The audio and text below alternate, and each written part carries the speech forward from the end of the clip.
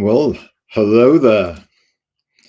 It is Kyle Prometheus Azrael. It is Azrael at the 5 pillars of storytelling, just flexing our way in to a slightly adjusted start to provide AC Pritchard buying some time as he folds and tries to bend time and space across the mere puddle that is the Atlantic Ocean. So, we have got in the chat tonight Bianca, Gothic Noir Yamakoshi, work for hire artist with a dark dark blade herself, proving a staunch and stoic, most elegant supporter of our show. We dubbed her art style Gothic Noir, and she accepted. And we have, after her coronation, we have been so dubbed or crowned home. And for somebody else, for a special someone, for a fellow creative leader to say that is quite touching. So we thought we'd do a bit of promo while we're waiting for AC Pritchard. Bet you didn't see that coming from the chat, eh? So let's have a little look. Azrael himself is full of surprises. Oh, what we've got here. So we've replied, well, hello there. The one and only Bianca Yamakoshi is having lunch at the balcony. Well, how civilized.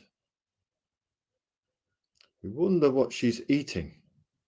Oh, you know what it's like. You walk past the neighbour's house. You're not supposed to look in the open windows, but you just do this, don't you? And have a little look. see what's in there. You shouldn't do it. It's not so easy to do if they've got netted curtains up, but if they've no netted curtains, you can just have a discreet sneak at the corner of your eye thinking, oh, that's a nice TV, wouldn't mind one like that. Well, that sofa's lovely, isn't it?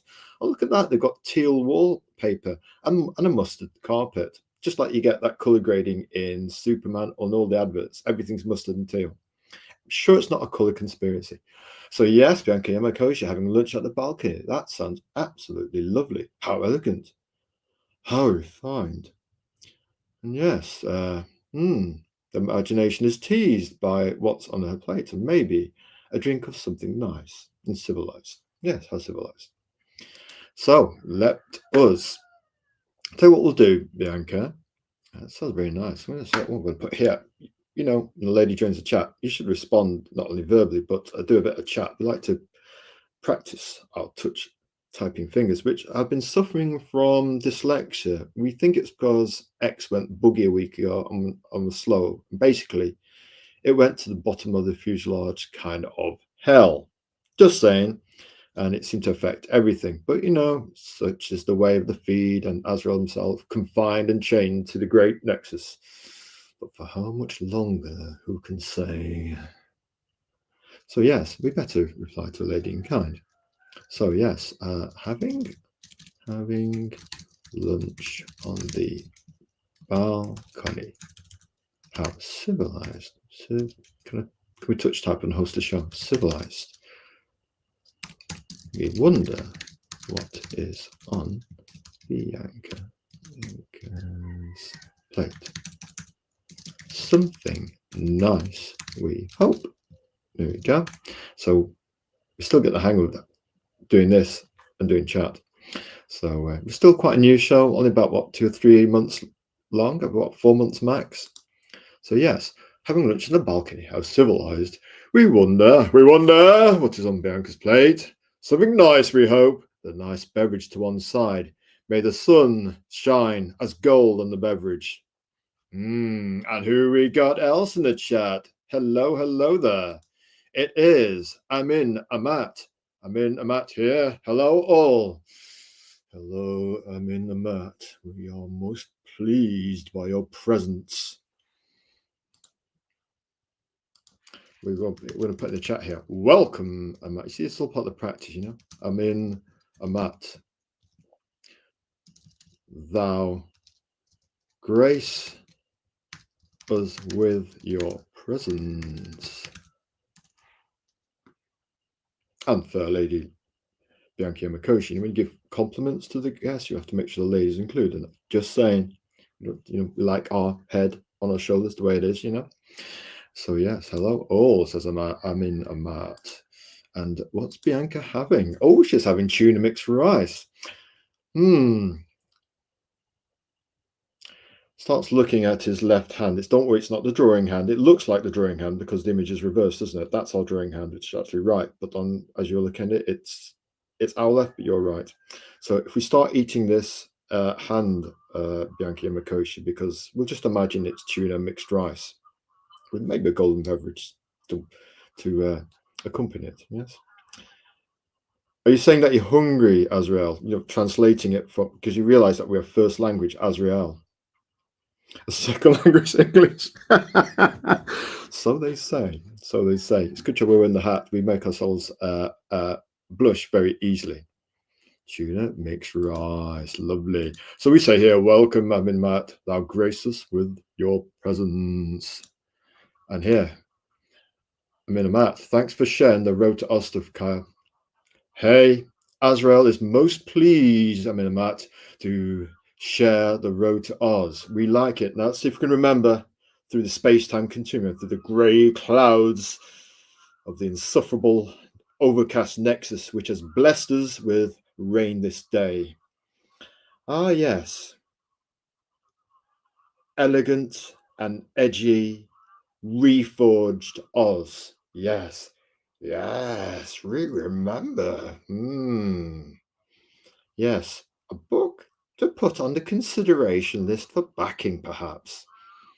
The consideration list is legendary.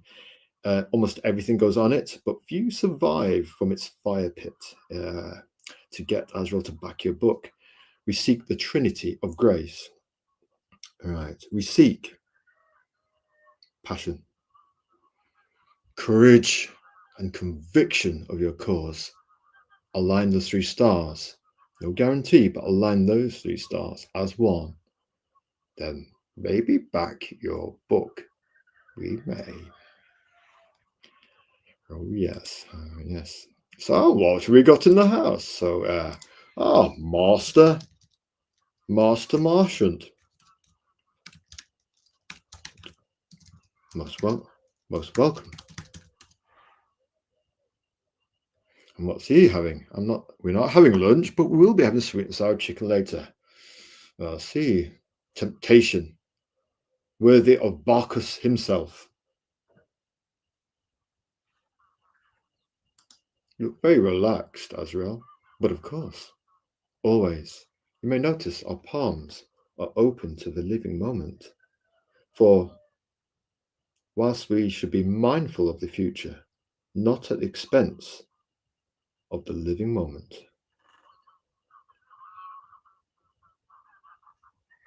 How will we say?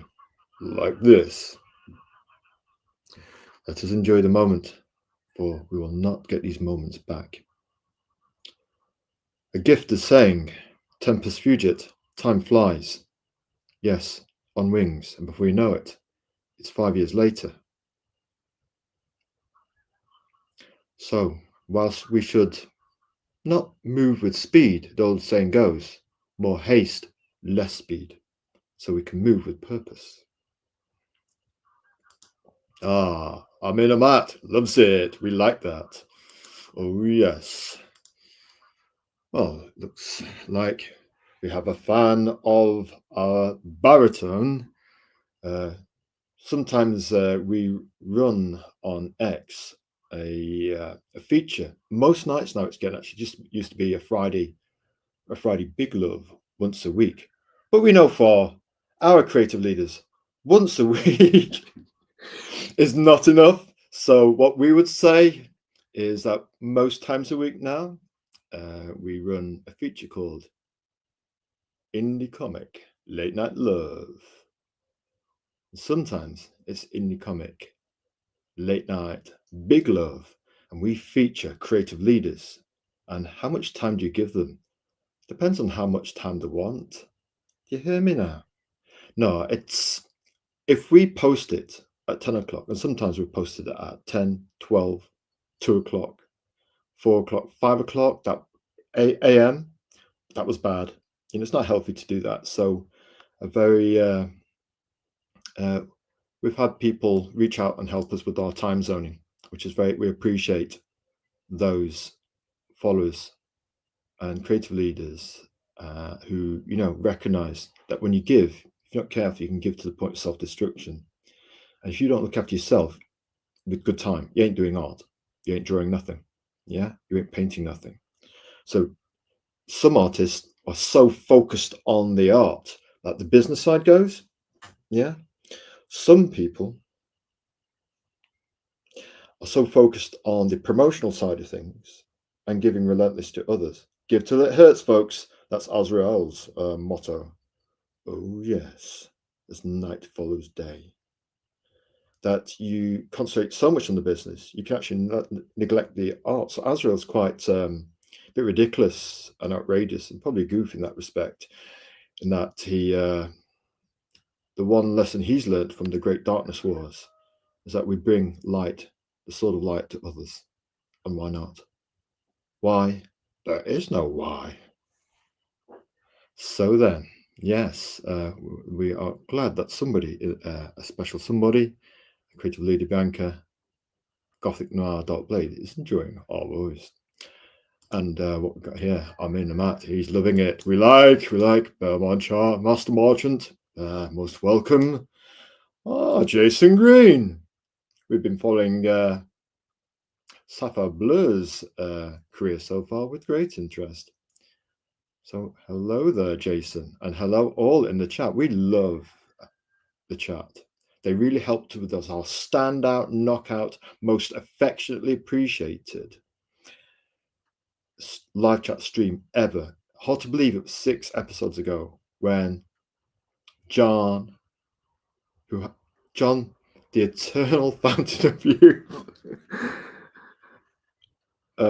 came on and did jest with us that he was grandfather. Nay, 1,000 times nay that it could ever be so. Youthful he is, but his energy and youthful vision to have a website and be multifaceted in terms of his social media. We've backed his 2 books, actually. Heavyweight is a free to read webcomic on Global Comics. And basically, we should actually have a promo up here, but we've got a couple of promos, actually. I think Bianca's in for a surprise, as is Star Million. We'll see those in a minute. You buying time for AC Pritchard to turn up, Azrael? Would we do such a thing? Come now. Let's be subtle about our task. And so, yes, Heavyweight is now the most viewed live chat ever. And it is on around about 162 views. It is now over double the previous contender, the previous leader, by a factor of over 2 to 1. That's some going, isn't it? Yeah. John Long brought his family, an army, friends, foundational support. A family. Once upon a time, maybe your wife would leave you to think, yeah, that's all right. He's doing his little thing in the man shed. But to have your wife, someone special, your significant other, understand what you're trying to achieve and believe in your dream as well, and you walk in lockstep on the battlefield of life, not behind you, side by side. Yeah. So his wife, John Long's wife, is his accountant and his editor. John's the creator and writer of Heavyweight, a conspiratorial mystery with gold-blooded boxers with nose-crunching action.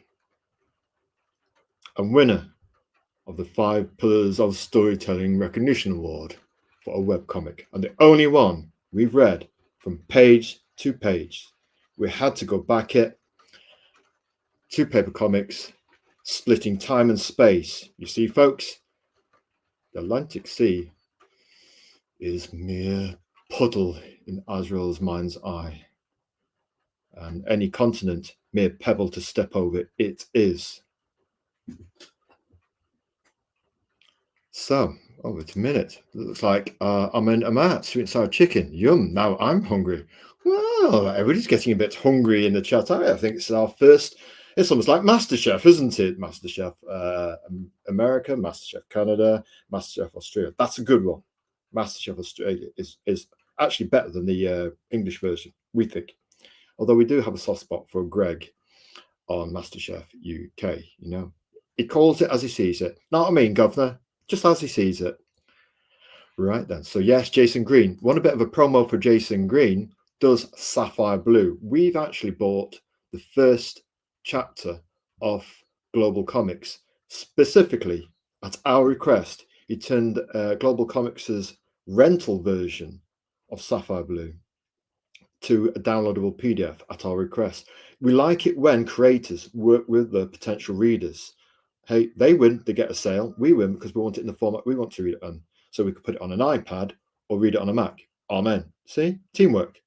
All the time. Teamwork. Brilliant partnership involved in teamwork. Yes. Luminous beings we are. Not this crude flesh. Anybody in the chat up for lifting the X-Wing? See if we can do it together. So yes, you should see Sapphire Bleu, as in B-L-E-U, computer spelling voice, and big expressive eyes. It's almost like a continental French version of manga mixed with an expressionist artist with a continental, almost French flavor, you know, almost like fashion artwork itself. There's a lady called Holly Nichols, and she's on Instagram with 3 million views. Yeah, go and check her art out. And we think, obviously it wasn't intentional, we don't think in Jason Green's case, but lovely, expressive, soft artwork. And then she puts her metallic knee boots through somebody's nose and their head kind of explodes. You're thinking, what would we call that? Well, we'd call that brutal elegance. Oh, Master Pritchard, is that thee? Hast thou come to join us on yonder battle stage? Let's get through a few more chats here. Hey, how's it going? AC is in the chat. He's muted. Hey, relax a moment or two, AC. And when you're ready, join us. We're just giving the chat some vibe, and they're vibing us, and it's complete chat love fest. Azrael's on his baritone. Oh, yes. Hail AC Pritchard is in the house. Looking noir-tastic. It's going down. Thanks. Yes, we think we might end up going down. We want to know how he does his black and white because we fancy a bit of that. Hey, we've got the white logo. We've got a bit of screen tone grey in there. Yeah. Wow. And we've got the Yak Jack. Basically, I think wildebeest kind of cardigan. We're not quite sure of its origins. Maybe it's a noir version of the fleece from Jason and the Argonauts. Big fans here. So anyway, what we've got here, sweet and sour chicken. You hungry, AC? Sweet and sour chicken in the house tonight, care of Brother Bear Marchand. A good evening, he says to you. Yeah, I'm hungry. I'm What's always your hungry. tipple, AC? Go on, get involved, son. If you're always hungry, I mean, I'd say go get some sweet and sour chicken. Why not? There you go. I tell you what, Amin Amat says, like light and dark, art, marketing, 'tis a balance. 'Tis a balance. Indeed it is. Indeed it is. Let's move on. I do like your prose describing that, though. Yes, we have one or two classified fans of our prose. 'Tis just us being natural. We haven't been carted off yet, but given the trajectory of the United Kingdom, we can expect a knock on our. Sorry, our lawyers saying, watch the archaic stuff. The chat are fine with it, but the current geopolitics might not be. And on that subject, we don't talk about sex, politics, or religion on this show. We're going to keep the drama inside the comics. Yep. Less fights that way. And by the way, does anybody ever remember arguments? You forget them the next day. It's almost like old fish and chip wrapper. You think, what was that argument about? was it worth getting angry about? You know, you shout at the universe, it shouts back, and then you think, crikey, got earache and headache. Right, here we go. Oh, wait a minute. Beaumont climbing into ring. It's Jerry, ding, ding, ding. Potentially, I'm only around until 18:30 tonight. I'll leave the stream running, though, to contribute to your hours. Amen. Salute. Beaumont Chant. Very clever. What an absolute Chad. Absolutely. Well, what a brother. Yes. He's the one person to pick up on the fact that when you're at this inertial stage of what we got now, 140 subs or followers or creative leaders, as we call them, it's that inertia to get to 1,000, to get it monetized, to contribute to making the channel even more successful and doing other such things to make it a successful entity so we can continue to keep giving freely of our time long term. Yeah. And you do need, don't you, AC, the 4,000 watch hours, don't you, to monetize? Yeah, you can get to 3,000 to unlock super chats, but like 4,000 is the big one. You can get 500 and 3,000, and then the super chats, they're kind of nice, but like between YouTube and the YouTube app and stuff, they take like 60% of it. 60% of the money you earn. Yep, That's yep. So feel AC. It just smile gently and go, well, not too good. Yeah, so I mean, like it's money. You're technically monetized at 500, I would say, because of the super chats. But to fully monetize your videos, it's 1,000 or 1,000 subs and 4,000 hours. So I mean, you're almost better off just putting like a PayPal link or Cash App or something. Oh, PayPal to circumvent, and maybe a Patreon account as well. So use PayPal and Patreon to actually double team YouTube's overreach. You can pin it in like the comments here on YouTube, so like any new person that comes in can see that's an option. You can pause the show every now and then and just say, hey, remember you can do this, and then the guests can like comment on the they can like write a note in the like PayPal or whatever it is, so they can send you money with a note attached, and then that's their question. You know what I mean? So what, AC, can you give me an ever, you know, like whenever, ever, come back to the coaches. I never. Ever, go on, do it in the chat, please. You want to type it in the chat? You get brownie points for this. We like interactions. So Bianca Yamakoshi is giving it some ever. We did it on the last show. So she's very witty and charming. So we've got ever. AC's going to chat. Well, Azrael's going in there with his shoulder. Got to do it now. Ever. And give some capitals. Ever. That's it. Ever. We like that. Keep giving the on AC. Ever. Right.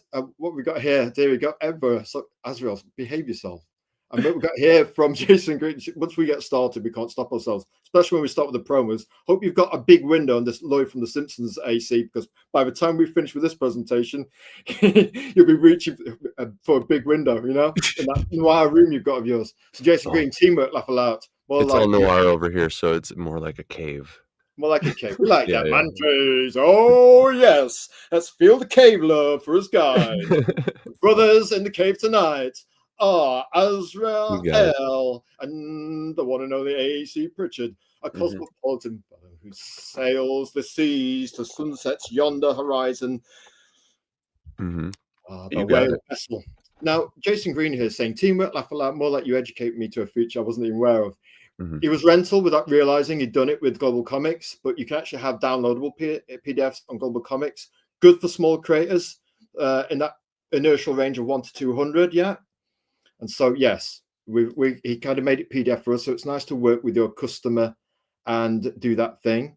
Oh, wait, hear me, we've got present time. Oh, Bianca Yamakoshi, not only is she eating on the balcony, but just when I'm off to get someone a present. Oh, so somebody's getting a present. Well, what to say? A lucky, most fortunate person, we would say. Intrigue fills the mind of Azrael. Well, 3 minds, actually. It's a hive mind. Moving swiftly on, we've got ever from AC Pritchard, and we've got more ever from Carbon Meteors, Azrael. And what else have we got? Ever from Jason Green, who does Sapphire Blue, which is a brilliant, fashion-esque, expressionistic We're calling it French manga Holly Nicholson fashion expressionista. And if you don't know who Holly Nichols is, she does illustrations. She's on Instagram, AC, and she's got 3 million followers. Azrael's got a handful, but he's got to get back on Instagram after Instagram vaporized us for 7 positive comments. You got vaporized on Instagram? Yeah, we got violated. We did get violated. But I hate getting another way. We actually got you've violated the community guideline. Now we want your phone number to prove you're not a bot. Sounds like extortion business model, but hey, what do we know?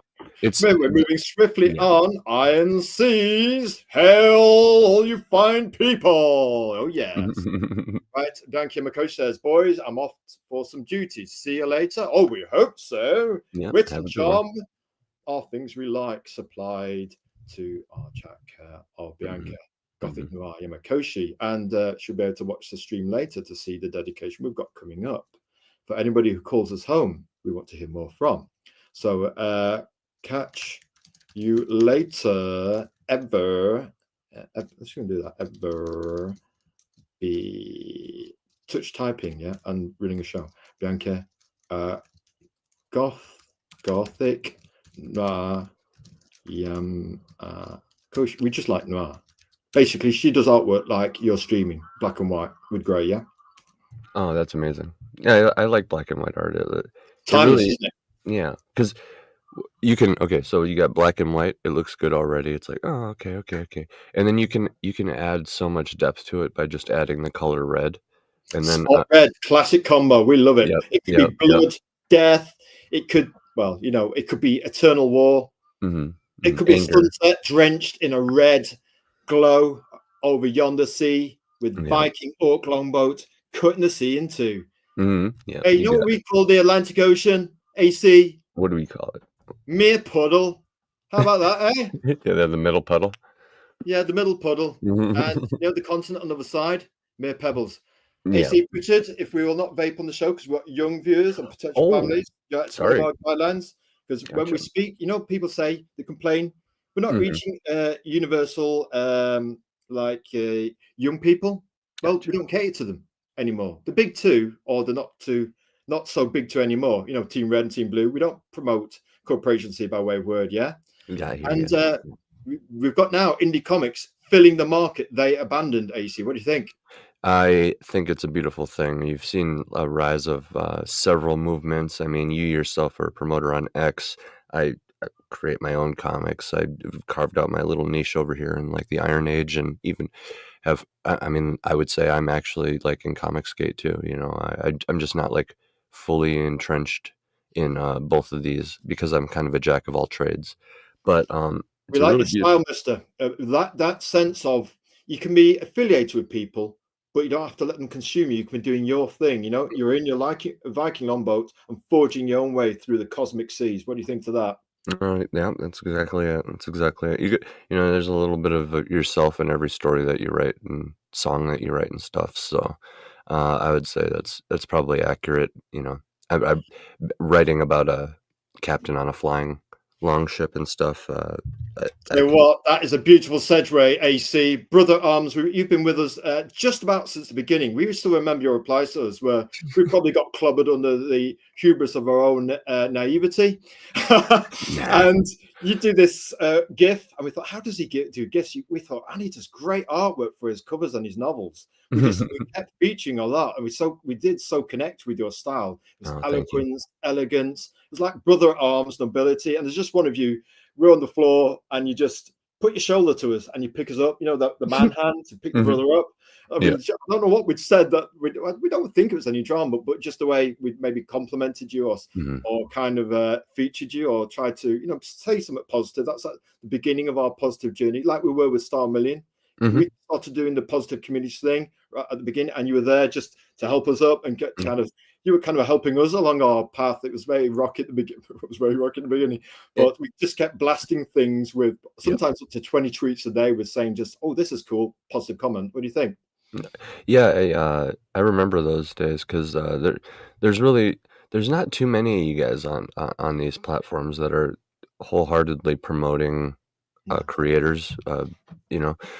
So there was really only a few of you that I could find, and I mean, I wouldn't. Yeah, you're right. You weren't like the biggest one at first, but No. you would actually respond. You would tell me your thoughts, and you did get.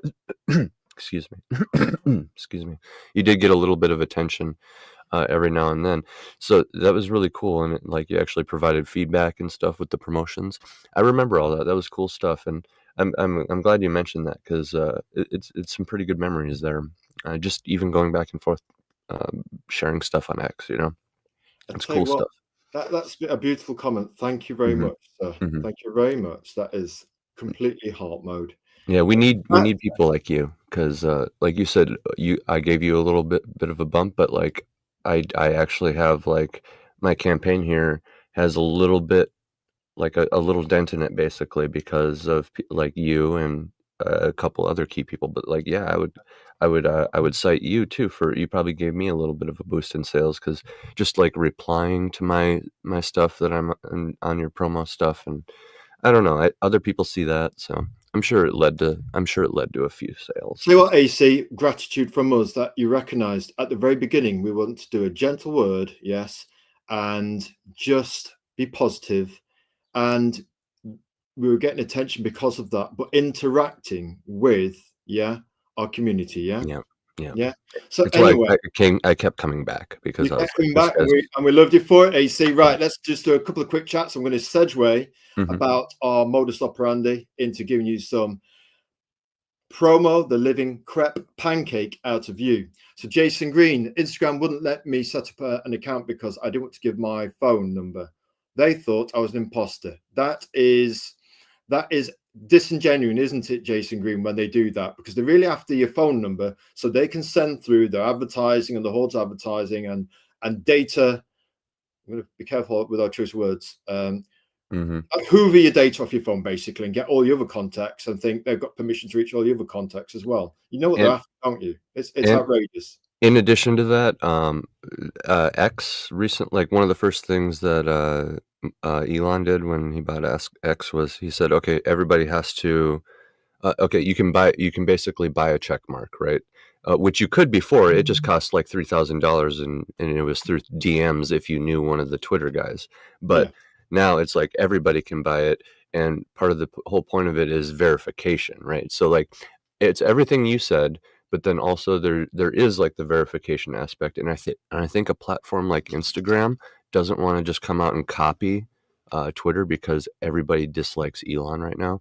So they need to if they can add some sort of excuse like that, where like, oh, well, you said that thing, so now we need you to verify. You know, because it's really not a bad idea to make people prove that they're human to get the bots off of there, especially Yeah. a place like X that's Or the accused of bots. having so A bit of many a problem bots.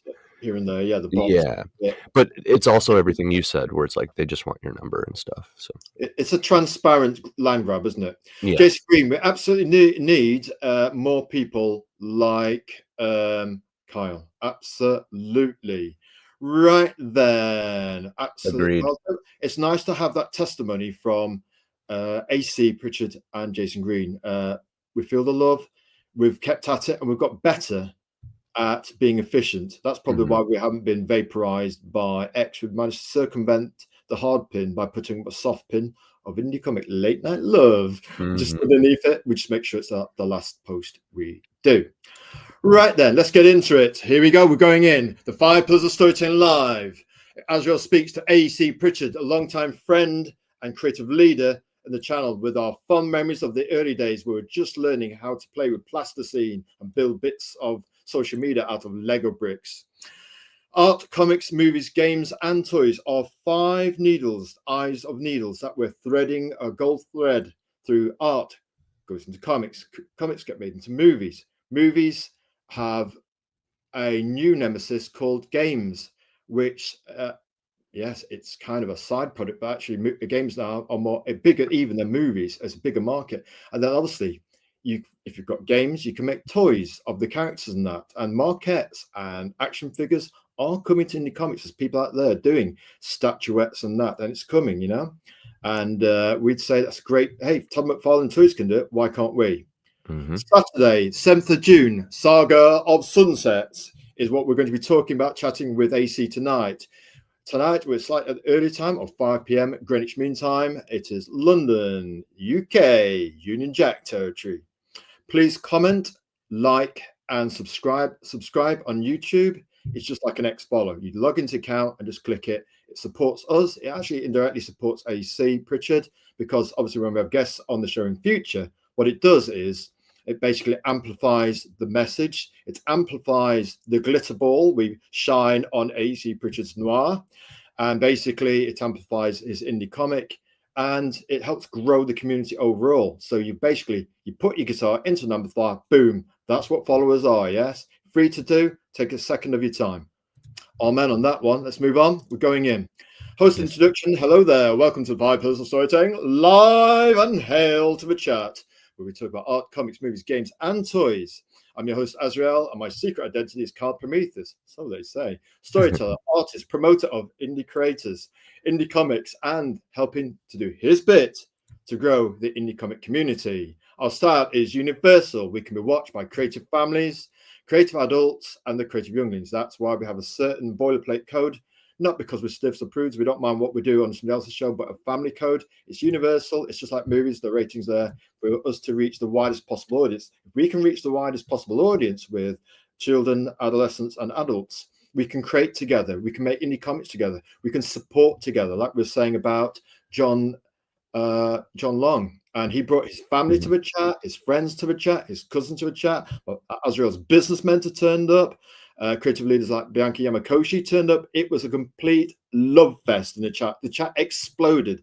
That episode we viewed with great affection, because he hadn't done it. He hadn't done live chats before. First time. We did a bit of green room chat beforehand to help him relax. First time. He's got the fountain of youth with him. He doesn't look like a granddad. No way. 1,000 times we say nay. Heavyweight is a swirling conspiracy with gold-blooded boxers, a bit like Claude Van Damme in the 80s, with those crunching action. Free to read web comic on Global Comics, and you can get the paper editions. We backed them, both of them, on his website, something like J Long, and it's a website, so you can check it out. It's currently on 162 views, our most viewed live chat. Right then, here we go. We are universal, so we mind the P's and Q's, and we don't talk about the 3 things like sex, politics, religion. Basically, waste of time. Inspiring quote: comics are an international language. They can cross boundaries and generations. Comics are a bridge between all cultures. Osamu Tezuka, legend. And they can cross all boundaries. Our most groundbreaking interview was issue 19, where we spoke to Azad, the existential artist photographer from Iran. And we spoke Persian. Yes, we spoke Persian. We put the presentation in dual language. Azad turned up with a special friend to actually translate. And after 1 or 2 technical issues for the first 20 minutes with the internet, things kind of calmed down a bit. And then it was like smooth. It was almost like we're speaking the same language. How about that? So amazing. Indie comics can bring it all together. If you get a chance to ever watch even 10 minutes of it, probably after the first 15-20 minutes where we really get into it, and it's got a beautiful flow, which is cosmopolitan, and a way how indie comics and even artists can work together. Like say, Assad is a kind of like a quintessential artist, but that indie comics are related through the 5 pillars. There's a golden thread between them all. We're related. We're like brothers and sisters. Yes. Cross-pollination from Iran. Anyway, here we go. Speaking of creative leaders, been a bit poorly. I think he said that publicly, so we're not speaking out of order.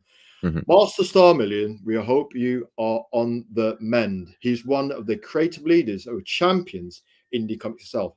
After about 12-20 years, he's actually finally got out his existential noir, The Orium Saga, which has a real chance of breaking into our all-time top 5 indie comics, which currently has Gary Spencer Millage of Strange Haven fame. He's been doing that for decades, and he's currently on Patreon trying to get the funding together for this bonus 50 pages sewn in with the last part of the chapter. So there might be enough for there'll be enough for a juicy trade, which will be the end to it. And maybe in the future, you might have some spin-off tales of Strange Haven as well. That's at number 1. At number 2 is Kelvin Mawosi's African Futurism. He's actually African Canadian. And he actually does educational sessions in libraries and public speaking halls, and gets a circle of children around him and teaches about indie comics, planting the seeds, growing those sprouts for the next generation of comics. Basically, an unconventional newsstand to sell the comics of your indie comics for the future, building that core audience from the ground roots up. Yeah, he's not just focused on that bit, adults, and then leaving the rest of 90% of the market and wondering, hey, where did our sales go? Well, no idea. Maybe it's because, let's see if we can speak in tongues of Azrael, it's archaic language. Yeah, it's not Captain Cook went insane and took over the enterprise territory. It's just common sense.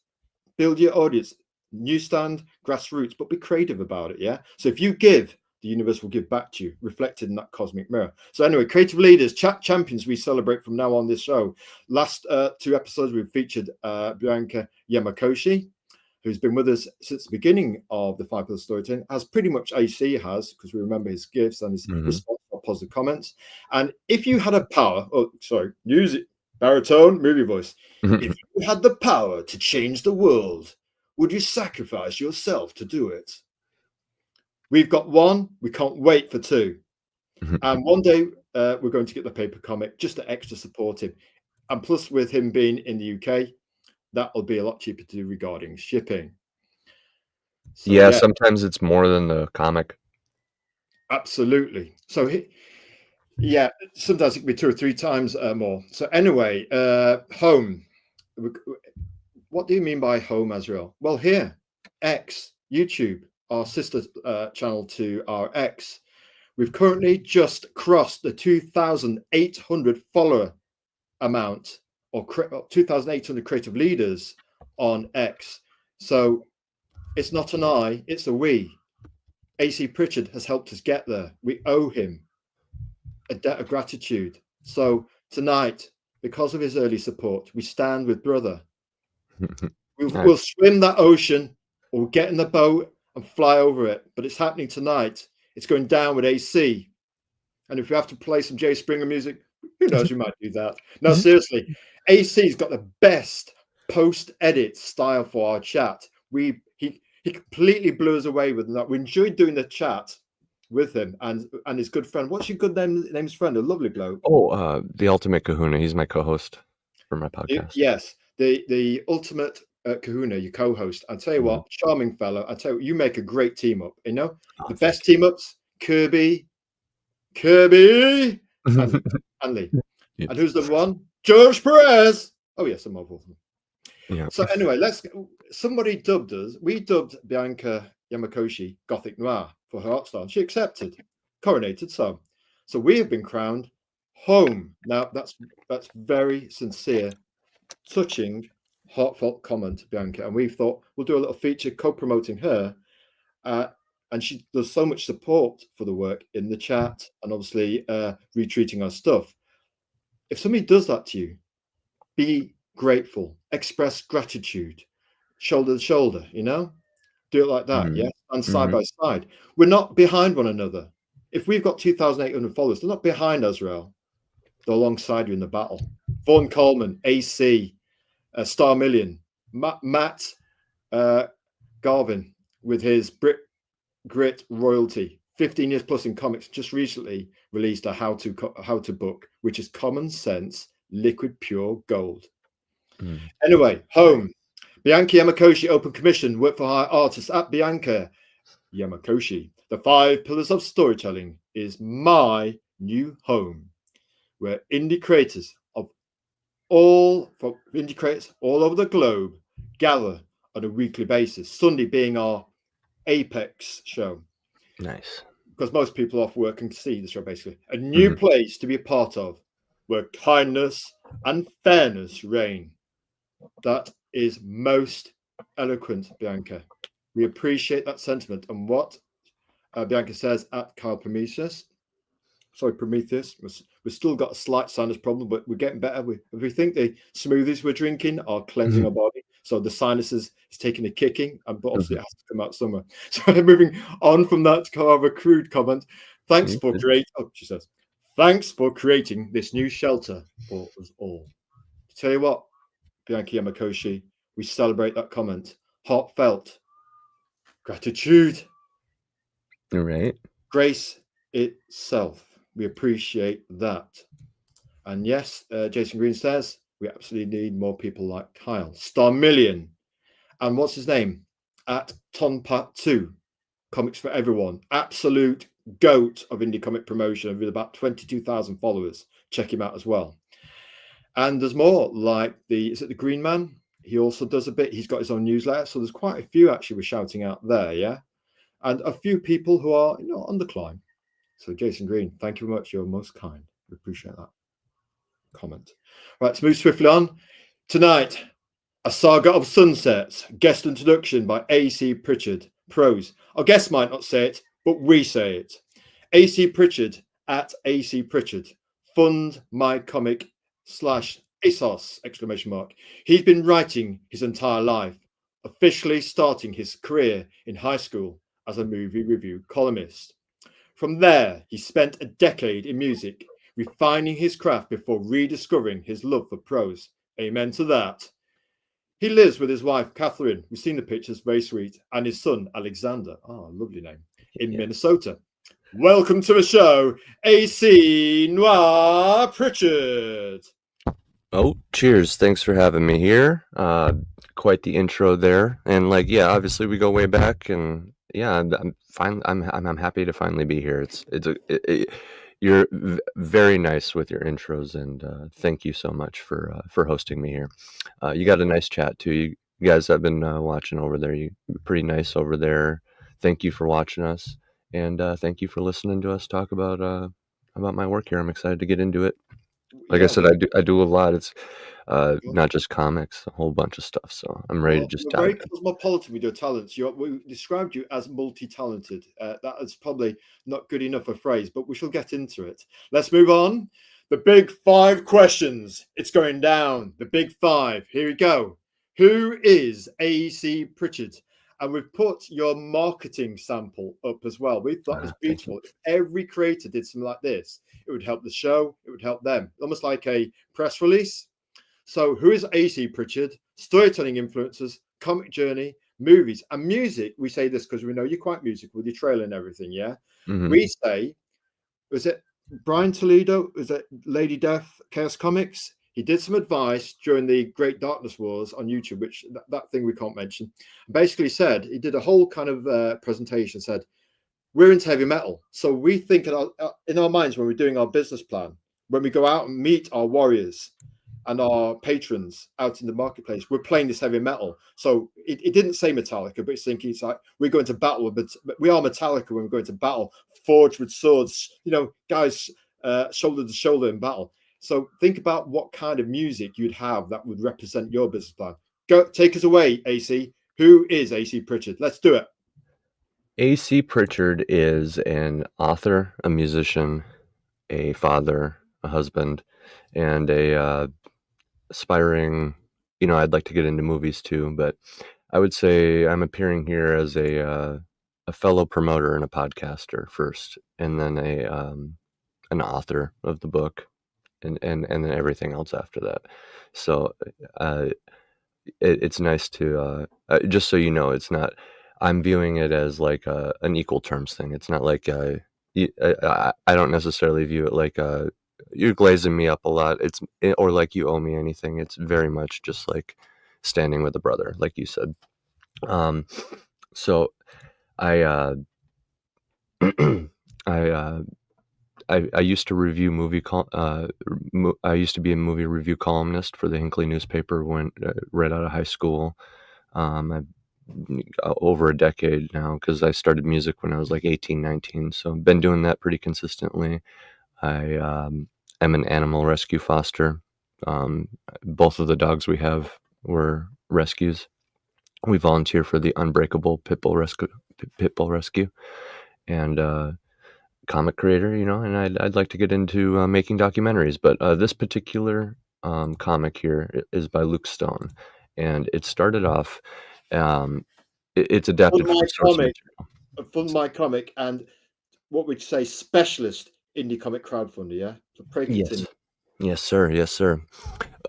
So yeah, I've been on a long journey, and I'm just, I started off as a movie review columnist, and I like wrote, like I basically wrote, I wrote like most of a book before I graduated high school, and um, my creative writing teacher really like said that like I shined as a writer and stuff. So like I knew I had this writing talent coming out of high school, but I went into music, and so I spent like a decade refining my writing as far as like on the poetry side of things, music, that kind of thing. And it wasn't until I met my wife in 2020, and she was like really encouraging me to get back into stuff because like the pandemic was starting to like, or the that no time in 2020 that was really weighing people down. Right. um and yeah, so she convinced me to get back at it. Shout outs to my wife, Catherine, Munza Latero on X. She's also my editor, so we're kind of a. Really? So teamwork again.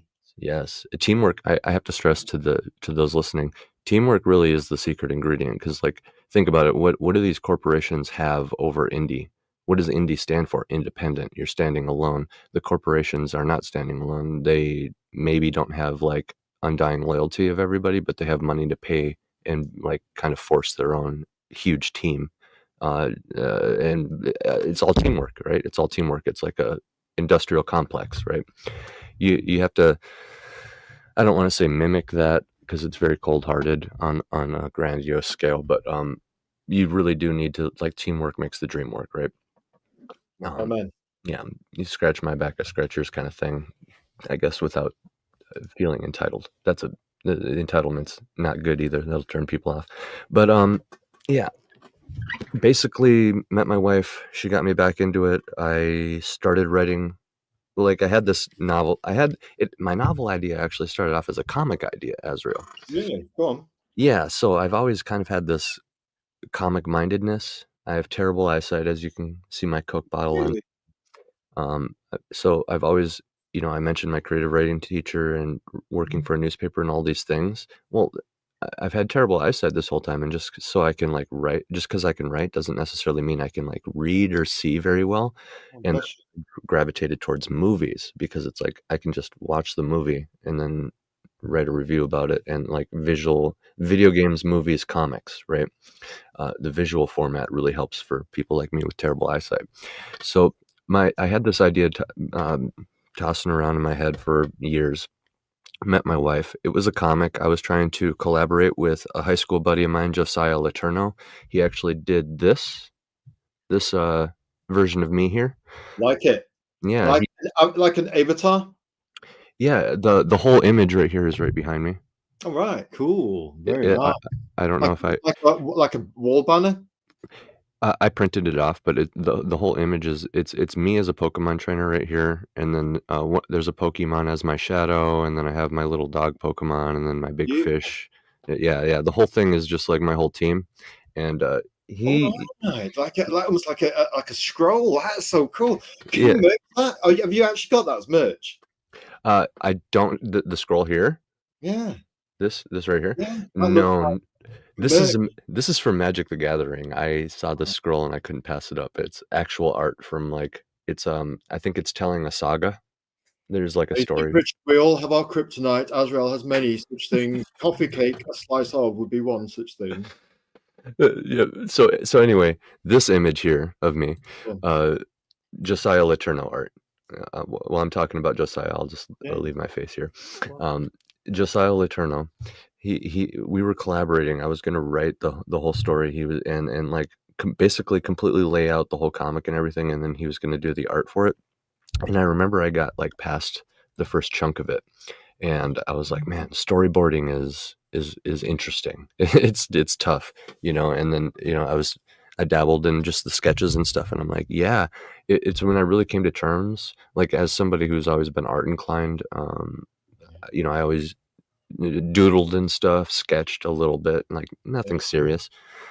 But I really came to terms with like, yeah, I'm not going to be the artist of this comic. It's just not going to. And if I do, it would be like a long ways off. And so I've always had this teamwork mentality of like, outsourcing certain things to more specialized people, and it's been the same with my music too, and everybody who I collaborate with, Um, so basically, What? no, Oh, excuse me to inject there. mhm. What do you play? Is it many instruments? Just one? Oh, I started off as well, several instruments. I guess I can play trumpet, saxophone. I can, I dabble with things, but like I'm mainly a vocalist.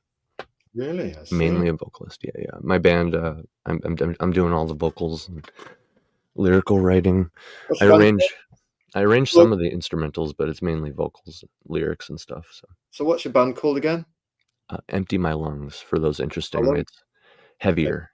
Yeah. I see. Heavier style. I'll tell you what, we'll get round to that trailer a little bit later. Hmm. Absolutely like the sound of this. So you're multifaceted, Yes, sir. multi-talented. Yes, sir. Yes, Yes, quite sir. a coup to get on the show. Mm. Somebody so Yeah.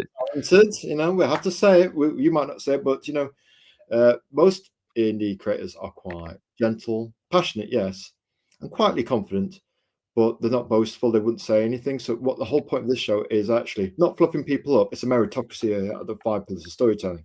But Yes, sir. if somebody's genuinely talented and got genuine passion and got genuine conviction for their cause, then we want to highlight it.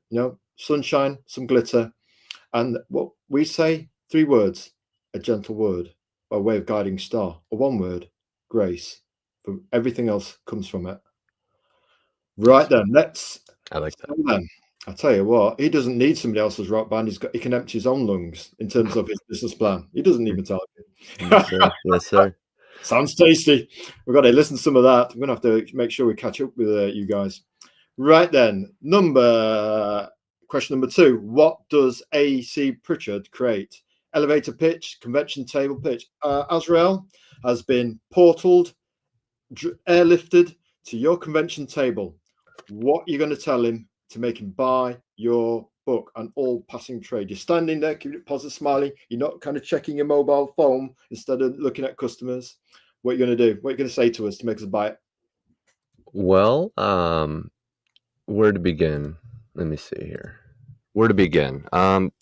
You approach the table. I say, "Hey, do you like epic fantasy with a gritty undertone set in a post-apocalyptic world with themes of themes of family and redemption and ambition?"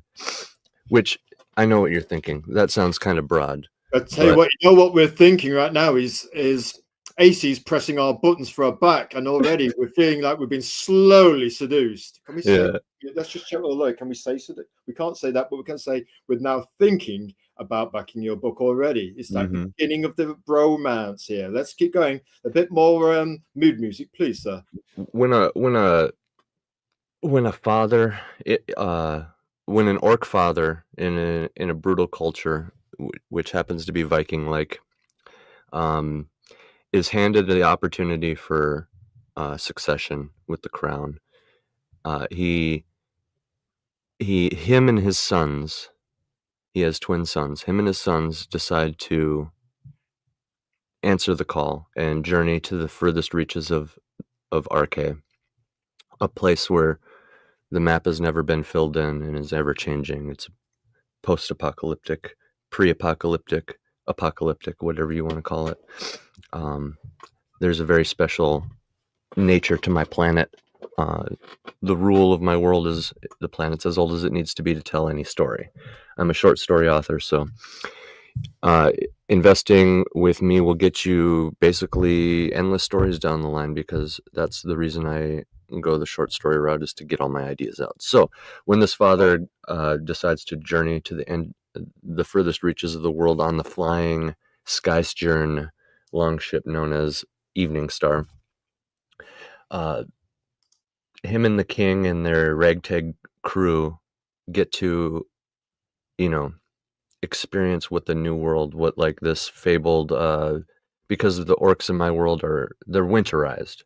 You when you think orcs, you think Tolkien maybe, or you think like Warcraft, or you think Yeah, Warcraft and that. Yeah. Warhammer maybe, right? So if you take like Warcraft or Warhammer and then like winterize them, put them in the Arctic, and make them even more brutal and cunning and smart than ever. Um, Even larger, much larger than humans than ever. They tame predators as a rite of passage to become a man in their culture. I very much adopted the Spartan mindset where young orcs in the winter, you're expected to go and find a predator and come back with a predator with some evidence that you dominated a predator, because they consider themselves the apex predators, but because of like sentience, right? It's kind of like humans uh, kind of domesticate, but they are more like dominating, right? Right. Um, and so like they'll ride giant cats, they'll ride mammoths, but mammoths are probably kind of easy to them in a way. Yeah. I don't know, mammoths are pretty smart, so maybe not. Some of them can be tough, but like the toughest ones have giant flat-faced polar bear mounts with giant red horns. The polar bears. The other thing about my world is there's I didn't do fantasy like creatures per se. There's dragons, but there's not like I didn't go hog wild on that. I decided to exaggerate creatures that actually exist and make dire versions, like 50 shades of all these different creatures. So like there's many different kinds of wolves and bears and like probably birds, right? Like I just mentioned the snowy bear with the flat face and big red horns. It's like bull horns. Can you imagine a bear with horns? The crabs, right? They say fish never stop growing in the ocean. Yeah. So in Of my course. world, right. So like in my Like the world, ecology of yeah, an ecology cosmology. Keep going, please, yeah, Rick. yeah. So, Very so much. like in my world, in my novel, for example, one of the first major like encounters or battles with like the human protagonists. This is my novel, not saga. Saga. I write everything in the same world, by the way, so it's all interconnected. You dive into the novel, you can get all kinds of stuff from the source material. I have, and you know what I mean. So even if you're just getting the comic, there's all these different corners of RK you can explore, and that I plan on continuing to unravel as the years go on. But one of Almost the like first Stephen King. All his books are set in the same kind of place or something. Yeah, kind right, of it's connected. Yeah. connected, like you're Yeah. saying there. In Right. mine it's all on the same planet, just different time periods. Wow. So, So it's yeah. separated by time itself. Yeah. Keep going. So We like this. so in my full-length novel, the protagonist Aurelia, who's a pregnant female, she's like a musician, a bard. Her superpower is that she needs to get she like when you think of a superpower, hers would be like charisma and like uh, other people liking her. So it's like her power is like people will fight for her, right? So anyway, um, she's very well versed in history and stuff, and she references uh, Tyvis and him and Horfist. After Helen of Troy. People will fight for her. right, so this story, right, Saga of Sunsense is kind of like Helen of Troy, the comic in my world, but like not that story, but like a historical figure. That's kind of what I'm doing here is I'm telling stories around historical figures. So King Tyvis, it's revealed to the reader here. This is King Tyvis that we're looking at right now. It's revealed to the reader. Uh, oh, and by the way, the whole reason I brought up my novel, the first battle is a bunch of crabs, right? And like there's a really giant queen crab. That was my whole point with that. That's Cool. what that's what I So mean the by book like and that's what I in the mean. comic are linked. Yes. So like in this world, animals are monstrous. Yes, there's dragons too, but it's not like going to be like fairies flying around and stuff like that. It's not like hard and fast D&D. It's No. it's it's like a realistic fantasy world that has dragons too, and I try to ground everything in like some in realism because it helps with immersion, right? Almost like prehistory amplified. Yes. So anyway, you mentioned Helen of Troy. So or like think of a character like Achilles or Hercules or something, these major figures in history. This is who like King Tyvis and Jarl him and Horfist are the two like I would call them the interconnected stars that are rotating around each other. What are those called Uh-huh. when two stars rotate around each other in the Binary, solar system? They're the two pillars of this story. binary stars, yeah. Yeah, the reason for the story would be the king, Yeah. because he wants to die on his own terms. Of In course. orc culture, a lot of orcs die before their time. And be mourned for 900 years afterwards. Well, he actually knows the irony to it because he's an old orc, and his long-lived nature of becoming king, which I believe before Tyvis, kings weren't kings were kings were regarded, but they weren't you the orcs that tried to become king failed. I will say that because it's orcs. They're all gonna, like it's just like Roman politics or something. You get a bunch of brutal people who don't have any time to mess around with anything, and yeah, there's just going to be attacks within counterattacks, within feints, within plans, within schemes. But then this guy rises up. You can see he's holding something glowing in his hand. Yeah, it's cool. That's his magic crystal. That's a nod to Viking culture. It's said that they um, it, made it across the ocean by using these seeing stones or these crystals that would guide them. So I gave this guy a crystal. He became king because this thing is the closest thing to magic that he can do incredible things with this thing. It's magical. It's mad. Um, so like, yeah, he would be the Helen of Troy or the Achilles or something that the story's based around. But the irony behind him dying on his own terms is he knows he won't be remembered because of how orcs are. He's going against culture because it's said that an orc should die in battle in his homeland or something like that. And he decides to leave his homeland to the furthest places. He goes from the land of winter to the land of summer and decides to choose to die, not in battle, in a peaceful way, and say goodbye to everybody, which is something that like probably orcs don't really have very many opportunity to do. You send your son out to go hunt that predator and he never comes back. We're You, flipping the traditional way we associate with orcs as perhaps bad guys, that are something not heartfelt and cold and remote. And you created something actually quite touching from that robust archetype we have in our head. I, With no, I don't want to get too carried away with more the moralization or the no, humanization of orcs, because I did have to humanize them a little bit in order to tell a story, but true. I leave breadcrumbs that show that these aren't necessarily good people. Like two of the characters are slaves. I pride myself on I have my three main races in my world. There's the reptilians, dragonborn, like lizard folk kind of people, humans, and then orcs, right? So you got these three different mindsets, these three different locations. Like orcs are very winterized. The reptilians and lizards are very summerized, and the humans are like kind of, you know, forced to live on islands, to be honest, because the world's so hostile. Or like humans are always endangered. That's all I Okay. gotta say. But they are one of the pillars, and because the world's as old as it needs to be, there was a time when humans basically ruled everybody else, and there was also a time when everybody got along, and there was also another time when everybody was almost extinct. You know what I mean? And it keeps Are the going. orcs almost got that kind of robust honor code, similar give or take to the Klingons in the Star Trek style universe? There's a robust kind of harshness, but underneath all there is a kind of loyalty, brother honor code. Yes, sir. Yes, sir. And family, and legacy, that kind of thing. So, just to get back to, I'll wrap up my point quick here, and then I can maybe let King Tyvis tell you the rest of the story. Okay. So essentially, he knows that if he goes and does that, it's against orc culture. People are going to frown on it, even his own sons. But it's all kind of a gesture to take back control of his own life. He's known as Tyvis the Eagle, flying free.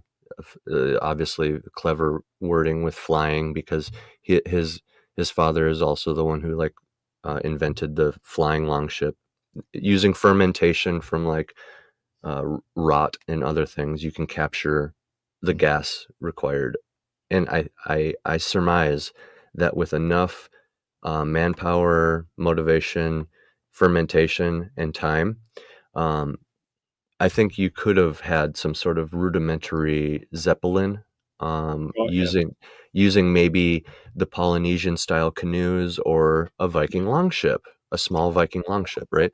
So that's where I went with that. And essentially, he took his father's design and fast tracked it with this crystal. This crystal transfers energy, so he can do something like run an electrical current through water, which Oh, electrolyzes it and turns it into hydrogen or helium or almost whatever like the gas. ancient Egyptians with ancient jars that were, Yes, well, we're not going to say primitive, but advanced the Baghdad battery. historical battery technology, long Yes. before we thought ourselves clever with hubris. Well, and even over here in Britain land, the West, uh, I'll just go to our brothers in Ireland. They can plug into a potato and it'll work, right? So like this whole notion that electricity is like it only comes from like lightning and Ben Franklin. I don't know about that. No, I'm pretty sure somebody We accidentally shocked somebody at some point with static electricity, and they were like, "What was that?" You know. book for you. Say again. I've got a book for you. Want it? A It's book? called. Yep. You ready? Hmm. You can maybe a quick search on Amazon. The Invisible Rainbow. Invisible Rainbow. Classic. We've got it.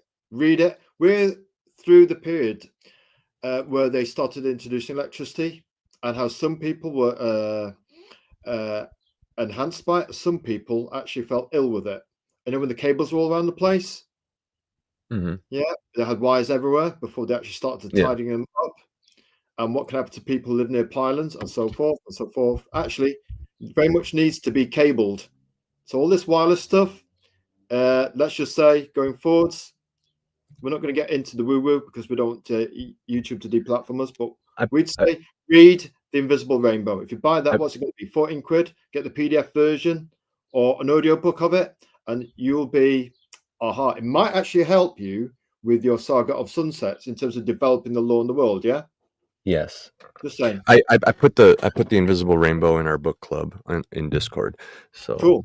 yeah, so the note has been Might made. like it. Awesome. I promised to have King Tyvis tell you the rest of the story, so I'll do that. But the overall point, he knows that if he goes down like that on his own terms, chooses to, it's outside of culture. The orcs actually, ironically, won't remember him, which is actually kind of what he wants. He doesn't want to just be talked about, and because he knows how. Because okay, think about it. By his time period, they have their own rich history and lore of great figures and orcs going back, right? Absolutely. Um, so he knows he's done something pretty crazy by doing this flying ship with the crystal and all this. So he he just decides to go out on his own terms, knowing that Pioneer. knowing that it'll just kind of like the details will fizzle out in time. And just from a meta author perspective, he knows that if he just kind of hands the crown to somebody else who actually wants it, they'll get the glory, they'll get what they want, and it's like a win-win. He gets to get what he wants. In his final moments, he can maybe pass some of this to his sons Got you. um, with this choice. But yeah, we all know like history is very pragmatic and cold-hearted. So yeah, what ends up happening And is written by victors, no less. yep. So what ends up happening is that is the reason for the protagonist. The whole story is delivered through the eyes of Jarl him and Horfist, and he rides the story out all the way till the end. And even in my novel, which set is years and years later, like I said, the protagonist references these characters. Yeah, she mainly only talks about Jarl him and Horfist and what he did and what he did and what he did. Like HT, interjection. How about you read those captions for us on screen and the little boilerplate underneath, which color highlights the key aspects. Okay. A Saga of Sunsets is a gritty adventure fantasy that dives into fatherhood, power, ambition, and morality set within the grim world of Arche. Here, there be Vikings, orcs, flying longships, mystery, symbolism, and yes, dragons. Yep. Love it, love it. And I have you mentioned my my anime intro trailer with the music and everything. I have the sister trailer to that ready to go. It's King Tyvis. It's a King Tyvis narration trailer. Now, before we add this to a stage, is it your trailer from Fun My Comic? No, It's a different one. It's And a new one. it's Yeah. to do with this. It's a new one, and it's to do with King Divers. Right then, here we go. We've got to Yes, remove the sir. presentation. We're still new at this. Remove the presentation, and It then we should can still be the dead. Yeah. stage. And we do this. Is it PG friendly? Yes. Then let's play it. Let's get on. My time has come. Going full screen. Just as the frost waxes and wanes, an old eagle must eventually come to rest. My sire spent a lifetime constructing it, with me at his side. The mighty flying longship known as Evening Star. It is a priceless heirloom of my line, but it would not come to be the mightiest. He filled my head with stories of those who came before and their strange relics. He told me of magic. And so, I sought it. In the name of my father, I cast open my wings and flew to those places where none dare tread. To the very bones of Archaea herself. I sought it. I claimed it, and I took it. The truth. That the world might somehow be something more than the sum total of the darkness within it. It has to be, for my sons. It is said there be no death more noble for an orc than that of one in battle, but they have never smelled trees, nor felt warm sand beneath them. They've never gazed upon green mountains among the birds as I have. So, I intend to show them. They will see a death worthy of the king they think me to be. And my mightiest heirloom shall go to the one responsible. Jarl Himmen, the one they call Horfist, my life brother and most loyal friend. And for that, he is cursed to wear the crown for all time, when I am but a shadow of a memory. Love it. Luke Stone rocking out, and that echo. But we're just a shadow of a memory. That's Yes. Azrael speak. Archaic lingo we get. Absolutely beautiful. We like that. We do like that at the stage. Here we go. Tell you what, we're liking that. And we just add you Yes, to the sir. stage. There he is. Yes, sir. Yes, sir. First time anybody's ever shared a trailer on our show, because we normally just link to their trailer on the crowdfund. So that's nice actually to have a bit of mutual interaction in the show. You know, actually bring some exclusive to the show as well, rather than watch just on your crowdfunder. So that's a nice little touch. We kind of think, oh, I was special access. We feel fated and romanced. And somebody played us some music. We're getting closer to actually backing that book, you know, AC. Yes. I'm trying. Cosmopolitan charm, you. You got to start with the appetizer, you know, and work your way in. But can you imagine how it would be, what it would be like to be like a, essentially kind of like a winter Spartan Viking? You've never, like, maybe you've seen a tree, but they don't have leaves. It's like living in the Antarctic or Siberia. And Midgard. Yeah. And then somehow this crazy set of circumstances happen, and you're flying across the ocean, and you see a tree for the first time. You feel warm water for the first time.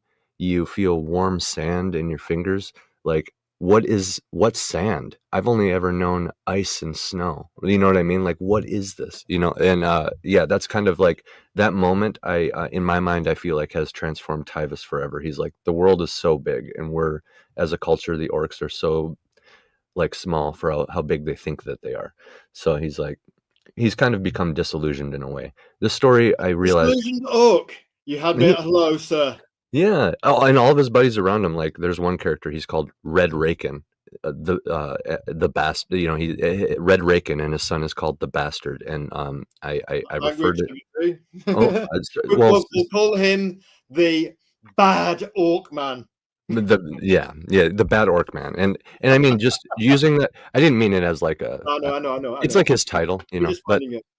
But like, yeah, you can kind of like read between the lines of how you get a child out of wedlock like that with somebody who's named Red Raken, and like the whole story is a parade of characters, right? And what I do because I very much like to have fun with each short story I do. They all kind of are different in some way, so it's not just like the same story over and over again. recipe. Yeah. Yeah, This one in so you organically grow and modulate, so it's always a little bit different. yeah. Might have similar core themes because it's your cosmology, it's your characters, it's your world, yes, Mhm. and this kind of indelible or Yes. with a heart thing, but not so much it kind of humanizes them too much because we want that tension, but Yep. we also want to relate to them in a way that perhaps we never have before. Well, right, because in one of the sibling stories in my book on Amazon, Mortal Descent, which is the source material for this comic, one of the other stories, you see orcs in all three of the stories. I Yeah. have an orc story, a human story, and a reptilian story. You see orcs in all three, and um, they're not good.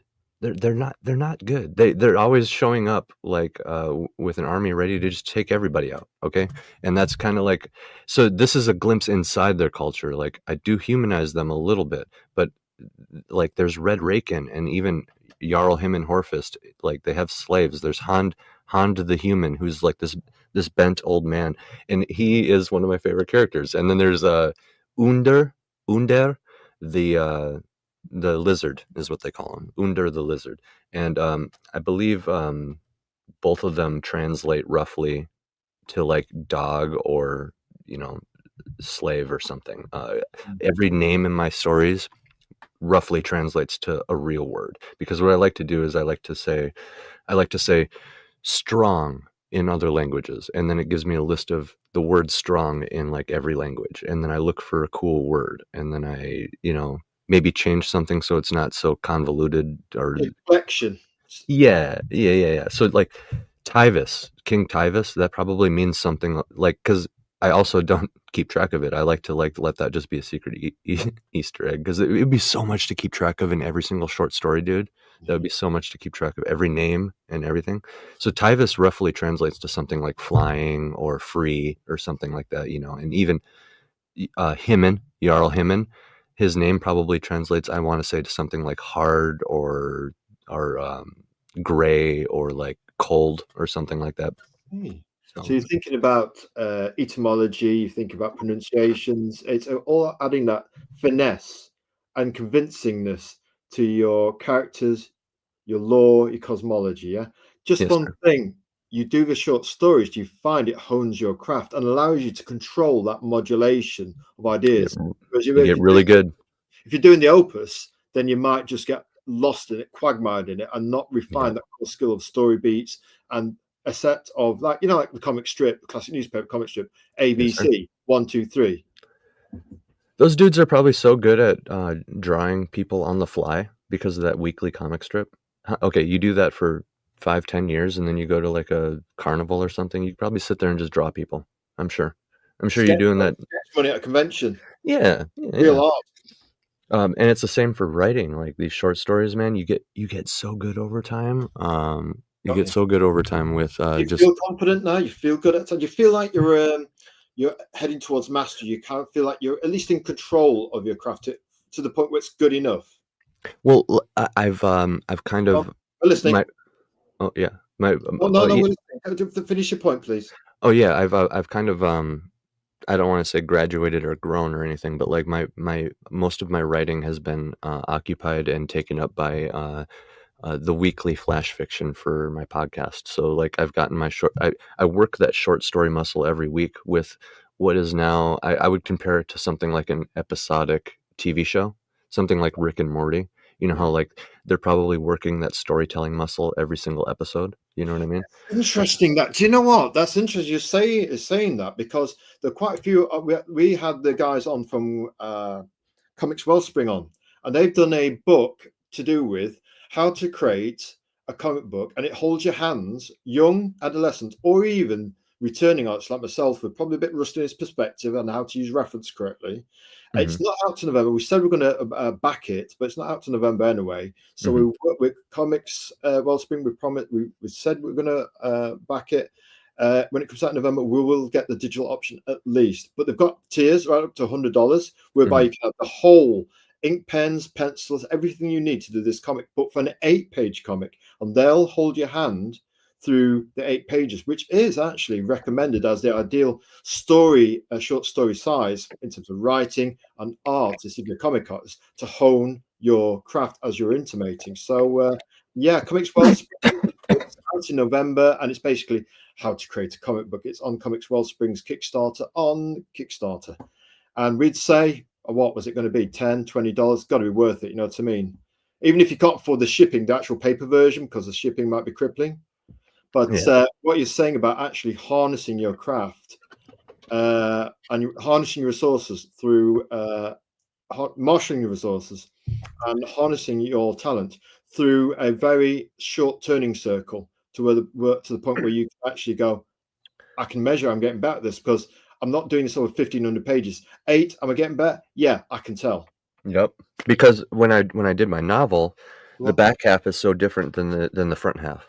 Yes. So right, then tell us about this cover, please. Adapted from Mortal Descent. So it's really what you're saying about the orcs. It's all about legacy, and this guy's thinking long term, even though he recognizes that orcs will generally forget him like shadows. Yeah. Yeah, essentially, yeah. He knows that's probably the most likely, but there's like a hope that some part of that shadow will maybe like get them to think a little bit. Which maybe, yeah, I would say nothing is for no reason. So I'm sure there is lots of orcs who hold on to the story of Tyvus the Eagle after the fact. And there's many more stories to tell within that, right? Like, because I don't really specify how much time has passed. It's just so much time that the world is different now, usually. And it's like a sense of timelessness, but with a kind of not vague, but a kind of that's on space. So one eon has gone. This is another eon. Yes. Yeah. Yes, sir. And yes, sir. Into several eons where you can think, right, they breathe by the negative space and the positive space they occupy on your timeline. Yes, sir. And like I was saying, we were talking about noir on my show, and I would love to see this as a noir, to be honest, because I think it really does lend itself to it. The whole thing, my writing style, I try to be very poetic, for lack of a better term, biblical with the descriptions. I want everything to sound like grandiose and romanticized. Even when something on our wheelhouse, we're loving you, AC, tonight. It's like some kind of cosmological brother forged in fire. Yes, sir. I agree. And storms and ice and yes. Well, wait a second before you start explaining the cover. Not so fast, AC. We want to know. The last person we asked this is the way back, and it was episode 4 when we spoke to Brother Dio of the 5 of the Tomb of Reckoning. He's done 3 of these. He's on issue 4. Lovely bloke, Brother Dio, and he does this Tomb of Reckoning, the Werewolves Murphy, several 5 Puzzle Storytelling Recognition Awards to his name. He's got his Werewolf Murphy. We actually tried to do a background check on Brother Dio for his Tomb of Reckoning comic, but we sent out 3 reconnaissance team members, and only 2 came, and only 1 came back. 2 got invited to have pizza with Brother Dio, and that's the last we heard of them. And the one that reconnaissance guy that came back said, "Well, we've got some sketchy details on this piece of notepaper. It's basically, I quit. If you want any more research doing, find out yourself. So don't go anywhere near Brother Dio and his Tomb of Reckoning werewolf." But yes, want to know this? He told us. We asked him what chat-up line did you use on your wife, because his wife, his partner, is called Jules. She does the coloring for his book. Again, family production lines. John Long, he's got writer creator him. He's got Garcia. Is it Garcia? Santos, what was his artist name? But he's got his wife on accounts and editing. So it's a 3-person team. So you don't have to have 10 people and cripple your indie comic with 10 times the production cost. We don't have to make indie comics like they were done in 1938 with Action Comics. And with with how. So here's a little spoiler too, and if you can draw, if you're an artist, you can write. You can do all the other stuff, because the role I filled on this with writing, it's my story. So like that's all it really is I'm just kind of like a manager at this point. The real beauty of this comes out from Luke Stone. So I guess my whole overall point here is, if you're like a Luke Stone, or a type of person who can draw, I mean, even draw, because then you can learn how to color from there. If you can just sketch and draw, you can teach yourself how to do that digitally, and then you can write a story to go along with it. So like the hardest part of this whole thing is going to be like the actual art. Okay. Yeah. And if you Or is can get this that, you can learn the rest, and you can become a one-man team if that's really up your alley. And solopreneur style? yeah, and I'll be real with you. That is why the East is drinking our milkshake when it comes to comics and manga and stuff like that, because they have so many one or two person teams over there that are doing it in and right out of high school. It's their dream, like yeah. Yeah, so if you can do art, you can do it all. But if you can write, then you can get like all you really need is an artist, right? Because I adapted all my own stuff from the source material myself. So like I was the one taking it from novel to script, and then I would send the script to Luke Stone, right?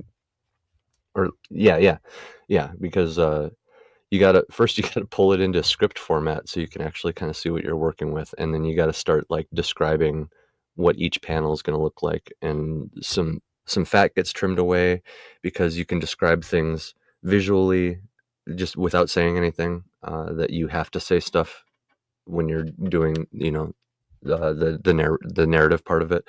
I have to describe the wind blowing and stuff, whereas Luke can just make the wind blowing really harsh. And Exactly. yeah. Picture says 1,000 words. And tell you what, you got to give it to our manga brothers and sisters. And we talk comics, they walk, live, and breathe it. Yes. They're existentially marinated almost from birth, their culture. Manga's everywhere. Advertisements, in factual leaflets.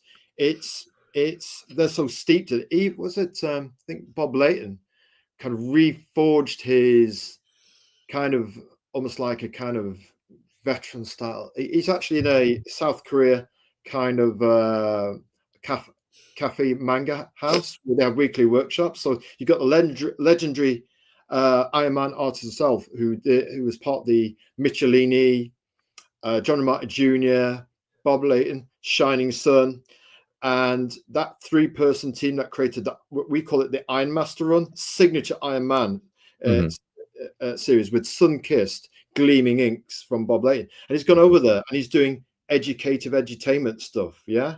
Yes. And giving to the community, but Japan as well. That you can't ignore a $4 to $5 billion industry. I can put it this way.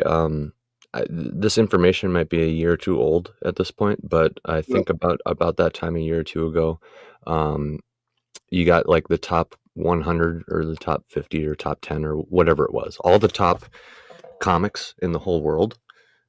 It was all manga. It was all East. And there was only 2 that were not. And it was the Ninja Turtles Ronin graphic novel, and it was Eric July ISOM, that Rippaverse stuff. But nobody was acknowledging the Rippaverse stuff, even though it was like on par with everything, because he's indie. Millions of dollars. You're saying it right now. It's millions of dollars. You can't ignore that. And even if you don't like somebody, give yourself the humility and respect to learn from outside yourself. And what did he do right to earn millions? Right. How did he get his audience into comics? He got it in from the outside, from his music career. Well, the biggest market on the planet, even with manga, is, let's say you've got 4 billion people on the internet. Most of those people are outside of comics, whether it's America, Europe, or Japan. That's where your big money is. So we have kind of opined, not preached, but suggest that maybe we need to look at where the areas are that are not in comics and look to them, see how we can bridge the gap to get extra customers. So you were saying.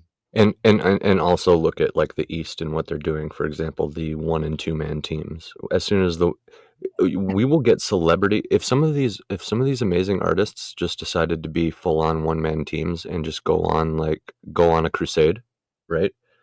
Everybody in the West would rally behind them, and I thoroughly believe that. Like You know, there's the great names like look at what Ethan Van Sciver alone has been able to do as an artist. Like that's a good example. I mean, I know some people don't like him, some people love him, but yeah, just a great example. Like if he decided to just sit down and do all the writing and all the art and all the everything of something, he could get it done so fast, so efficiently, and so often So that he's it not would. waiting on somebody else. He could just get on with it. You know, like Frank Miller, when he went to Yep. write it, Yep. writing and art were fused as one. So there's efficiencies from the writing and the efficiencies from the art because you already know in your head what you want to draw. You're not waiting for the writer's permission. We say that with respect, yeah. So there's efficiency from being a solopreneur, yes. Yes. The brotherhood of manga creators, where they fuse their surname and your surname to create a new name. We think. Where do we? 1 second, sir. Yes, sir. Got it here. This we love. Let's get the first issue. This tells it all. Don't know if you read it. This is Bakuman. 20 chapters, secondhand, £2 or £3. It is about, and we quote, Bakuman is becoming a successful manga artist an achievable dream or just one big gamble? Right. Average student Moritaka Mashiro enjoys drawing for fun. When his classmate and aspiring writer Akito Takaki discovers his talent, he begs Moritaka to team up with him as a manga creating duo. But what exactly does it take to make it in the manga publishing world? Moritaka is hesitant to seriously consider Akito's proposal because he knows how difficult reaching the required professional level can be. Still, encouragement from persistent Akito and motivation from his crush push Moritaka to test their limits. I mean, it is innocent and sweet and desperate and full of born again, naive, hopeful valor. Yes, and those stories can really shine. Like we just need so many more creators. We're going into an age where like the human creators we see now or who have been creating are going to be like one of the last waves before everything is so different. Everything is already becoming so different. I can speak to that from a musical perspective. You know, the future landscape of bands and how people go about creating the idea of a band is going to be drastically different in the future. So everybody that exists right now, we need to, I don't know, they're going to be looked at in the future. Like people are going to look back at this like last line in the future. And even if you're not like well known now, I think at some point it's going to get looked at because of how different everything's going to be. So I'd say get at it, and you know, the world needs your story before it's also tightly controlled that Alluding to a dark future, yeah. a prophecy, he says, perhaps. Mhm. A window of opportunity to be happy we have. Yes, sir. Tempus fugit, time flies, and that Yeah. time we will not get back. Right. So Right, 1 second. Got to celebrate. We've got John Long, Hail £8 John. in the red corner.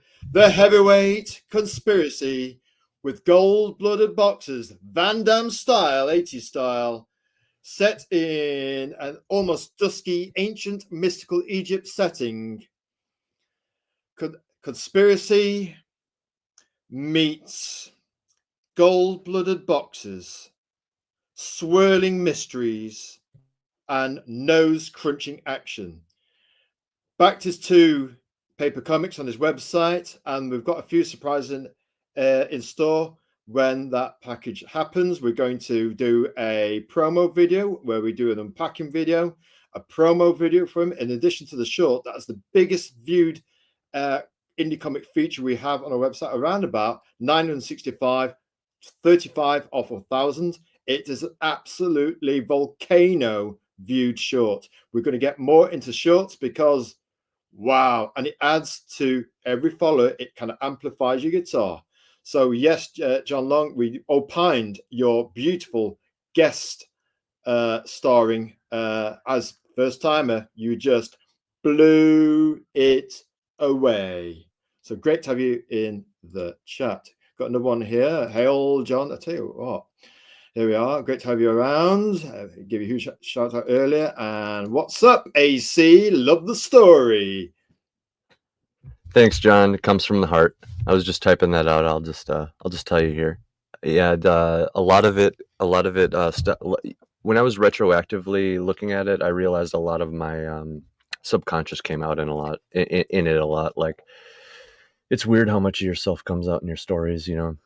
Do you mind actually just got, you get in that zone, Mhm. AC, and the right hemisphere? Once you get into it, you're gone. Your fingers are one with the great ether. We find that, and you're lost. The characters are speaking themselves. You're actually in the longboat. You sat on the captain's seat along with him, sharing a bit, maybe a jar of mead or something, and you're in the zone. Yes, basically. sir.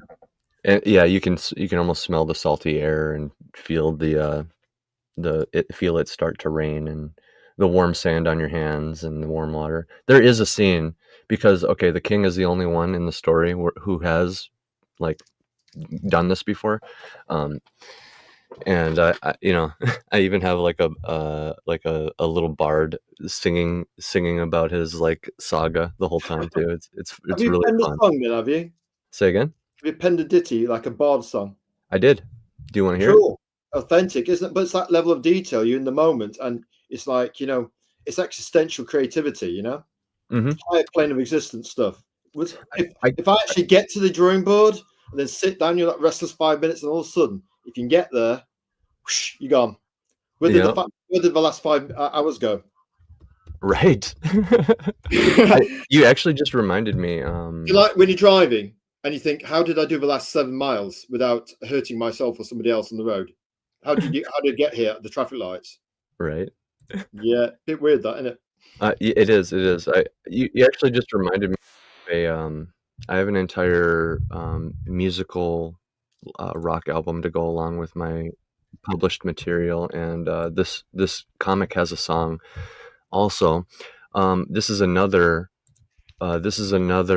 treat for your show because I've only released this on my side on like my Pritchard Pub channel, and it's only gotten like 90 views or so, and so and it's been a while since I've been on shows. You're actually the first show I've been on in a while too. So if you and your audience want to hear the actual official song for this book too, it's different than the trailer. Again, that's the anime intro, right? Right. And before we hear this, we're just going to say, hey, Jay Long, you're nipping in and out. That's what our podcast's for. Yeah, dude. You can sleep with our podcast. We mean that in all purity, folks. You can fall asleep to it, and you can basically read something and also listen to it in the background as ambient eloquence in the case of AC. And you can be doing the gardening if you're Henshaw or Crenshaw. Maybe you're doing jobs around the house. You can just put it on the background and do your hoovering, do your washing pots.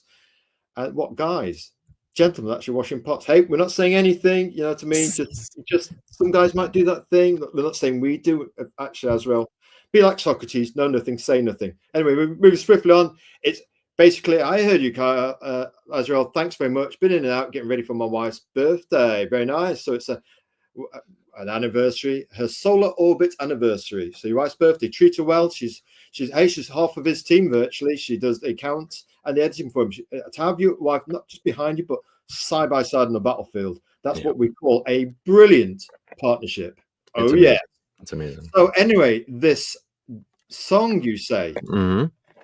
Yeah, like so I have this bard following him around singing about his saga the whole time, and it comes in pieces as the story unfolds. I really like being like Act 1, Act 2, Act 3, peeling back an onion. We were thinking of eloquent layers, you good self. Yep, I'm presenting you with an appetizer, the main course, and then dessert. You know what I mean? That kind of thing. Fine dining, Master Pritchard. Fine dining. I try. Yeah. So there is this scene where when they first reach the land of summer is what they call it. It's like tropical, and they get out of the ship and like, yeah, they go down and they're touching the warm water and stuff, and like there's fish swimming around, and they're like, oh my God, you know, like they're just, and the whole time the protagonist is just, he's got the willies. He's like, I'm an alien. He's like, I'm an alien here. And sure enough, he sees people watching him from the tree line as they fly away, because they just stopped to get supplies. And yeah. So that's a whole fun thing. But are we going to hear something? Is that yes, a slight hint here? Go on. Let us lean closer. All right. So I'll share it right now. But yeah, the whole thing is just the whole story is very much just like a noir parade of characters. So like I introduce a character, and then I have the protagonist think about their, like, how they got their name, or like their backstory kind of thing, you know. Is it up on screen? All right, so look, it is. Let's do it. Okay, sweet. And I'll get more into what I was just saying about the character stuff after this. But yeah. As the storm got rose up, when the robles We're going full screen. earned his remain, which is cruel mark where his nose once stood. He fought for his family as any hawk would. Through winter's black nights, he turned to face the dread. Him and Orpheus born in blizzards of bloodshed.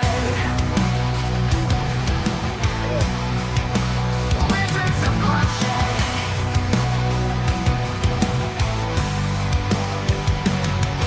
The flying ship of bones and skin, known as Evening Star, where the story begins. King Titus the eagle, so ancient, so wise, held his court among the birds in the sky with his magic crystal. So I wrote all this. It's pulled directly from the book. Who's your vocalist? I made it with AI, but Wow, the words are. I wrote all of it. like the Evanescence style vibe, AC. Yep, that's what I was going for. Yep. Really? Well done, quick cat. I'm gonna just put this a bit higher. Hope our neighbours don't mind.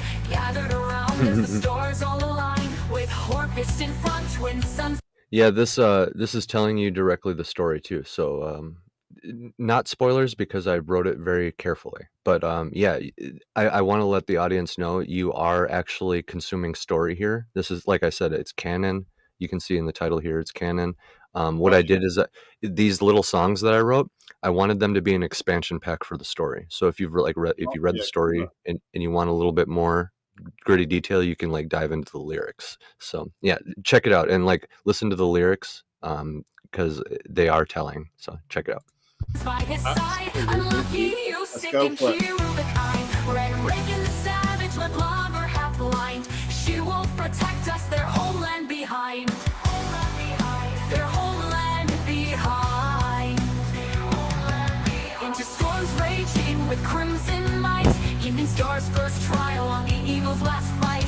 Across the endless water they flew, seeking lands where the warm winds blew.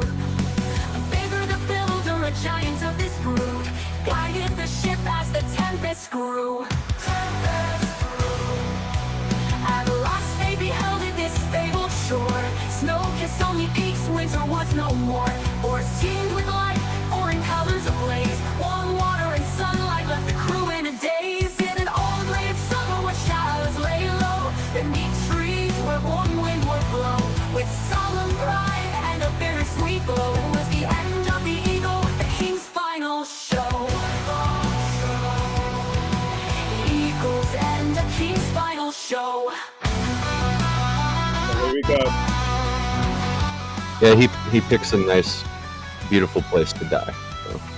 And yeah, it's like, I view it like the Last Supper. As the dust settled in and with somber grace, the crown was passed to Helen's embrace.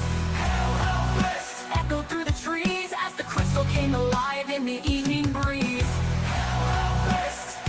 A lot of vocals. A dragon One on Yep. each shoulder. left under its flight. King Hamin stood firm to claim his birthright. With a bolt of red lightning, he struck his bow down. Took the beast's head as red rain fell all around. Hail, hail, fist. Yet none would return when the journey turned dim. Only one thrall with whispers so grim. He sang of the glory, the battles they won. Chronicle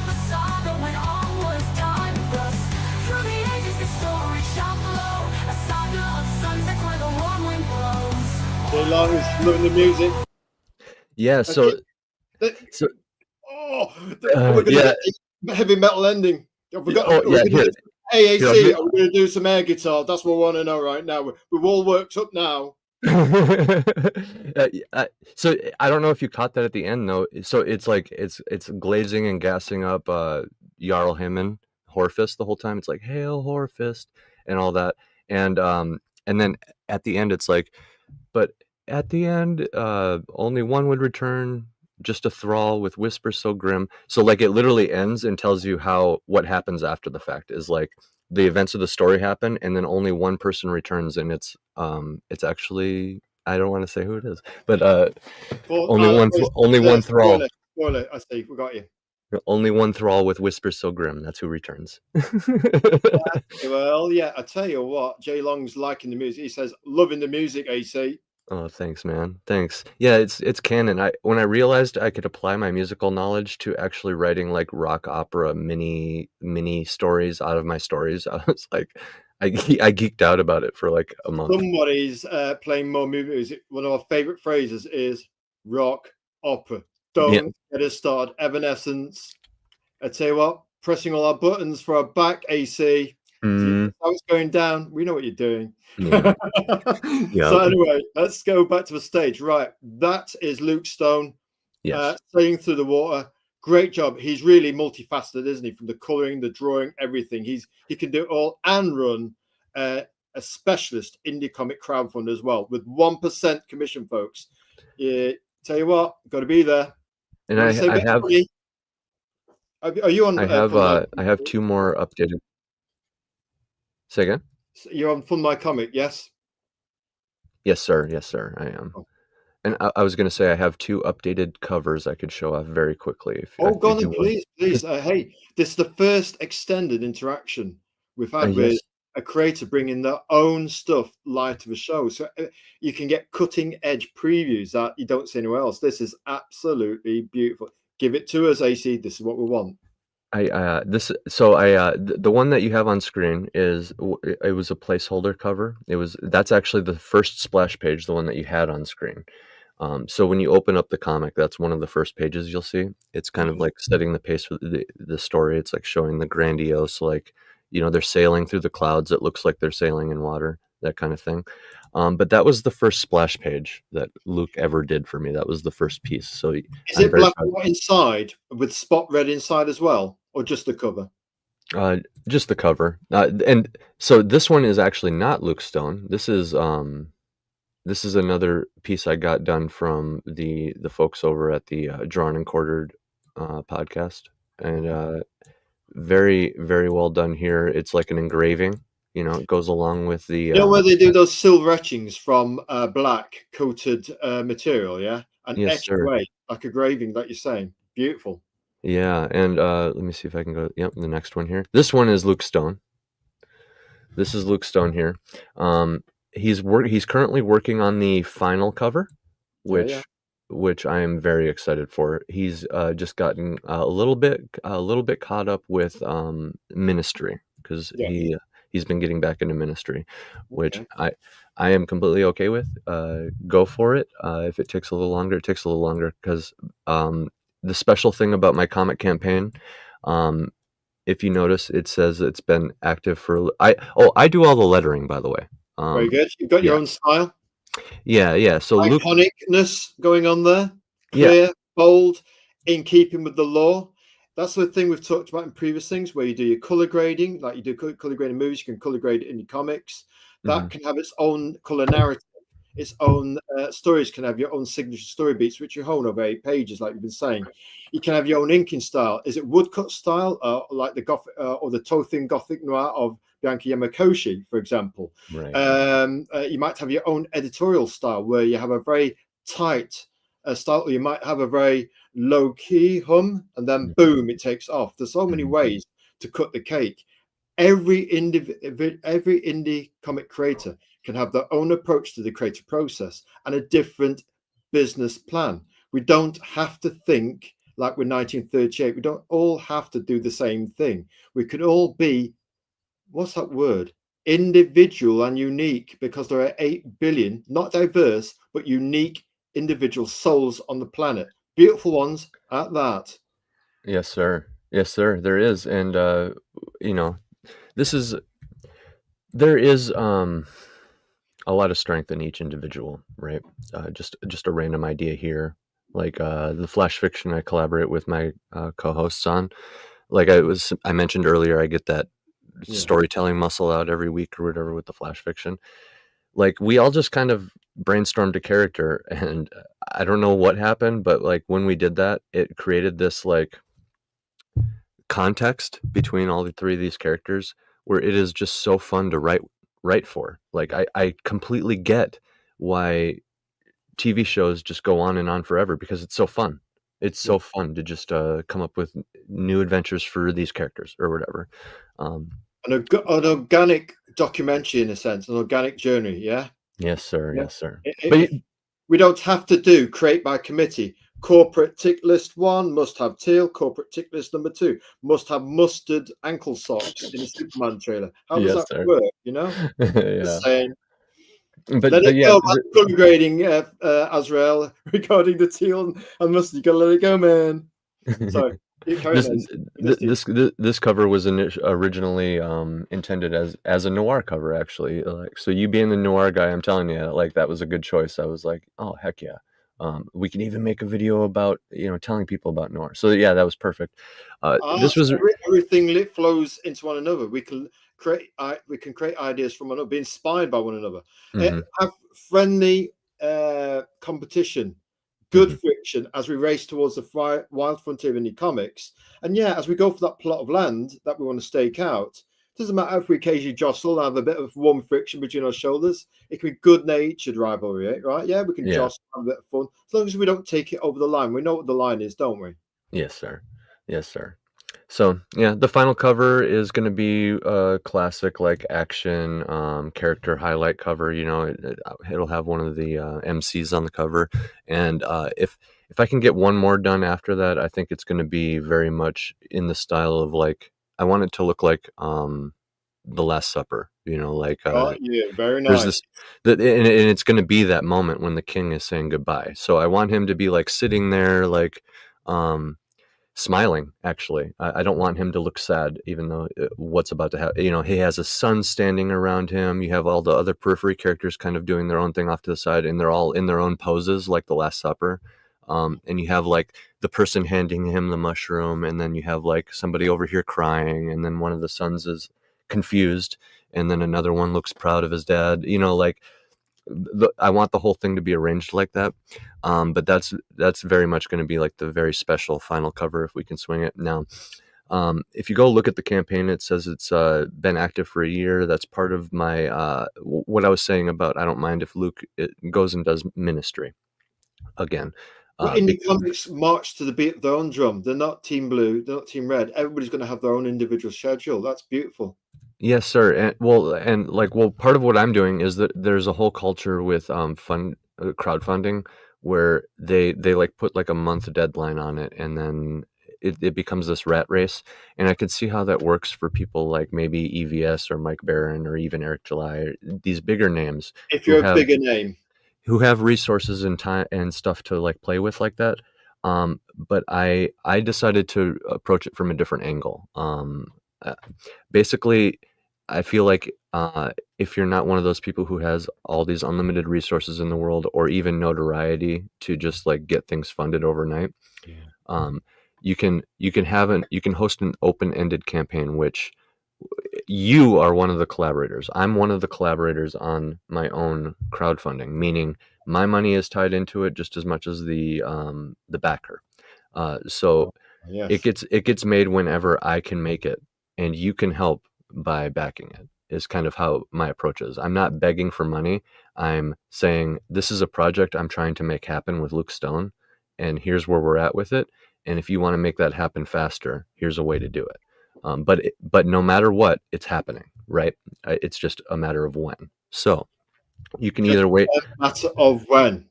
Yes, yes. Because I have my my mission statement here from my mission statement. We've got to hear the mission statement. Before we get to that mission statement, tell us about this variant cover here. We just looked at it. what we like about Luke Titan Stone, you see what a Yes, Titan sir. in the indie coach community. He's doing indie comic, he's doing ministry, something else he's doing, but he's running it a specialist crowdfunder with 1% commission fee. Mhm. We've got his Hybrid Gods, all 9 issues, Yes, sir. old style. We like old styles. It's almost Mhm. like we call him Titan. Yeah, he's good. I like his bold style too. Like I said, this originally was going to be like a noir, so the only color on it was going to be red, and I wanted it to be very washed out and desaturated. But last minute, like the campaign's been active for over a year, so a lot of things change over time, and it's really nice to work so closely and be friends with the CEO of Fund My Comic. He can help kind of when this is all said and done, I can lay out like a groundwork for people to follow, Yes. to do So it it almost themselves. becomes modular. You've got your canon, you've got your lore, and you've got modular Lego bricks that you can bolt on like RPG campaigns. You've Hmm. got your core lore. Hey, that rhymes, core lore. And you can actually bolt on different campaign books to this story, yeah, because you've got the different eons in the epoch. Oh Yeah. yeah, So dude. I the can. eons are smaller segments of time separated by negative and positive space that they occupy or don't occupy. Yeah. So it has that timeless drifting over time feel. Yeah. Hmm. And Yep. we looked at this one, which is beautiful, and we're just thinking, crikey, imagine adding that with the interior also black and white with spot color to have Yeah. another option. You could do let's say you close up the campaign, you could come back with a second chance campaign and Hmm. have the addition of this with the interiors like the cover. Well, I agree. That'd be fucking beautiful, really beautiful. But this is the undersized pocket manga edition. So Oh, right. So yes, what's I yes. like inside then? Is it also manga style inside? It's gonna be black and white all on the inside, and I would like it to be like manga style, but I don't want it to be uh, manga style in the sense where you're reading it in reverse. I'd still like it to be like, left to right. So it's got kind of flavor of manga inside, yeah? I want it to feel manga with like the way it's printed. Like it's like a little mini pocketbook is what it's going to be, but not like tiny, but just like when you think of a comic or a those manga paperbacks that are like the collections. I have one on my shelf. That sort of feel. You know what I'm Okay. talking about, though. Yeah, yeah. Yes, yeah, Uh, absolutely. so you can almost imagine it like just a little. It looks like a manga, opens up, kind of feel. I want the paper to feel like it if I can help it. Yeah, Yeah, yeah. yeah. Like, Right then. Right, the story. Going to use our movie voice. But do tell it. you what, we've got the man himself here. You can read it with your movie voice. Okay. Let's go for it, AC. A Saga of Sunsets by Luke Stone and A.C. Pritchard. A gritty fantasy Viking adventure filled with orcs, flying longships, magic, and family from the dark mind of A.C. Pritchard with art by Luke Stone.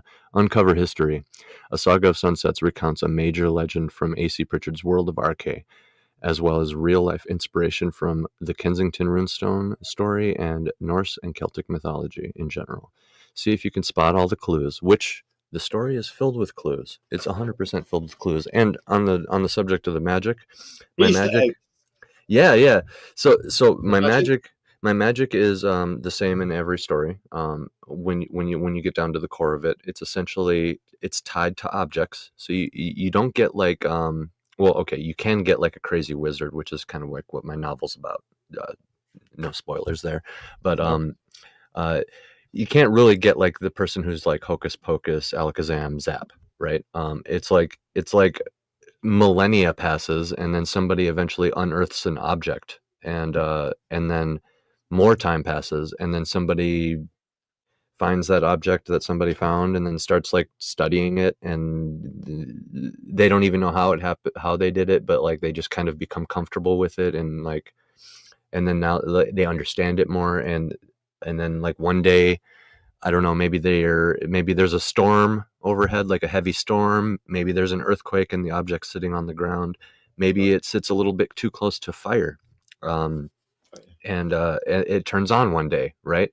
And then from there, it's just a matter of time before you figure out how to release the energy from this object, and that's how you get like in the song, you know, he unleashed a bolt of red lightning at the end of the song. Yeah, that's how you get that kind of thing. The object is essentially releasing its energy. Now, there's more to it than that, and each object can kind of have its own little special like power, so to speak. So you can get like an invisible person, a flying person. I set this up, like I said, it's my sandbox. You mentioned telling any story and offloading modules and expansions and stuff like that. Absolutely. It's the same with the magic. I can think of any like superpower and then tie it to an object and then rationalize it from there. So yeah, in this case, it's just a very basic rudimentary form of it. It's a raw crystal. So like you can see the basic magic of my world going on here from people who don't understand it. Tyvis kind of does. He explains it a little bit, but even then, like I had so much fun writing that scene. Jarl Himmen is watching King Tyvis use magic on the longship in one of the scenes. He's like refilling the gas, and he's like, the king is monologuing like a father. He's teaching. He's like, and nature does this, and it's important that da da da da da. And then the protagonist is like, oh, it's just like some complicated gobbledygook about magic, and yeah, anyway, we're back to flying. That's kind of how the protagonist views it. It's just like, it just seems complicated and magical, so whatever. And that's a very clever way to describe it. Magic in this orc universe, yes. Yeah, well, because like he has to, they put seawater in a basin, like a metal basin. Yeah. And then he runs electricity through it. And when you do that, it splits the atoms and like divides the hydrogen and oxygen molecules, and you have to catch all the hydrogen some way. And I was trying to think of a medieval way to do that. And the medieval way of doing that would look really complicated and clunky. So I just described it as such. Almost sounds like the kind of technology we should have freely available today. Yeah. Just saying, without going any further. Here, right, tell us about the world, AC. Let's dive into the entire world. The Saga of Sunsets is adapted from source material by author AC Pritchard. From up-and-coming author AC Pritchard, comic champion Titan, we say, Luke Titan Stone. A Saga of Sunsets takes you on a journey. I'm going to go grab my laptop charger quick. I'll be right back. Go on, AC. I'm going to grab my laptop charger quick. I'll be right back. No problem, sir. No problem. So yeah, let's just read that again.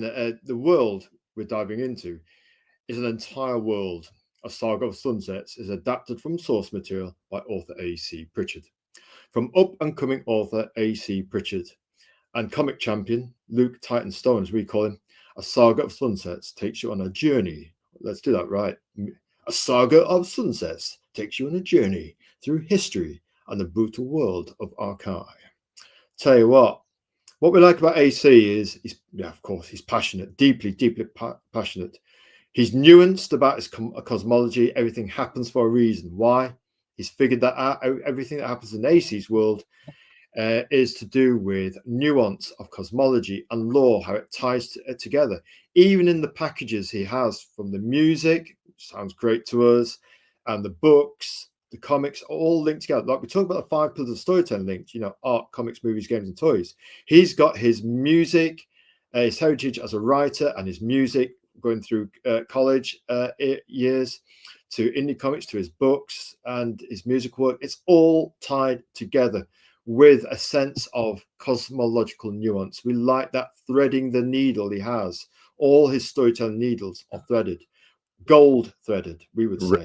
And he's got those layers. He's got those layers of finesse and eloquence. Go on, AC. Oh, thanks, brother. I appreciate that. Yeah, important thing is to write with purpose.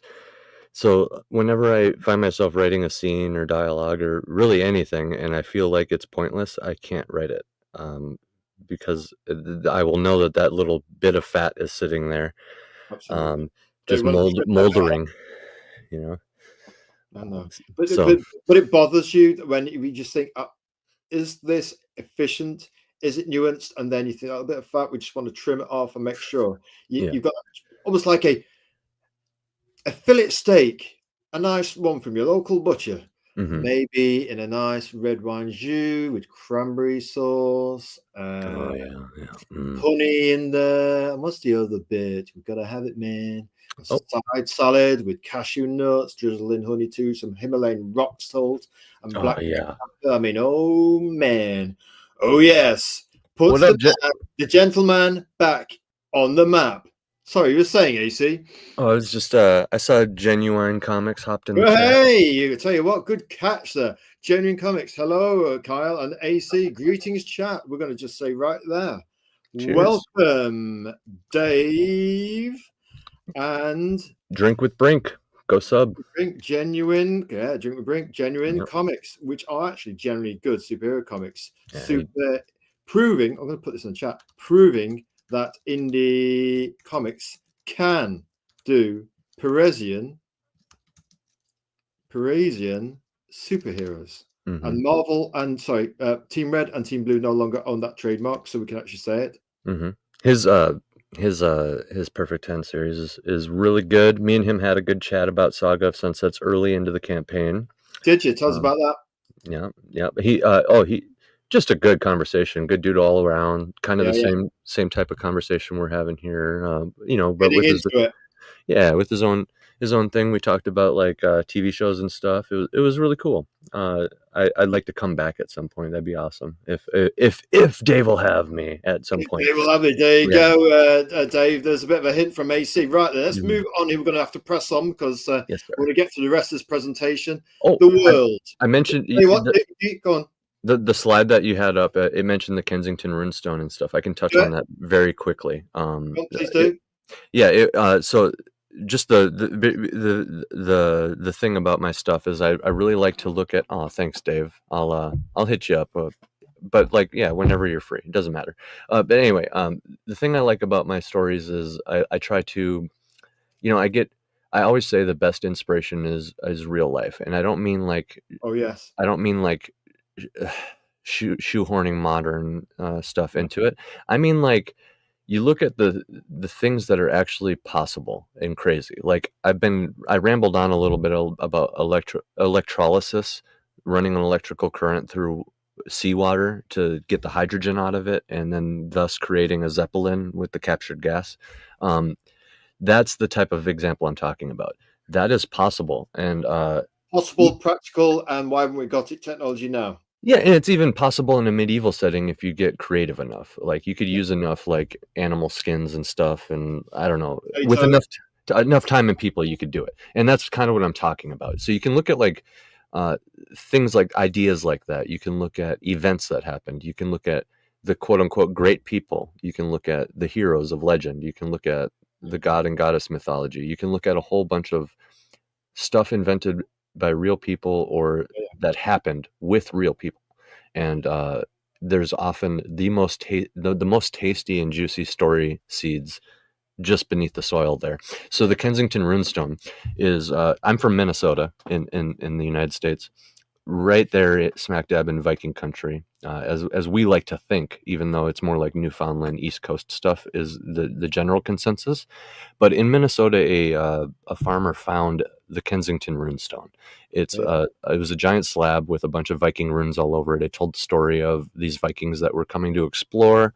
They left their ship and like half their dudes to guard the ship while the other half went hunting or something. They were off doing something, probably scouting, whatever. They came back and all their friends were dead. And so they buried them and marked the site with the runestone. Now, yeah. Some people say it is a forgery. Some people wholeheartedly agree with it. I'm one of those people who just thinks it's interesting. So when I was thinking about that, open-minded. Yeah, exactly. Think about that Viking expedition. If it's true, they make it across the ocean. They make it up the Great Lakes all the way to the heartland of North America, where because that's where the ocean would eventually lead you, is to Minnesota, Lake Superior, Duluth, all that. And you can imagine the land of 10,000 lakes, as we're called in Minnesota. They're like carrying their ship to the next lake and then sail across, and then they pick it up and sleep in it or whatever in the forest and carry it to the next lake, because it's just the easiest way to travel across all these lakes. You know what I mean? Because think about it, how are you going to go through the forest? Anyway, so you go so far into this new world, and then your friends die, and then it's like that's like half the crew, and the crew's like 20 to 40 people, and how are you going to get home now? Can you even get home? And it was those other questions that I started realizing from just the sheer fact of what happened and how far from home these guys were, and in what kind of ship and technology and all this, thinking about what kind of like ramifications this has to like kill half their crew. How would they get home? What happened after the fact? You know, like all these questions. And I realized there's a great story here. So I kind of like took that, the bones of that, like, Okay. and like took the orcs of my world and kind of the other kind of story I was looking to write, which was a parade of characters. And in like this is very much noir. Like, look at this, even this image here. If this was in highly oversaturated black and white with like just the lightning popping out, you basically got noir. Yeah, Yeah. yeah. And that's how the protagonist is kind of brooding the whole time too. So that's an example. You look at like the idea of the Kensington runestone. A bunch of Vikings come over here, some stuff happens, they leave behind a runestone. You look at my story, a bunch of orc Vikings fly over here, a bunch of stuff happens, and there's even a runestone that gets left behind in here. And Cool.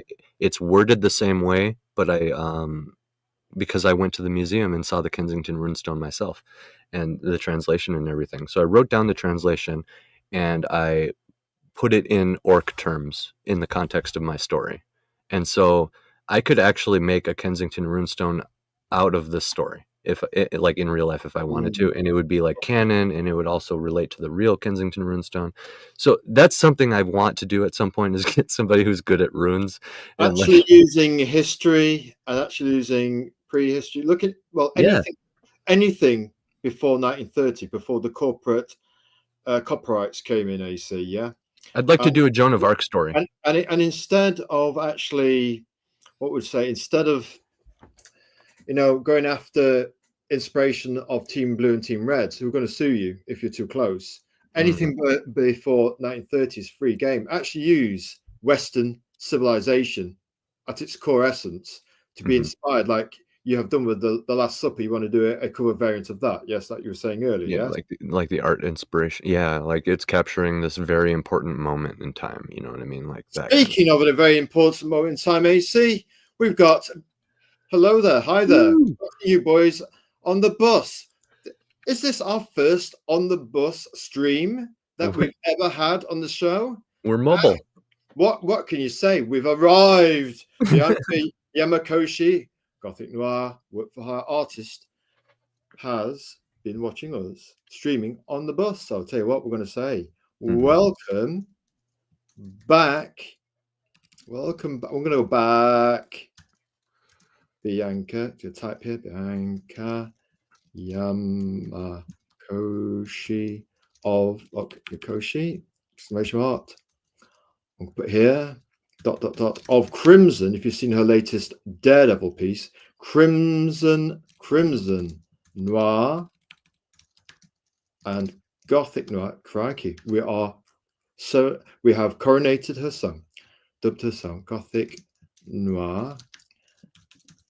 Yes, and we're streaming somebody's bus. They're taking a journey. We can't emoji it back, Bianca Yamakoshi, but we're going to do this. There you go. Thanks for being a gargantuan and eloquent and cosmopolitan supporter of the show. We appreciate the fact that you consider us home. That's a true and genuine honor to receive such a compliment. So yes, being watched on the bus. What can you say to that? Hello, Bianca Yamakoshi. We've gone welcome back, Bianca Yamakoshi. And here, yes, of Crimson Noir, see a Daredevil piece on X, and Gothic Noir, her what we call her dark sword inking style. And you've got to check out the pencils in red and blue. Very emotional. Awesome. Oh, here we go. Thanks for making me laugh. Oh, Bianca Yamakoshi, we channel baritone. We live to serve. and we'll put that pout as well, just for you. And thanks for listening too. Thanks for listening too. That's also important. Yeah. We don't mind you listening to us. So anyway, let's go to the next slide. We've got another few slides to get through, AC. So let's go into battle. Let's pick up the pace and really bring it on home. Let's go for it. I think I got all my thoughts out from the stuff I was like, oh, I gotta say something about that. Oh, I gotta say something about that. Ever ever. Yoshi, wit and charm in the chat. Yes. So then, tell us about this one, AC.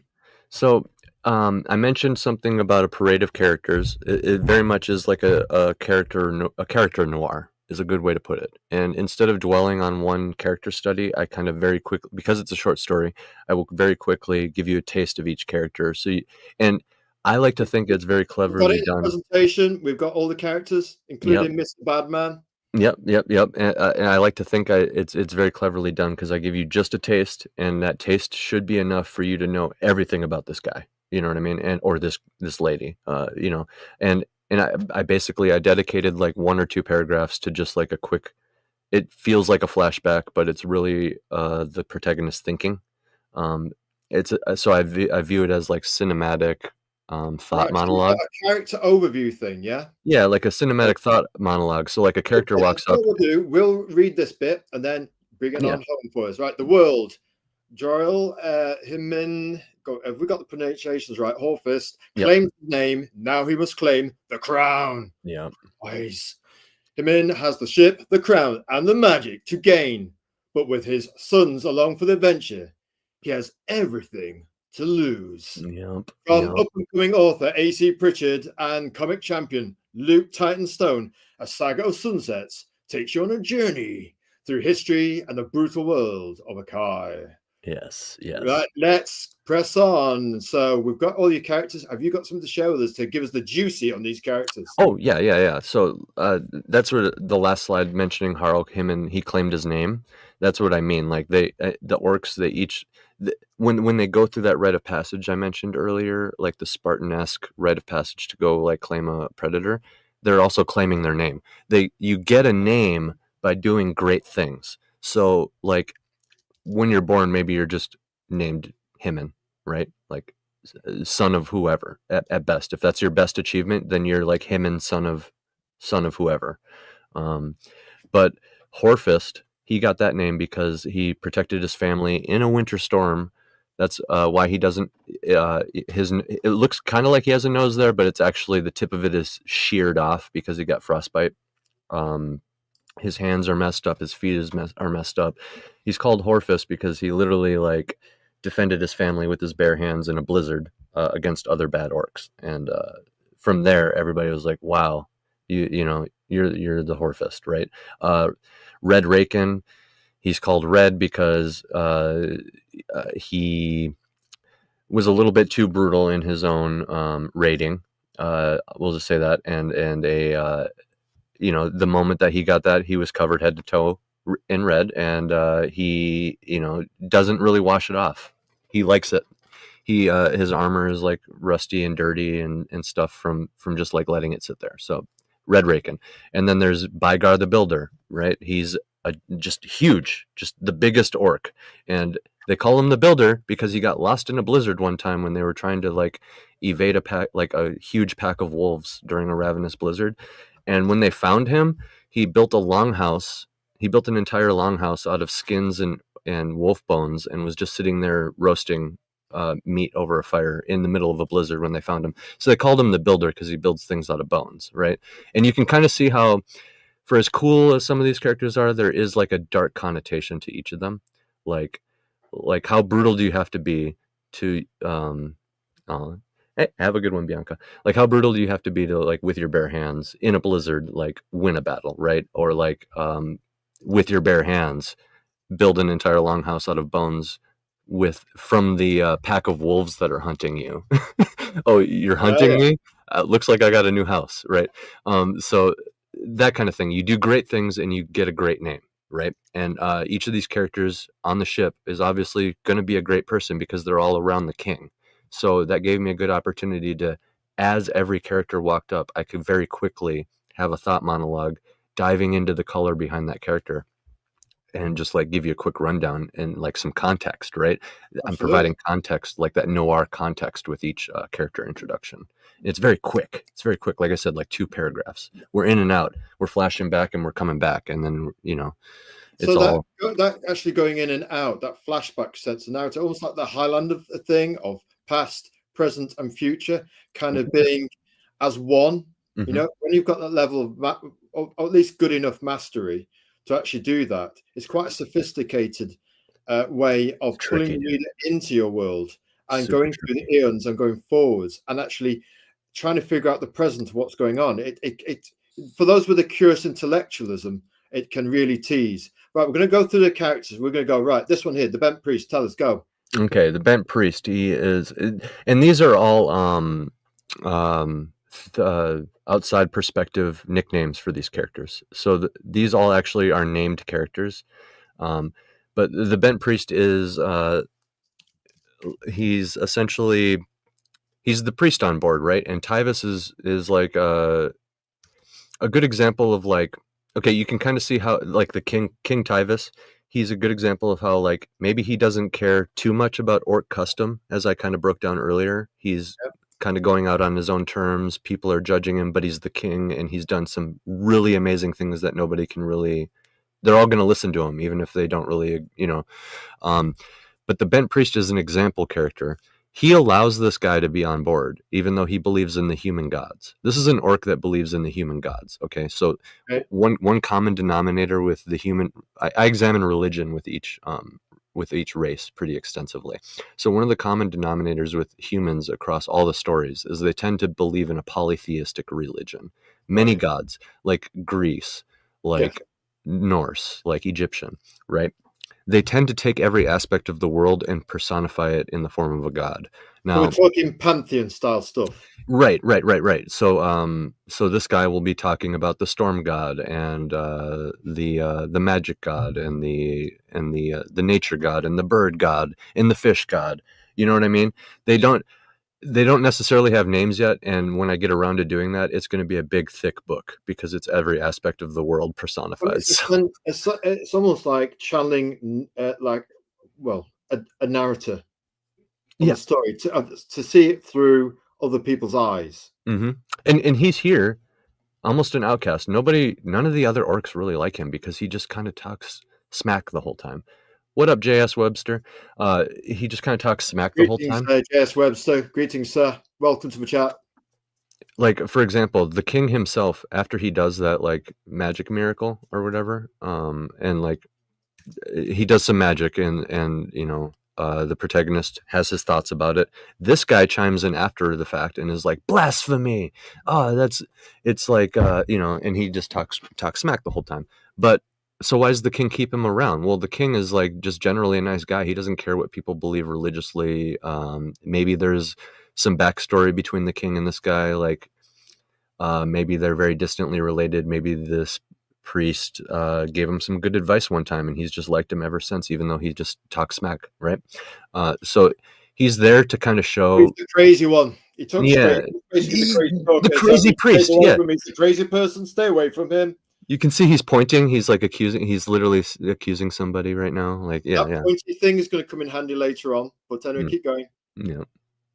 But anyway, he's covered in a bunch of jewelry and stuff, which is kind of a hint. Like, I try to be very symbolic with a lot of stuff. So he's a bent priest, right? So he's like got this bad posture. He's limping. He's in poor health and poor physical condition, probably from getting his butt kicked so much by the other orcs. I'm not even gonna lie. You talk smack all the time. What do you think's gonna happen? So it's just like you walk up to somebody who's 6'5", is a bounce on a club door, and you say, "Listen, you're in my way."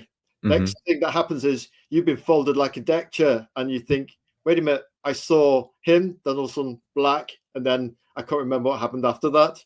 And you're weighing in at sub 6 foot, and he's 6'5", but also wide. 6'5". Yeah, 6 foot wide. Yeah. I'm 6 feet wide. Yeah. No, and so like he the reason he's wearing all this jewelry, he's got a ring on every finger and multiple earrings and stuff. He kind of wears the gods like jewelry, right? Excellent point. And ornate gods, right?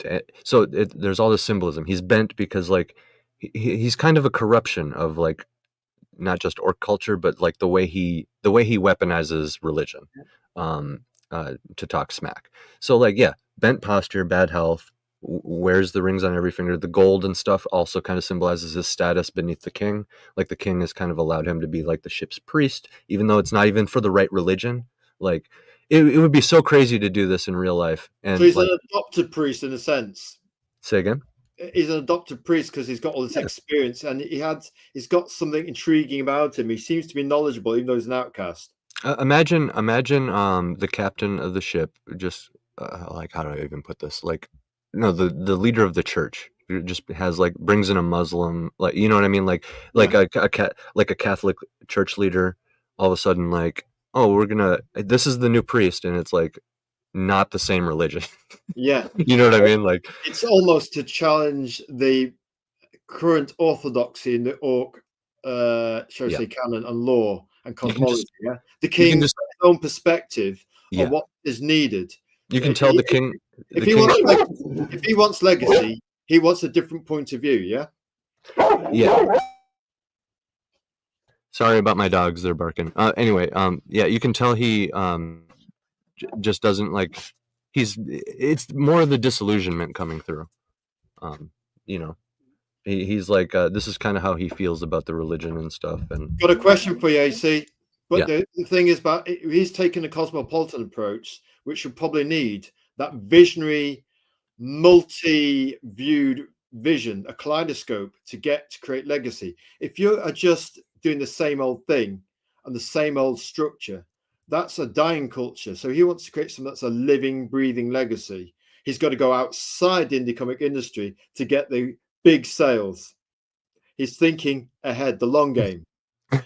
Genuine, see how we tied that in? Just couldn't help myself. Genuine Comics, do you still have time to make music, AC? Yeah, I was just typing that out. So yeah, I just released a new song called Memory. It dropped on the Empty My Lungs YouTube on Friday, and before the weekend is up, it should be everywhere, Spotify, iTunes, and everything. Wrote that one for my old man. It's about, as the name suggests, I'm just kind of like reminiscing on my dad. So the whole thing is, I'm really proud of it. One of the best ones to date. You can go check it out. But yeah, I try to make time. Dave Brink, you have no idea. Go on. Could you link that to us in our DMs and X? We'd like to hear that, if you don't mind. Oh yeah. Anything that you think that put in the show, actually, Azrael might want to have a look at that. So, were your comments about today? So I beg your pardon, which kind of interrupted, but want to hear the link. Oh yeah. It is. I cannot tell you how much it is like to be a jack of all trades. It really is like the Bilbo Baggins quote: "Too much bread, not enough butter spread across too much bread." Sometimes, so you really have to just start becoming strategic with what you focus on first, and then you got to like knock it out, and then move on to the next thing. Knock it out, move on to the next thing. Right. So yeah, as far as the music goes, I'm currently working on a new song right now. I have another one ready to be released. I'm gonna give that a couple weeks though, a few weeks I think, and then the one I just released on Friday. So I will be sharing that stuff around. Here, I'll put the link in the private chat for you here, Azrael. Cheers. Oh, appreciate that. Just so you mentioned wanting it. But yeah, you can go, you guys listening, you can go find that on the Empty My Lungs YouTube channel. It's called Memory. I'm proud of it. Did the lyric video and everything.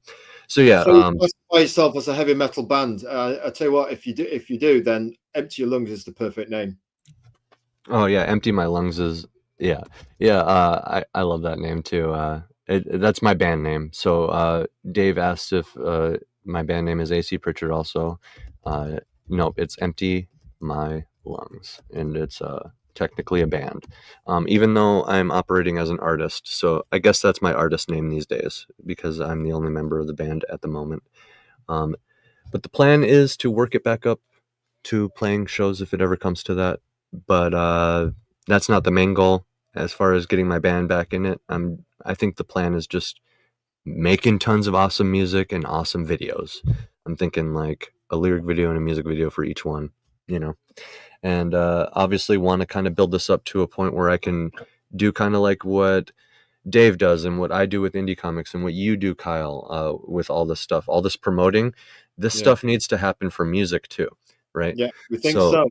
Yeah. To break the big four cartel, we don't mention them really, but we know what we're doing it with comics to indie comics needs to happen in music, perhaps movies as well, perhaps in the gaming industry. Yeah, the Games, five yep, pillars of yep. storytelling, Five art, comics, pillars. movies, games, and toys. Why can't there be indie versions of art, comics, movies, games, and toys? Yeah. So that if we want to be cross-pollinating creators like the cosmopolitan and multi-talented and multi-dextralicious AC Pritchard, then why can't we, if we've got more than one talent, actually harness those resources? We've got the age of a Star Trek technology now to be able to do this show. Yeah, right. And we've got the biggest comic book shop in the world on Amazon. Do you see where we're going with this? Mhm. Just be careful that the big mega corporations who had a lot of fun making great profits during the darkness wars don't bar us from actually, you know, like the mammals.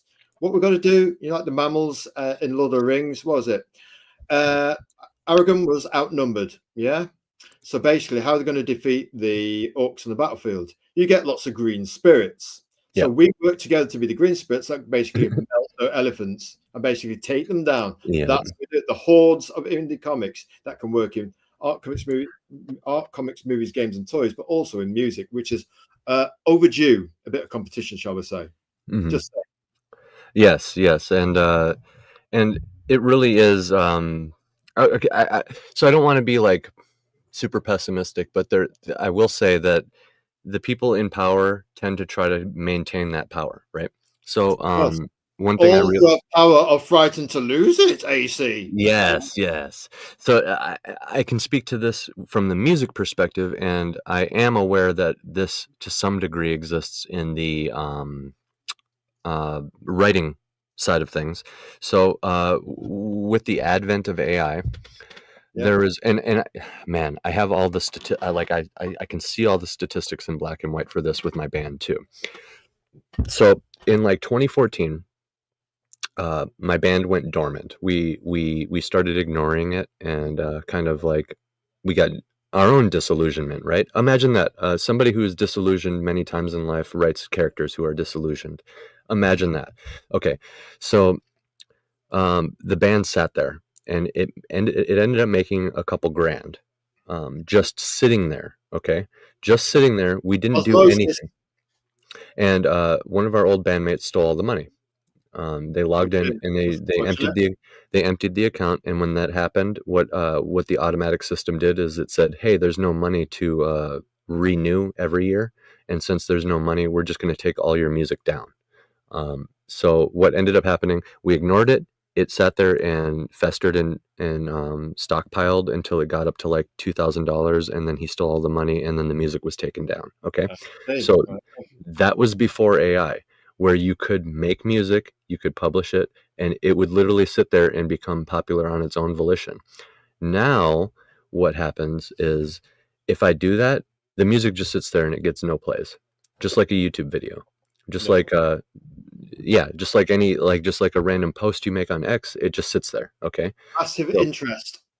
Yeah, and in order to get a little bit of extra attention, you have to pay for it, just like a YouTube video or anything else. You gotta freaking pay for it. They just put it in different words. Okay, they call it like the pro plan or something. They put it in different words, but what that really means is we're going to actually show your music to people instead of just letting it sit here. So there's that, but then there's also this entire like second, third, fourth, and fifth tier process of sending out all of your stuff everywhere, and signing up on like Swedish websites and just all these different like backdoor websites all over the world and stuff, and it's all to create a spider web network for yourself of collecting royalties, because that's what it takes. And each time you set one of those things up, one of these like basically AIs that are scanning the entire internet across the entire world for any indication of your music anywhere, every time you do that, it makes you a little bit more legit. So what ends up happening is all your stuff becomes that much more interconnected, and thus exists that much more. Like a crypto network? Yeah, that sounds right. I don't know anything about crypto, but dude, that sounds We're right. crypto curious. So That sounds blockchain, right. You're basically talking blockchain by any other name, yeah? Oh, it's royalties, and it's so they can pass these royalties around and take advantage of all of the human artists, and they have every good reason to put this huge barrier in the way of all this stuff because of AI. because like, what are you gonna do?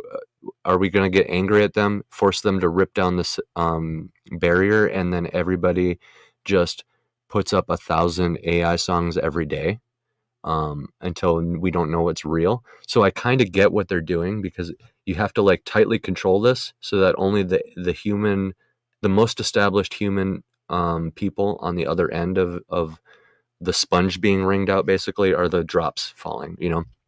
Harness it before it harnesses us And is the crossing the Rubicon moment, then, is what you're saying. Yeah, and this, I know this exists for writing too, because I heard I think it was Daniel Green mentioned something about registering your artwork as human, or registering your writing as human or something, with like the American Writers Guild or something like that. And when that happens, I'm assuming it's the exact same situation as like with the music, where your stuff becomes more and more connected, you know, as you sign up for these things and kind of dole out your fingerprint everywhere, so to speak. But 4 like, billion people on the internet, you can get order of magnitude revenue if Mhm. you can get it connected in the manner you're speaking. yeah. Essentially, what I'm saying is like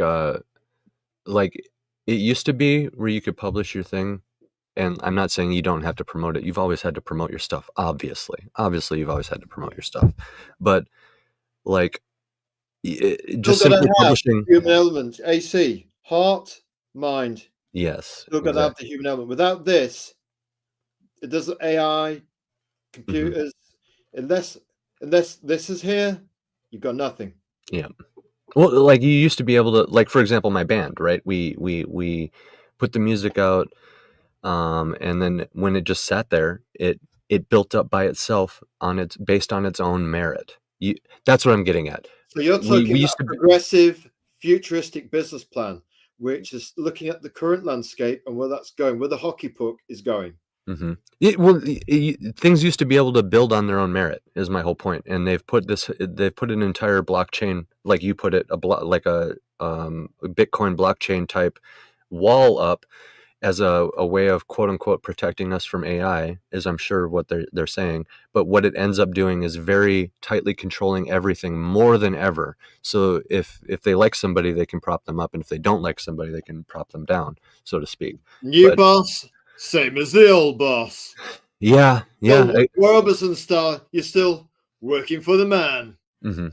But that's my whole, semi-conspiracy theory, because there's a lot of fact to that based on my own knowledge. But I have to admit that I don't know everything, like about the writing side of things, for example. But I can promise that the music side of things is accurate. The more of those side things we signed up for, the more plays we got. Like I got like 500,000 streams on my band, and Wow, 1 million streams. 500,000, half Half a a million. million. Hey, that's But still a big chunk of views, isn't it?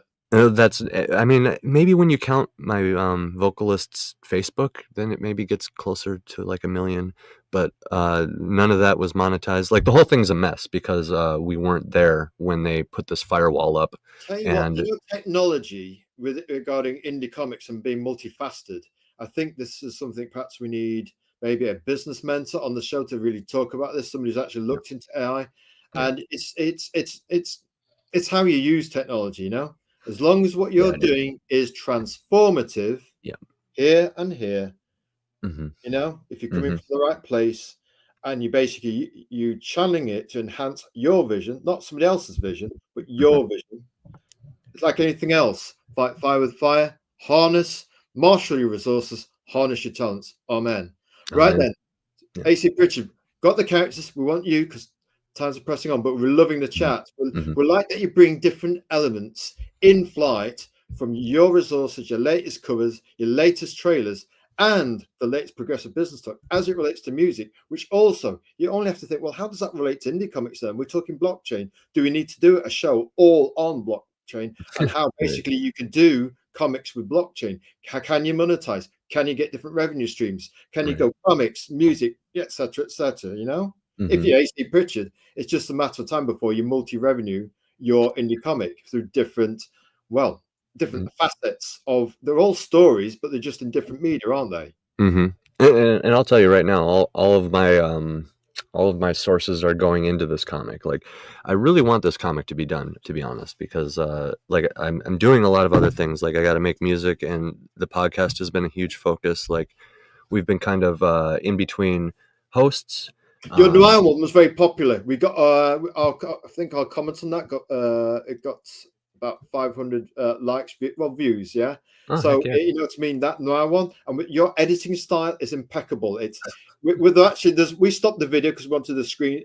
We don't like it looking at ourselves in the mirror, to be fair, but we did a screen grab of our face, and just when it stopped, you know what whatever app you use for the narration, it stopped and it was just wild on our black beanie. We thought it was so cool. We thought, go on then, Azrael will be wild. Hell yeah, man. That, man. Azrael's gonna be wild. Hey man. Yeah. I try with that editing style, man. Yeah. What's the camera you use? What do you use? I use DaVinci Resolve, and DaVinci. and I try to make the whole thing basically right when I'm sorry about my dog. Even the dog's involved in his creativity. Don't mess with his dog on the editing. Oh yeah, I use DaVinci Resolve, and it takes a little bit of learning, but there's little tricks you can do. Like my knowledge of comics, for example, helps a little bit with in my background in reviewing movies, because I have this like movie eye where I can kind of see what the camera's doing, if that makes sense. Previs.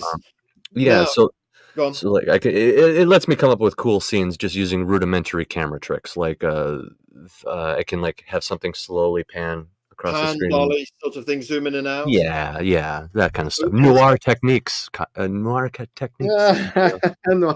I see. Yeah. You're such a bad boy, man. An eloquent bad boy, but we like you a lot.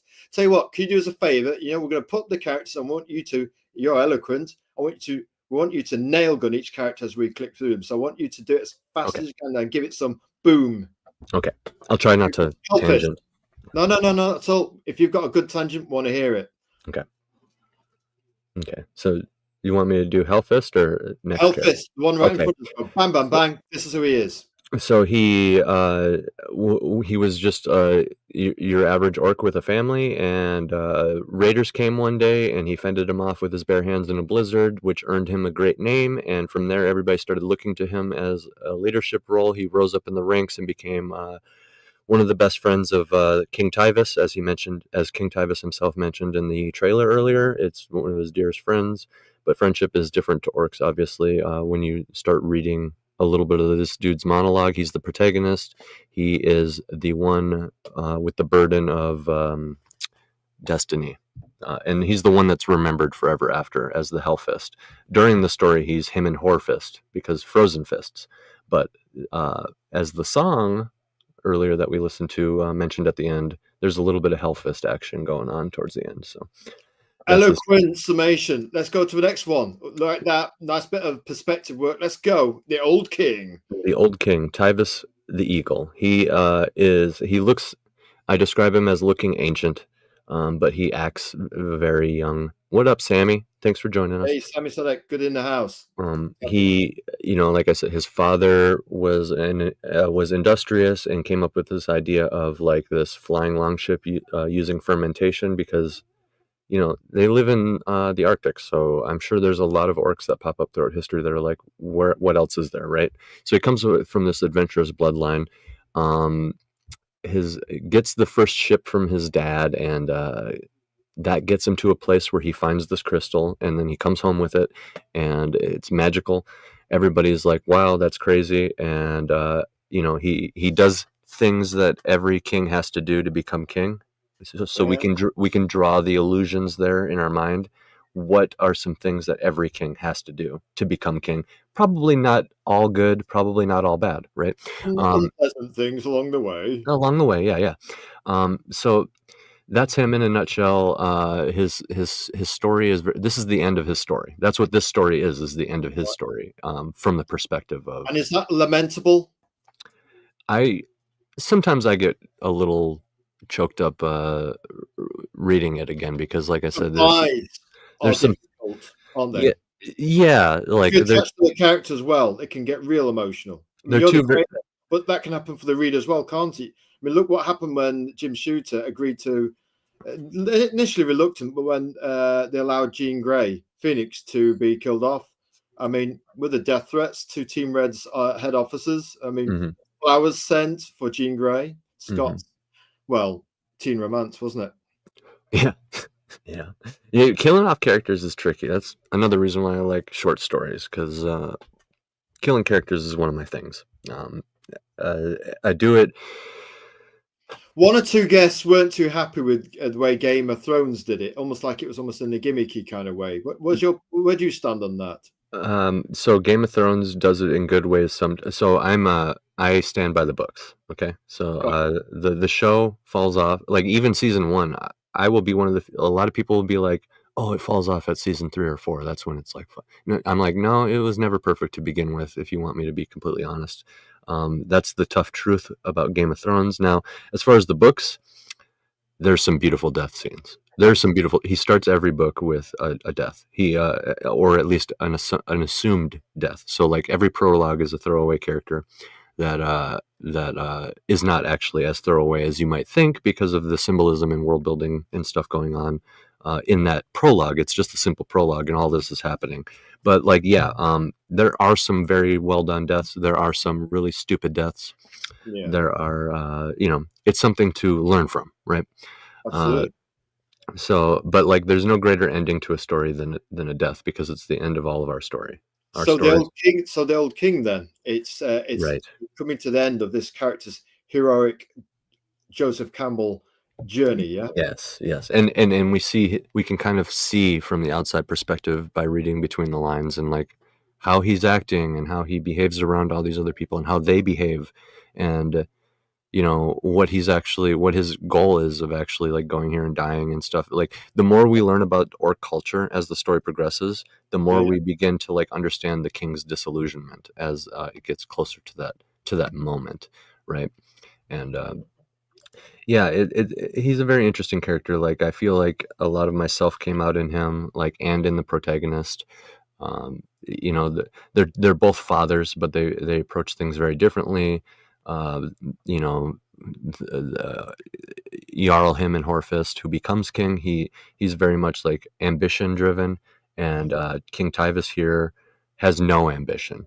His ambition is he's more of like the spiritual side of things, if that makes sense. Yeah, So this other symbolism I do in my stories is this idea of it's dualism, but dualism. We like that. Keep going. Love yep, it. Give us some dualism. instead of just light versus dark, it's hot versus cold, it's order versus chaos. It's not just good versus evil, but also more something along the lines of like a winter king and a summer king, for lack of a better term. And you have all these symbolisms around him, around these two characters. So him and Horfist is the winter king. He is order, he is cold, he's calculated, ambition. Tyvis is the summer king. He's chaos, fertility, warmth. But both of these two characters, they have their strengths and weaknesses. Like being the summer king of warmth and fertility and chaos, right? Chaos isn't necessarily good, but that's what happens when you let like the bent priest on board, talking crap all the time. You know what I'm saying? Say in French pancakes, crap. Exactly. And then like same with him and Horfist, like maybe there wouldn't be rules with an iron fist, for lack of a better term, would be how it would end up. But then far less crime, for example. I would imagine, and stuff actually gets done because of his ambition. Like they achieve great things. But then like some people might view these cold, calculated ambitions, especially in a historical context, as being brutal. Like dictators might adopt a similar mindset. Not just you could have good people adopt an ambitious mindset, and that's how you get good things progressing. But like, yeah, that is like what it all comes down to. Is it's like order versus chaos, cold versus life and death, right? I mentioned the humans personify every aspect of the world. The orcs, their gods. I can't believe I didn't even mention this yet. The reason the bent priest is such like an outcast, the orcs, their gods, they worship life and death. So they're technically polytheistic too, but they're more dualistic. They're more life and death, the mother of life and the father of death, winter and summer, right? You have the mother of life, who's like Mother Nature, the winter, she's like the summer king, and then the father of death is like the winter king, right? And it was, this is one of those this is one of the religions that like I came up with, where every single time I think about it, if I put even 2 drops of thought into the orc religion, I start thinking of new stuff and new and like for example, if you have a culture that worships life and death, that this is where I didn't get my rite of passage from the Spartans, Azrael. I got it from this idea of they worship life and death. Yeah. Because if you worship life and death, you would send your son out to like on this crazy rite of passage ritual where he has to conquer a predator or don't bother coming home at all, because the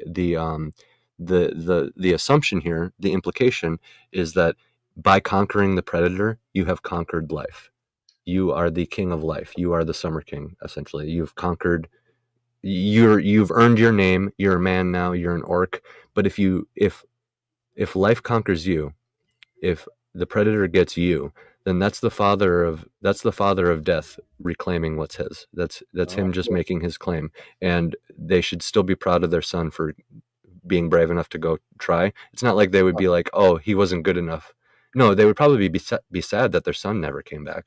But it creates this like, they're also proud that like, I don't know, like the father chose him, right? And like even when in the funeral rites, right, they live in a winterized world, so everything's frozen, right? So like what's the best way you can honor life is by letting something decompose in a wintry environment. Like so like that's their funeral, is you just like literally let them decompose, like, because it's nature reclaiming it. So beautiful, wistful elegance. D.H. Lawrence himself. If you die in battle, your body's going to freeze in the snow, right? If they just leave you there, your body's going to freeze in the snow. It'll be preserved forever. Nature will never reclaim it. That is an abomination in orc culture. That's an abomination. Burning your body, abomination. Because you're destroying it before you can let nature have it. It's about completing the circle. Yes. Of life. Yeah, and you can see what I'm saying. I can constantly think of new things with the orc religion. That's how I know it's a very vibrant, colorful. I'm really, if I ever do a religious story, I would probably go on the orc side of things. And I'm really excited to have somebody sit in on an orc funeral and stuff because of all this stuff. It's just fascinating. Somebody needs to give you 50 million quids to make your own fancy blockbuster. I know. And we wager it would have the best Evanescence flavored track. It would have Titan Luke Stone on the pre-visualization of the movie. It would have an awesome trailer and soundtrack of the eons. Brad Pitt. And it would probably smash the box office to the tune of $1 billion. Yes, we'll start with the comic, and then I'll work my way up there. But that is the goal, man. That's the goal. I would love to have like sell the option, buy more time to make more, and basically by the time they've gone through development hell, you're gonna be ready for your first movie and well on your way to being a billionaire. Mm-hmm. I'll have Go on. I'll have my own music in there as the whole soundtrack. Oh, so who's the slave guy? We saw him. I thought he looks interesting. Yeah, this is the only one, the wise old master. This is the only human in the whole story. This is Hound, which roughly translates to hound or dog. So like that's one name that I remembered the translation of because it's very similar. Hound. That's some like Norse. I think I dove into one of the Norse languages for that translation, but yeah, they call him Hound. He's a slave. He's got contrary to what it looks like here, he actually has blonde hair. He's just so dirty. His clothes were probably cream and white colored. So like all of this is what he looks like, but it's like what he looks like now. He has blonde hair, green eyes, and his clothes weren't red and brown. So he's very much a slave. He's bent over and he's bent and stuff like the priest, limps around and all that. and interacts with the main character, you can kind of see how orcs view humans, basically any other race actually, because there's a reptilian slave too, which is the only reptilian in the whole novel, except for the dragon at the end, which I don't count as like a humanoid sentient, like main cultural race of it's not like a character, it's like the boss, at the end. But yeah. So he's very important because he shows how the orcs view other cultures. And okay, Orky, hold on. I think the dog agrees that he's the boss. Yep, Han. I mean, yeah, he knows about the boss, so he's saying, "Listen, gotta agree with the man." Yeah, exactly. Yeah, so he's a very important character, especially with like how the story ends and stuff. And yeah, I like the way Luke did this. The guy, because I couldn't exactly imagine. I knew he was like a dirty. He was filthy and blonde, and like his hair is so caked that you can't even tell he's blonde anymore. But the whole thing with this guy, with his character, and I go out of my way to describe it, is through all this filth and grime and servitude and all that. When the main character makes eye contact with him, his eyes are like the cleanest part of his body. He's got these bright, vibrant, glowing green emerald eyes. Like the life inside of him is just overflowing still, even though he's in this desiccated state. So okay, look at the colors of this character: brown, red, green eyes, blonde hair, which is like gold, earth, summer, warm. He's a summer figure. This guy is overflowing with symbolism. Because of his age, he's going to autumn as well, in a sense. There's something very autumnal about his color palette. Like exactly. Leaves, oranges, and like he's aging on his hero's journey. He's not quite twilight, but he's not winter, but maybe he's autumn, between summer and autumn. Right. So yeah, like personification of like fire, sunlight, life. He's a life character, right? And then the and man, I just love writing. I love writing and I love symbolism, because the other slave is Under, the reptilian, and he's blue, right? And has got all these has all this cold symbolism around him, right? Oh, thanks, Sammy. Yeah, great job. We'll just interject here. Sammy Sadiq, great job on crafting the stories for these characters, AC. It sounds like what you have is pretty compelling. Hey, we're just descending into the deep sea of AC's cosmology. We're just hands open, eyes closed, and just deep in the sea of his cosmology. Let the storm take us. Is deep sea, nuanced, eloquent layers. Yes, sir. I try, and there really is an advantage of starting off with like a short story, making that as good as you can possibly make it, and falling in love with that, and then going through the whole process of adapting it into a comic. It refines it further. You fall further in love with it. You get the visual context of it. You start associating these characters. Like, I can't see these characters in any other way now, almost. Even though I know they are described slightly different. Like my orcs, Luke has a very distinct style, and I gave him total creative freedom with it because I love Luke's style. My orcs are hairier, they're musclier, and they're uglier. And like, I can't stress enough that I wouldn't say that they're full on true blue demonic evil, but they're not good guys like D&D orcs, for example. No. They're not good guys. Like, look at poor Hond here. He's filthy. He's probably miserable. And he has a good ending in the story. So check it out. These orcs are different, but not the sickening, humanizing modern orcs that you'll see. I actually consider myself a little bit of an orc aficionado. I studied them a little bit. Turns out a lot of the orc etymology comes from the idea of Neanderthals because of course. Yep, latent human trauma.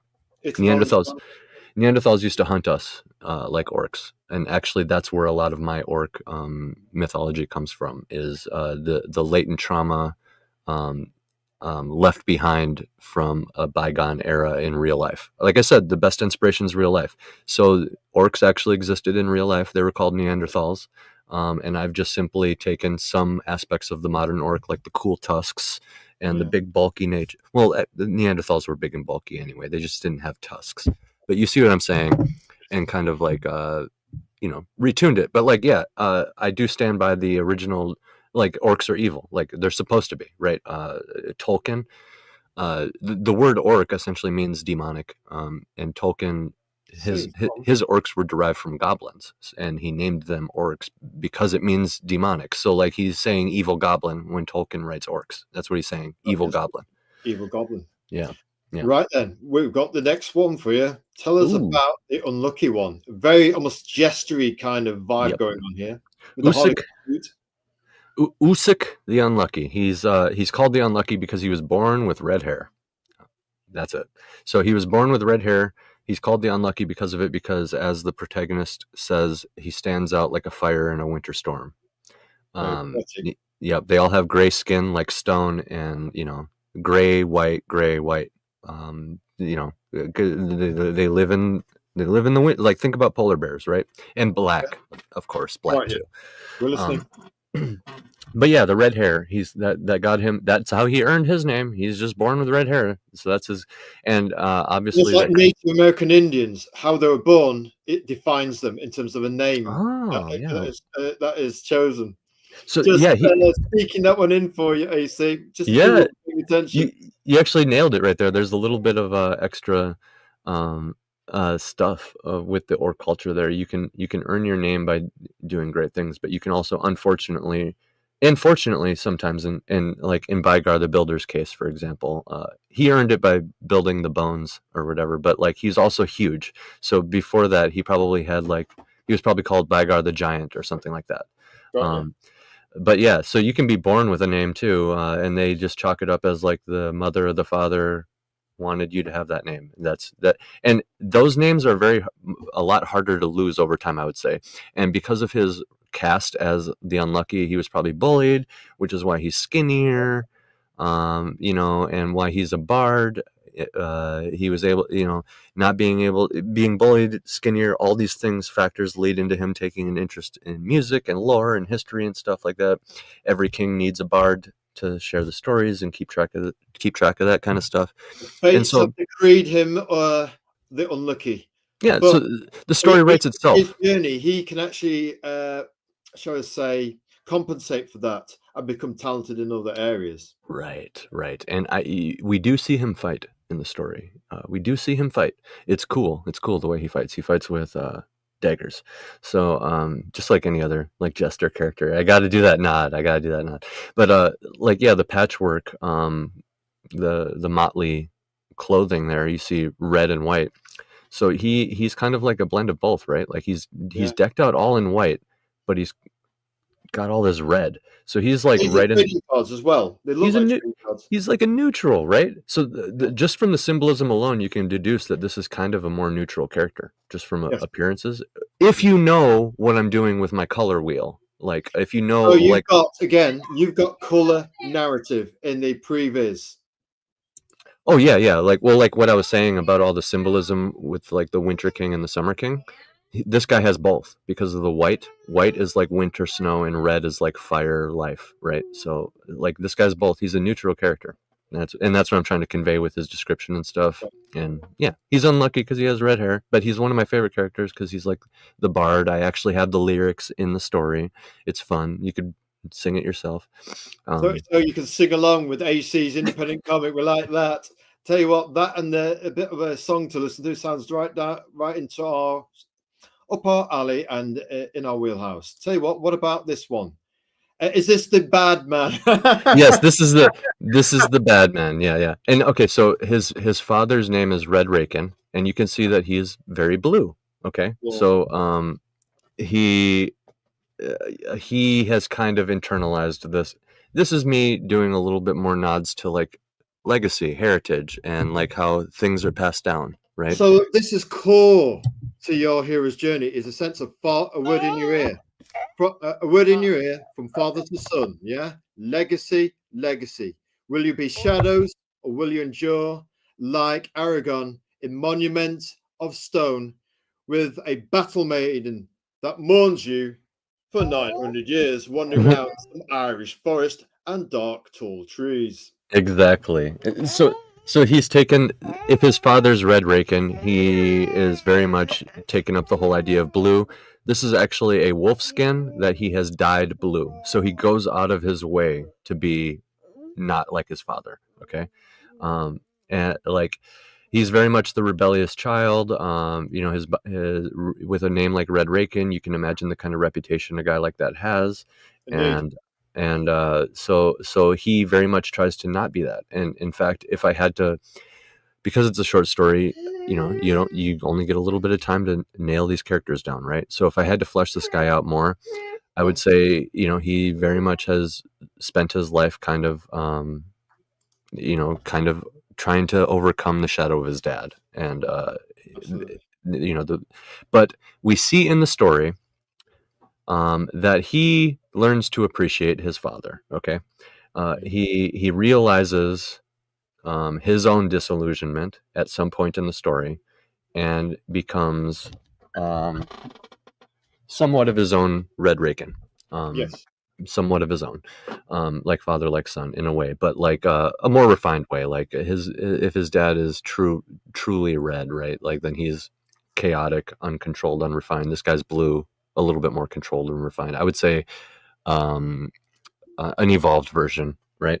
But yeah, like this is kind of what I'm talking about. Like with Usyk the Unlucky and this guy, I'm trying to just give you a taste of each character, and then the story writes itself. Okay, so Absolutely. It's a sense that, you know, when you are attuned with your passion, then the manifestation of the story takes on a life of its own, whether it's writing or art and so forth. Yeah.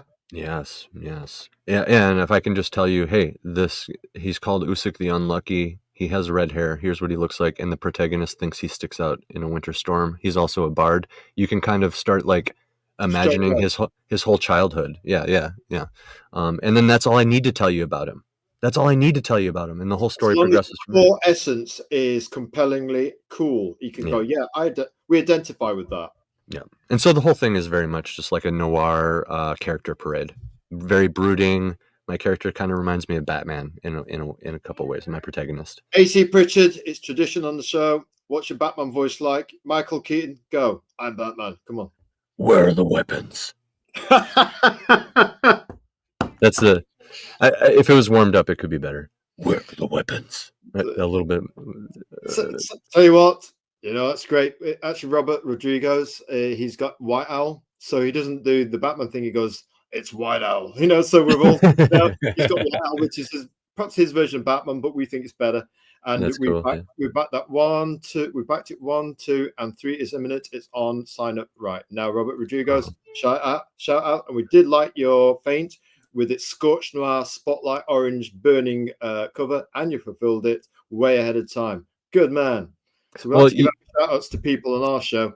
And you did hear my orc voice though, because that was me doing the voice of Tyvis in the trailer. That was me. Right. Yeah. So that's my orc voice. Right. So we're getting the orc voice from AC in the trailer. We like that. Oh yes. I would love to voice act too. I make my own audiobooks, so I would love to. Any green screen? You're going to get dressed up as an orc and do some green screen. We're not ruling out doing some green screen work. If we did a future comic, we'd be tempted to do some green screen stuff ourselves. Just saying. Did you see is it on there? I'm looking on my Fund My Comic right now. Somebody dressed up in cosplay for us. Did they? Yeah, she dressed up as the protagonist. Tell you what we'd like you to do. Oh, it's not on there. Dang it. I should have. We didn't think it was, otherwise we'd include it. We do like cosplay. Yeah. He says, we say cryptically. And what we'd say to you is send it to us through our DMs, and we'll actually put a post up later for Indie Comic, Late Night Love. Hell yeah. And then make sure I'll make sure the original person, you have their tag too, so that she can get some attention from it. Get some attention. It's all about sharing and networking. Because dude, she worked so hard on it. Like it was a surprise. I was coming on their show and I almost had to cancel last minute. And then the show started, and then all of a sudden, big reveal. She turns her camera on. She looks just like this guy on screen right now. And well, yeah, linking into that, John's Longbox. Shout out to John's Longbox with his heroic tales. I actually got just speaking to this lady, cosplay model, in the chat, and got on well with her. And she took one of his T-shirts and dressed up as his new character that's been featured in Heroic Tales 2. And I tell you what, did a great job on it, and John's Longbox was happy with it, so she became a variant cover in the campaign. That's that interaction we're talking about whilst we network. We can add to crowdfunds in real time. Listen out to the universe for opportunities. Yeah. So testimony. We're going to read through this testimony. Bang, bang, bang. 3. Here we go. You ready for this, folks? Testimony. It's the best looking comic of 2024. Joseph Battaglia, author of Dawn Edge and Tale of the Dunce Whisperer. Next, testimony. Check out this image. We've got sweeping, snowy Jotna landscape, yeah? Pritchard, even the dog agrees. Pritchard displays considerable skill in bringing a lot of depth to the themes of loss, revenge, and the ultimate emptiness of achieving life's goals. The result is epic, intimate, and always bittersweet. Next one. Yeah, testimony. That last one was when him and Horfist defended his family in the blizzard. So like he still has a nose here, and when he's reminiscing on it, he's like, "Oh, my cousin still says I caved in their leader's face with frozen fists." And then you can see in this scene he's using a sword, so you can see how the stories run away with themselves with history and time. Like, and I'm trying to show you that. Like, he even reminisces on it. He's like, "They still say I punched the guy to death, but like." And then you can see here he has a sword. So it's a desperate poetic lament. The family is fighting to survive in a world with the darkest power. Yes, sir. Yes, sir. Let's move on. Testimony. I can't support this effort enough. I think this is a great way to swing the culture back into the right direction. Yes, we agree wholeheartely. Barry Stepp, Silver YouTuber. Good Go check out Barry Stepp on YouTube. Also, he does great content. He does really cool TikTok compilations. Essentially, he cultivates it daily and shows really cool stuff about like news, conspiracy theories, all kinds of stuff, and debunks it with the audience right there. Like, I think this. Let me know what you think. You know what I mean? Like, well, yes, really cool stuff. Barry's awesome. We would say actually, Barry Stepp, Silver YouTube. If you want to give us a follow, we'll mutual you. Anybody who actually follows us, we will mutual you. So every follow counts. We call it the power of one, and it adds to the show to shine a light on AC Pritchard and all our other guests. Yeah, everyone amplifies. Stone pebbles in the pond, overlapping ripples, folks. Come on, we're all connected. Yeah, let's do it. Yes, sir. Yes, sir. I do the same thing. And actually, we would say, give AC Pritchard some love. Go and give his channel a follow now. It only take you 2 seconds of your time. Go and give him some love now. Make his channel bigger, better, stronger, more powerful. AC, how many followers have you got? Just a few. Like, I think like 600 with my podcast, 300 with my other podcast, 500 roughly with my on band. Your YouTube, how many you got? 400 and on YouTube. Sorry, you cut out there for a second. 400 on YouTube. I have like 600 with my podcast. That's the one that we're trying to monetize first. As far as the second priority would be my band, which is just behind that, just a little bit behind that. Monetizing the band is obviously a huge deal. Yes, because that's what Eric July's done. He brought his comic audience from music. He earned it in music. He doesn't have to re-earn it in indie comics, but he did earn it in indie comics as well. I'd like to get Eric on a song. You wouldn't actually have $3 to $4 million if your product wasn't good enough. Yeah. People aren't fools. They're not stupid. They know what they're like. And if the big or the not so big boys aren't doing it because Captain Kirk went crazy and took over the Enterprise, then AC is going to do it. Eric July is going to do it. Yes. You guys are going to do it. Doesn't matter about that. We don't owe them anything. If you're hard up for money, do you think a corporation is going to give you money? You giving in? They made their money already. They made their money already. They monetized you a long time ago. They said okay, so you buy a comic book in the comic shop, you're giving the comic shop your money. You're not the Marvel made the money already when they sold it to the comic shop. They are good. You don't need to give them their money anymore. So No. like getting like a Dave Brink comic, a Genuine Comics comic from a comic shop, that's one of the best things you could do, because then you're helping comic shop and David Brink passively, even though he's technically already made his money too. In that regard, Dave but Brink, still, that's what I'm saying. The big places have already made their money because they always make sure they get paid first. That's the way it is. Yeah, they Yeah. always get paid first. And us bottom feeders, we say that in quote marks. We're at the bottom of the ladder. We get paid last. And if let's say that you're having a hard up month, do you think they're going to give you money? Do you think they'll wait behind you in a queue for a train? Just saying. Prop up your project? No. Now you're hearing us. They'll be like, creative team. Tell us then about AC and Luke Titan Stone. All right, so this is the insert for the Anvil magazine preview that I was in. This whole comic is very much crowdsourced, meaning I wrote the original source material, published it on Amazon for free, and then took the earnings from that entire book, and then gave it to Luke Stone for the initial whispers of this comic book, which then I was able to shop Anvil magazine with. I sent Richard a snippet that shot of them sailing in the clouds, that first one that was like a placeholder, and he's like, can I have 15 pages? And I'm like, okay. And so he like so it started, the crowd, like the fans, the audience made it into art, right, through the free Amazon publishing. Then that went to Richard, who then turned it into a comic, right, with Luke Stone. And then now this is the next step after the 15-page preview in Anvil. I have 15 pages. I have like I said, the comic it's all written. It's based on source material. Like, Luke is ready and waiting in the wings. We just need money to fund it, and then just wait for Luke to draw it, and it's good. I do all the lettering, 2-man team, right?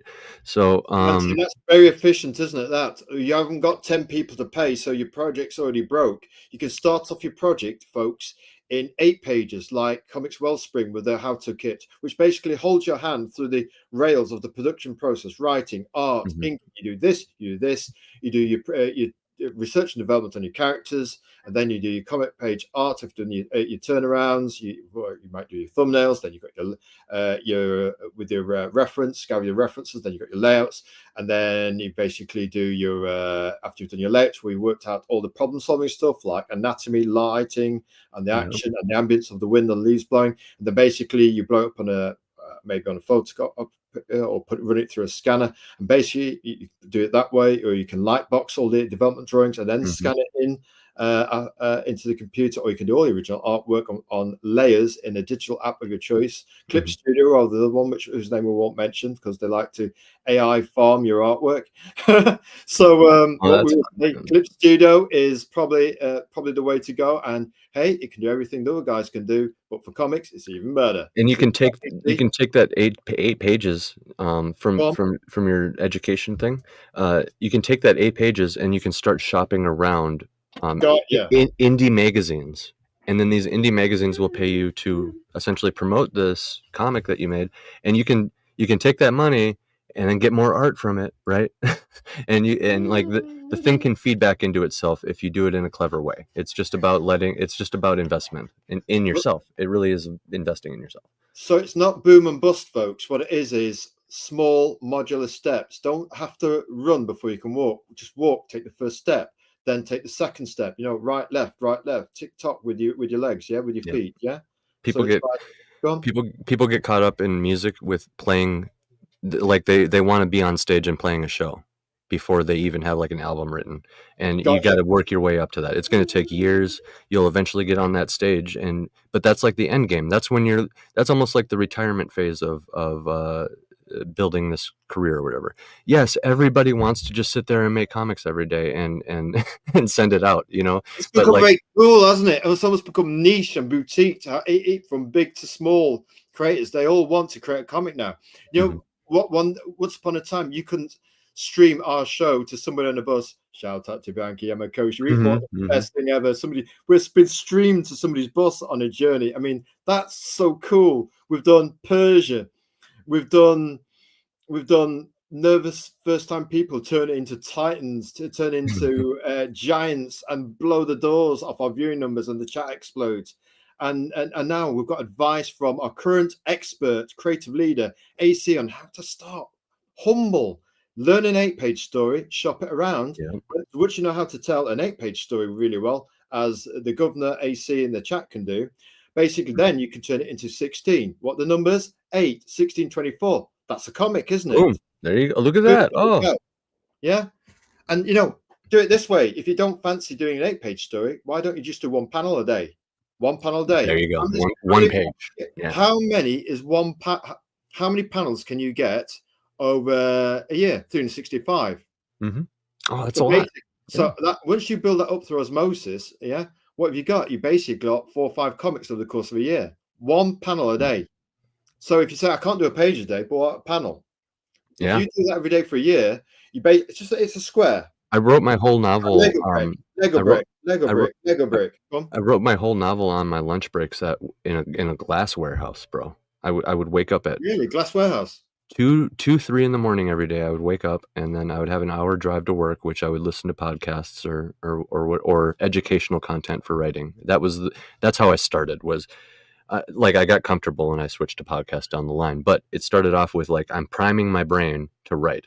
I would listen to educational stuff on the way to work, and about a half an hour before break, I would switch my headset to instrumental music to clear my head, and I would just be sitting there thinking and to retune into the next focus. Yep. The exact minute I was able to go on break, I'm walking out the door, I'm in my car, I'm opening my laptop, and I'm already typing where I left off because it's already loaded up and ready to go. And I had this whole process down. I wrote like my whole book on my lunch breaks, bro. So yes, very progressive with your outlook and your methods. So over your lunch break, it's all about maximizing and being efficient with your time.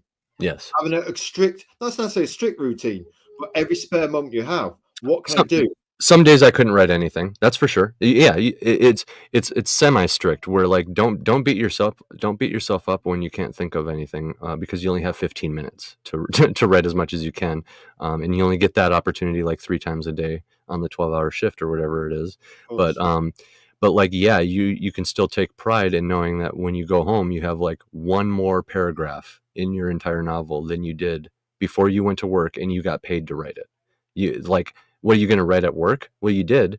And that means you would have had to spend all that time at home after the fact writing that paragraph after work. Like, so yeah, the thing wrote itself and I got paid to write it technically. So cool. Jason Brubaker said for people at work or they've got families, get up between 5 and 7 o'clock, between 5 and 7, up at 5 o'clock before the wife and kids are waking up the family. Yeah. Yeah. So he'd have 2 hours from 5 o'clock to 7 o'clock. It's 2 hours. Yeah. Let's do the math. Yeah. Simple maths. 2 hours. So he's got a page done in 2 hours. Yeah. Now then, over the course, let's just say it's a panel. Over the course of a year, it's 4 comic books. Over 5 years, that is 20 issues of your book. So you can do it from the smallest crumb to create 20 issues over 5 years if you only did a panel a day. Yes, sir. That's a great outlook. Yeah. It reminded me of my break things. Your break things. Absolutely. Now let's show me the money, AC. How do we back you, brother? You go to fundmycomic.com/ASOS and you make sure you pick out a reward. Sorry, my son is over here. You pick out a reward. Make sure you donate that amount of money for whatever reward that you want. That way you qualify for it. I tried to line it up so that each reward qualifies you for any ungotten loot from a previous one. So that means like basically every reward is a digital tier. So if you qualify for any reward, you're going to get a digital copy with you. If a reward gets you stickers and stuff, and you pay more for the next tier up, you'll still get those stickers and stuff. It all like compounds. If So- you want to comfort your son for just a little while, we can just reinforce what you say. Go through a few slides of everything you just said, and if you're just mute for what, if you want to give him a hug on camera, you will put him on your knee. You can do. We've had people bring their family in, and you've had them sat on the knee and talking. That's great. Charlotte with the tomb of. Don't mind that. Bring him in. Oh, Lady Pritchard, you okay? Bless him. Yeah, he's good. He actually didn't want to be picked up here. Oh, that's all right. So digital Saga of Sunset. So we could do that. How much for the digital? $10 is the minimum for a digital, and $5 more gets you the audiobook with it. How many pages do you get in the digital for 10 quid? $10? 80? Is that about 20 pages? Oh, welcome back to the chat, Bianca Yamakoshi. Catch up with you once more on the way home. Streaming with our current 5 pillars of storytelling. Streaming queen, Bianca Yamakoshi, Gothic Noir, lately with Crimson Noir, with Daredevil, but also the best Cyclops picture, Pouting Away, the best one since Jack Kirby, the pseudo magazine cover demonstrating a kind of pouting noir of, there's almost a sensual quality to it, and it's got that finessed Tothian luster that we like, and also the colors, spot red here with a glow, and almost a sultry another spot color of red as well. And there's just something very,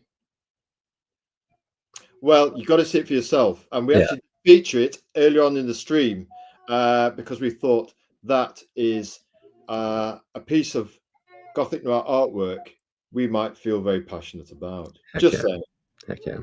So yeah. Anyway, $10 for digital, $5 more gets you the audiobook. I believe 25 is the, let me double check here. I believe 25 is the minimum for physical print, which that gets you the standard color.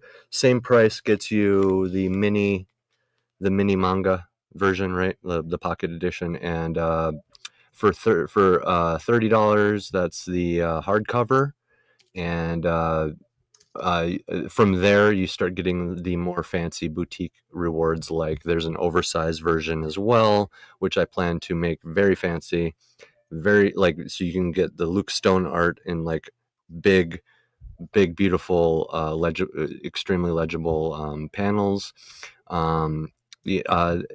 The higher the tiers go, I start introducing like coasters and bookmarks and stickers and stuff like that. And of course you can order like a tier to get like a poster. Luke agreed to meet up with me. These are the posters that you can sign. Yep. Luke agreed to meet up with me to sign anything. Literally. So I can, once this is all done, I'll literally load up my car with stuff and then meet him like a few states away, and we'll just sit there and have like lunch and sign a bunch of stuff all day. And I obviously included I call it the Take It All Dragon Horde edition tier, and that's where you get everything. Are these the trading cards?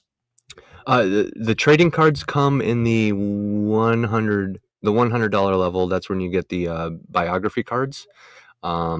That will be just a full print art of a character on the front. Love the imagery behind that set of, very well the way you presented it, almost with cosmological background and blending in the story of the characters with the cosmology. Like the two worlds overlapping and the sunshine. And the cards that you showed were the tarot cards, and that's when that's only available. Cards, you say? Tell us more. Go on. Yeah. We need a bit of an AC diversion here. You can't leave the chat without mentioning this. Come on now.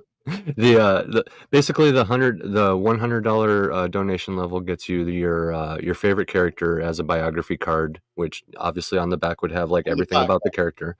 and on the front it would be like a foil full print, right? And then the top tier, the Dragon Horde tier, where you get everything, that's the only one where you unlock the tarot deck. You get an entire deck of functional tarot cards. It's all the major arcana, so it's a functional, like, actual deck of my wife is a tarot reader, so she helped me make Is it. she? Tell me more. Tell us more about this, AC. Your wife is a tarot reader. Yeah, this is interesting. probably Oh. one reason why we get along very well. She reads tarot, and I've always been kind of like Are you a symbolism. spiritual then, in that way, about the things in the world that we can't see?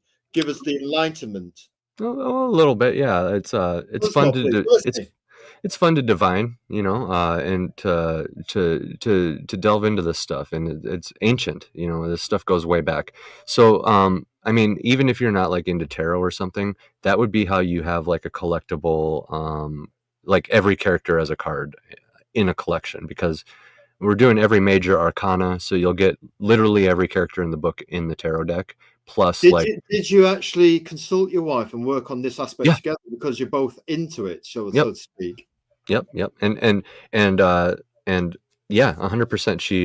She basically showed me all the important elements that go into a card, and then I made it look like I gave it a comic book twist, you know, like with the text and everything. And I changed all the names, but you saw that there was the Roman numerals at the top of each card. That is so that people who are actually into tarot can identify what each card is among the original major arcana. So like you have the slave character had XXI at the top. You can take that XXI and you can look at what major arcana tarot card that is, and you'll find out that he's actually the world. That's the world card. And then this is where you get more symbolism and more foreshadowing and more details about my story, because like, well, what does the world card mean, and why is this character the world card? And you can start looking into stuff like that. Like, I believe the Fool, what is it? The Fool is the protagonist, actually, I believe. And yeah, it keeps going. Like, there's the Hierophant is the bent priest. So yeah, there's the foil biography cards, where you get one of your favorite character at 100, or you can get the full deck of tarot cards at the top tier. Cool. Tell us about the t-shirt. It's nice when people do t-shirts. So this nice, cool, warm gray. Tell us about it. So it's beautiful, this one. So this one is available for anybody who just donates so much money that it doesn't even qualify for the Dragon Horde tier. This is a special gift for anybody who breaks the tier list, basically. Tier breaker. Yeah, if you whale me in my campaign, I will give you a shirt, and like, it's the least I can do, right? And if it's really crazy, then I'll probably think of something else, right? Nothing like being whaled. Because the whole goal of this is to make it exist. Like, the goal of this is to make it exist, and anybody who helps me gets collectible stuff that won't be reprinted from the campaign. And so when they see the book, like on Amazon or on a shelf or something, it'll be a different cover, and they'll know that they have the special one at home. The Electric people have exclusive produce and merch from the creator, and also you've tiered it to allow customers with varying pocket and wallet sizes to be a customer. You're letting them in. You got $10. You got the digital right there. And it's 72 pages at the very minimum. That's what we were asking earlier. So it's 72 pages for $10, which is probably like eight quid, 72 pages. We're going to tell you now, we're going to probably back this. Our son, AC, Yep. Absolutely lovely. And the digital tiers, that means worldwide, right? That means no shipping. So 10 to 15. That suits us brick guys down to the ground. Yeah. I mean, you can still be generous and help, but obviously that's why I wanted to include something like that. Like, digital is digital. Like so $10 is. It doesn't smell. It doesn't feel. You can't. Yeah. But you're allowing people in, because if you're $10 and 1,000 people back you, you're leaving money on the table. Yep. And an audiobook for $5. Come on, they're usually like 40, 30, 20, whatever it is. So your audiobook is quite affordable then. Yeah. And again, it's because I'm keeping things in mind. Like I made it. It's from a short story, so it's not like 50 hours, like the other ones that you find. But it's an audiobook for the story, and it's from the source material, and it's the full story. And yeah, $5. We think you're the first person on the show to have an audiobook. Well, somebody can correct us on that, to watch the earlier streams, but we're sure that you must be the first one who's done an audiobook. Might have been another, but the first one that we can remember. So again, it suits your cross-pollinating kind of hand-holding. All those revenue streams will allow you to make book and money to go forward and make the next one. Yeah. Well, yeah, like imagine you buy the 4 or 5 piece graphic novel set for Game of Thrones, and then it includes the first Game of Thrones audiobook, right? That would be awesome. That would be freaking awesome, because they are pretty close. I have the graphic novels. They're pretty close to the books, not the show, because the show's off from everything. But yeah. These are the fridge magnets or the coasters? These are the coasters, and these are the only two. You get the king or the jarl.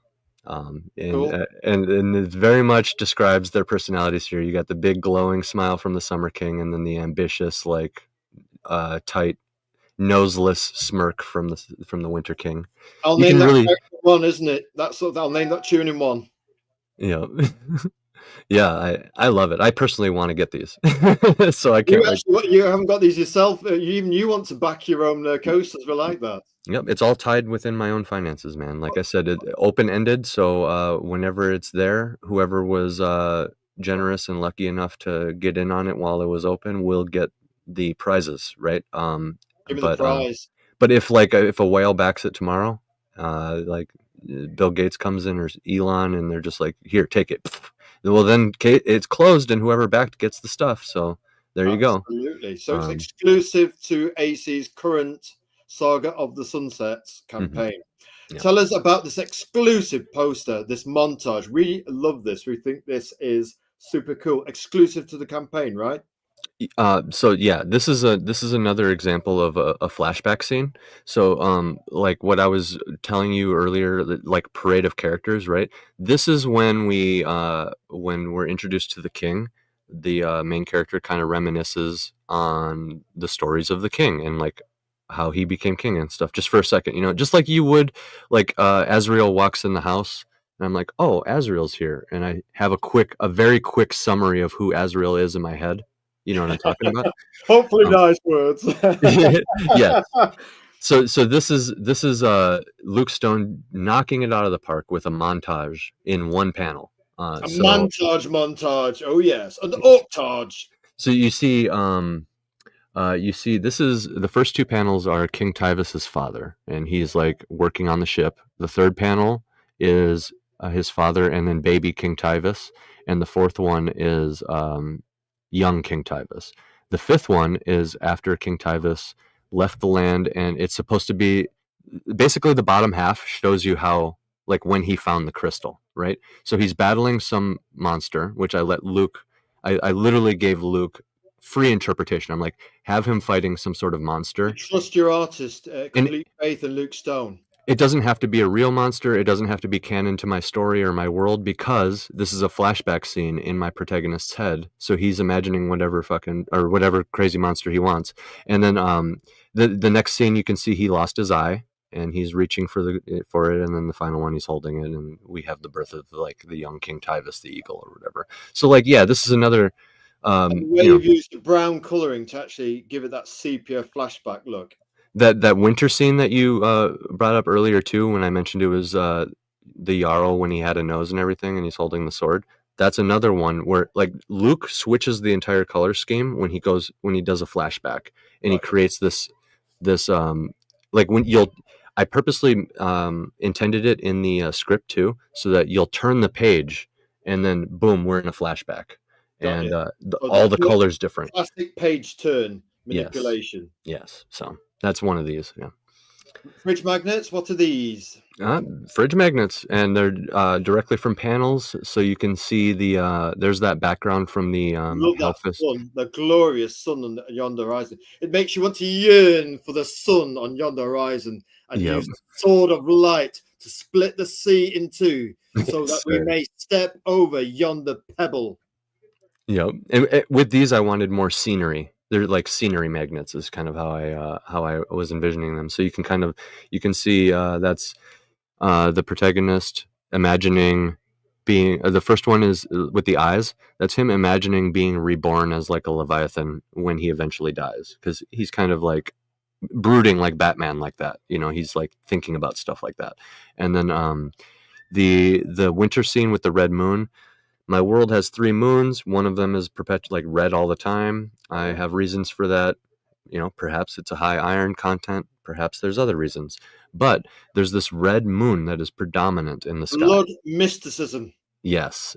And yep, you can see how it just stands out in the orc landscape. Like and you can see how the orcs wasteland. The orcs might especially worship that because of how much it stands out and how striking it is. Then you got an evening scene with the evening star. The sun's like going down and they're flying. And then, the sunrise or the sunset, whichever. Our favorite one. Yes, it's a good one. And yeah, I literally just zoomed in on Luke's panels for these. Yeah. This is just, he's so good. He's so good. Master, we'd say master of his breath.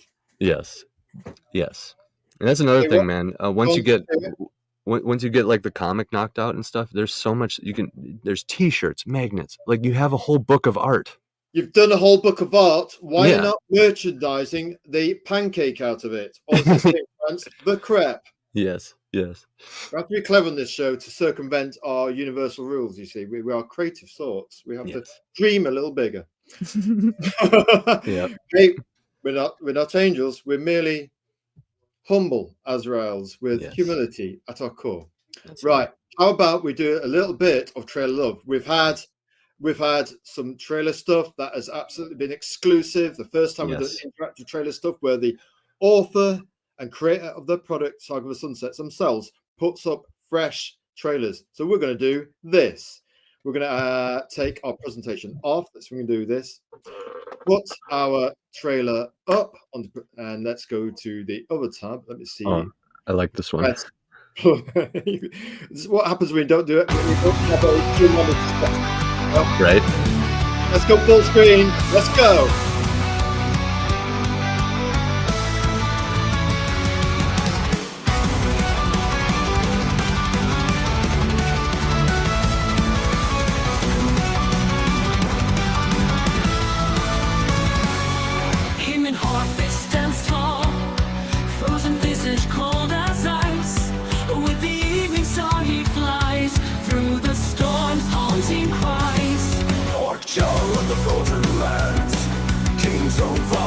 Within his hands, succession, destiny calls.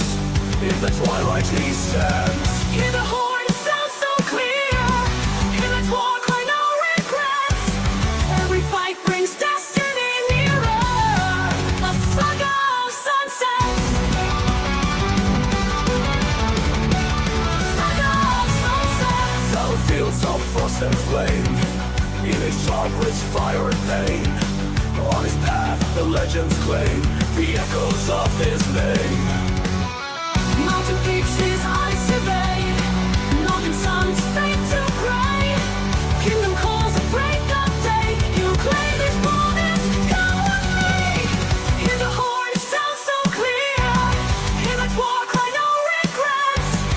Every fight brings destiny nearer. A saga of sunsets.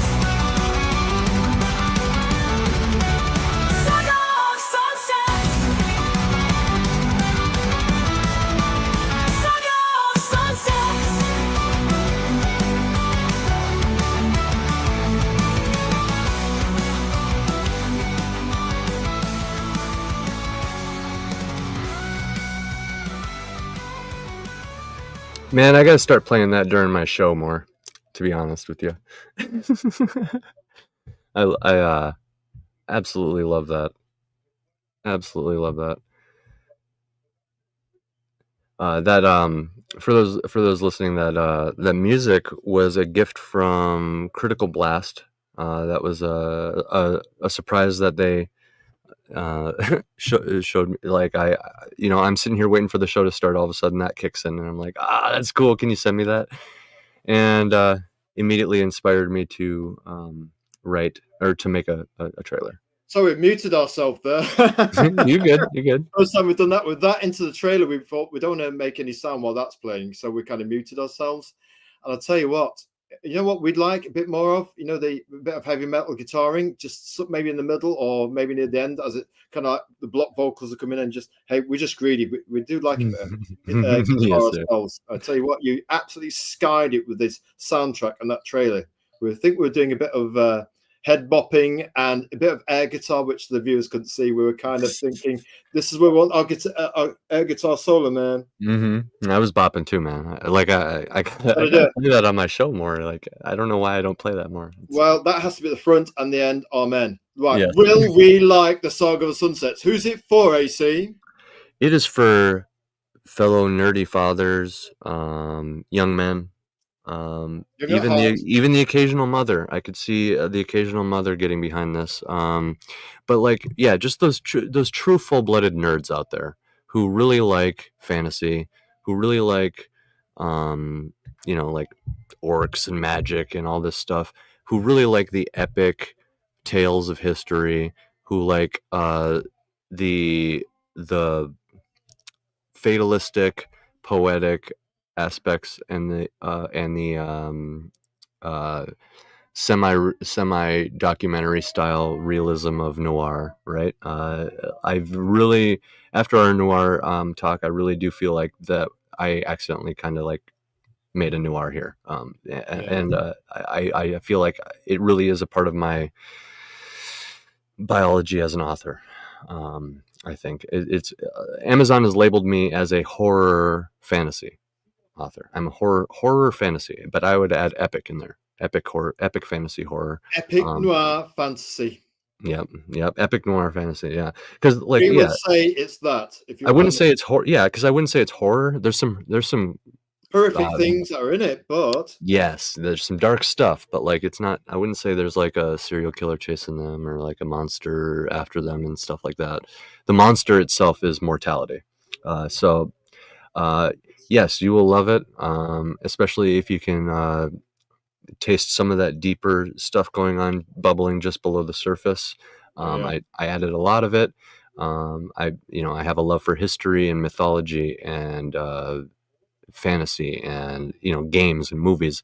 I have that cinema eye that I try to add into everything. Like I was really shameless with the script when I sent it to Luke. I would describe things in a very direct way. I'm like, yeah, just like kind of make it look like this, bro. Like it kind of like said that kind of stuff in the script, and it's because there's not like a better way to put it, and I ended up writing it almost like I was writing a movie script. Like the camera is like this, and he's looking at the camera, and like I'm using that kind of terminology and stuff like that.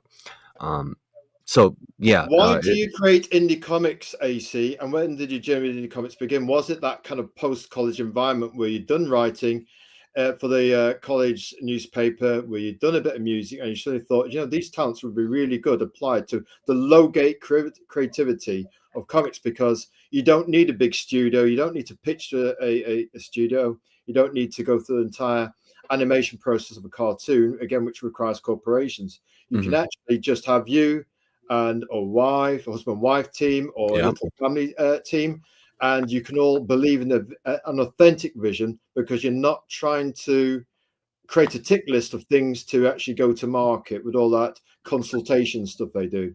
Right. Yeah. So because of my terrible eyesight, I really kind of just chalk it up to that. Like, I had terrible eyesight as a kid. My mom taught me video games because she grew up with like Mario and Pac-Man and stuff. So she was teaching me like video games when I was a very little kid, and like how to trap the turtle on the first level of Mario, the original Mario Brothers. Yeah. So that kind of leads to me digesting video games and movies so much that this is kind of like where I see my storytelling. A lot of my storytelling is visual. And just because of how much I've digested it over the years, it's become something that I really understand and love. So like the writing it down on paper is really just to get the story out. And the end goal is really to see it like in a form like this, in a comic or animated or something. So I'm really going to be, over the years, trying really hard to bring everybody the best stuff possible in a very cinematic and epic way, poetic, deep. You can expect that symbolism with me. I'm doing that on purpose. I said that thing, and it means a lot of things when you read it. You know what I mean? Like that description, you can take it every direction, and it's whatever direction you want to take it. Absolutely. So you're allowing your readership to interpret. You give them a credit for having a brain. Yes. Yes, sir. How about that? So you ain't preaching, you ain't teaching. You're allowing them to explore your creativity. No, in fact, probably the opposite of preaching. I'm just showing stuff happening, and it's up to you to like interpret that. So documentary style, we think that is the perfect way to create. We are on board with you there and here. Yes, sir. The green light to connect with the audience. That's the way we like to do it on this show. Now, number 4, what advice would you give aspiring creators? And we've actually, for the first time, put you there behind the child who's trying to create their imagination. Which comic will they create? What advice, as our resident expert, would you give younglings, adolescents, and even creative parents who want to get back into creating? We listen. Our motto on this show is to listen, learn, and share. What advice would you give as an expert to start and do maybe a panel a day or that 8-page comic? Where do you start? Well, the first step is probably consumption, right? I've seen a lot of really great musicians and artists and stuff over the years who, above all else, are just fans. They're just consumers, okay? And then, it's like what I said. It started with like the poor eyesight thing, and this is where my home of storytelling. This is how I consume my storytelling.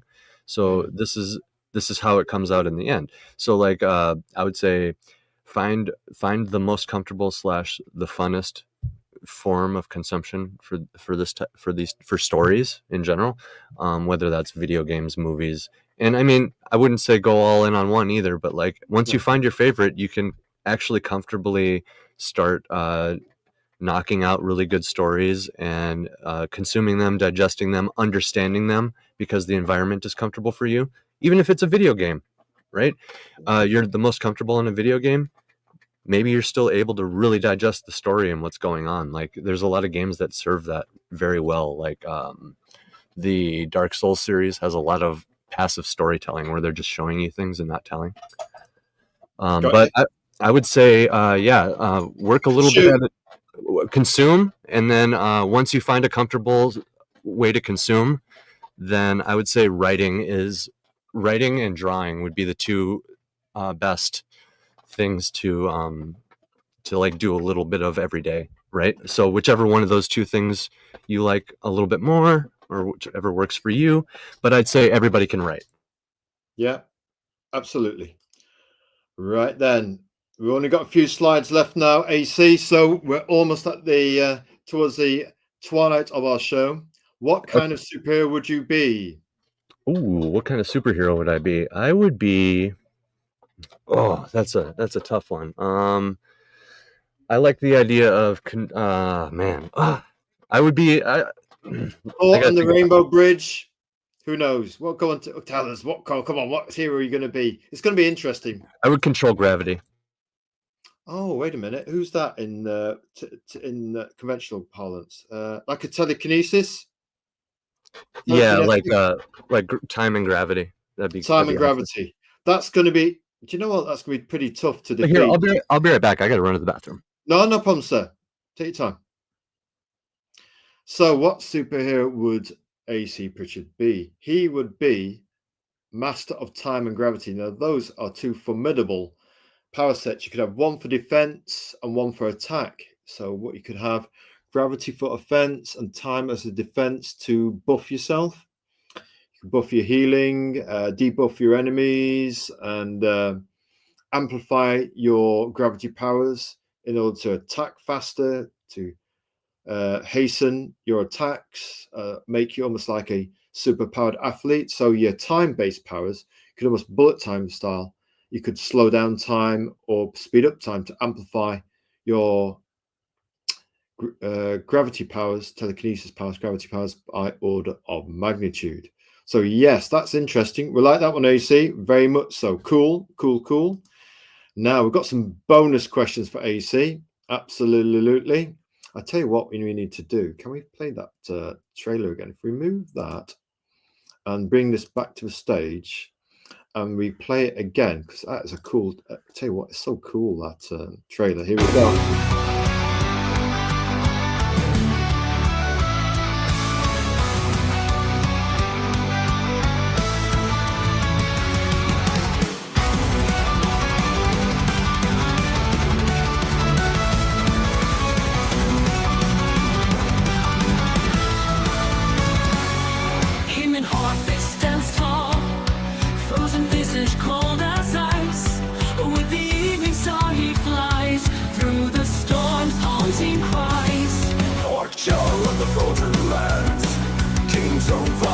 Within his hands, succession, destiny calls.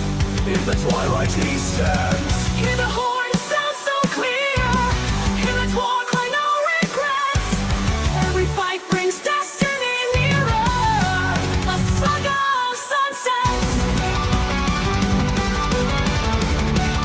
Saga of sunsets. Battlefields of frost and flame. In his chakras, fire and pain. On his path, the legends claim the echoes of his name. Mountain peaks his eyes survey, northern suns fade to gray. Kingdom calls a break of day. You claim his boldness, come with me. Hear the horn sound so clear. Hear the war cry, no regrets. Every fight brings destiny nearer. A saga of sunsets.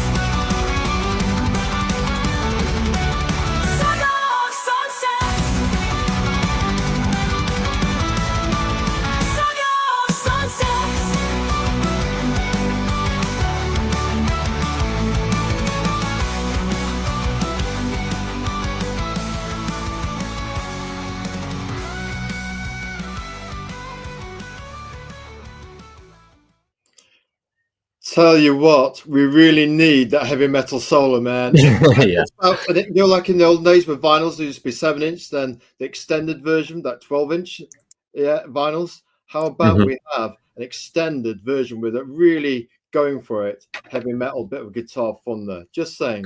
That'd be awesome. Yeah. Well, wait a minute here. You've got a compliment here from Bianca Yamakoshi. She's back. And a huge welcome back to Bianca Yamakoshi. Oh, thank you. Thank Yeah. you.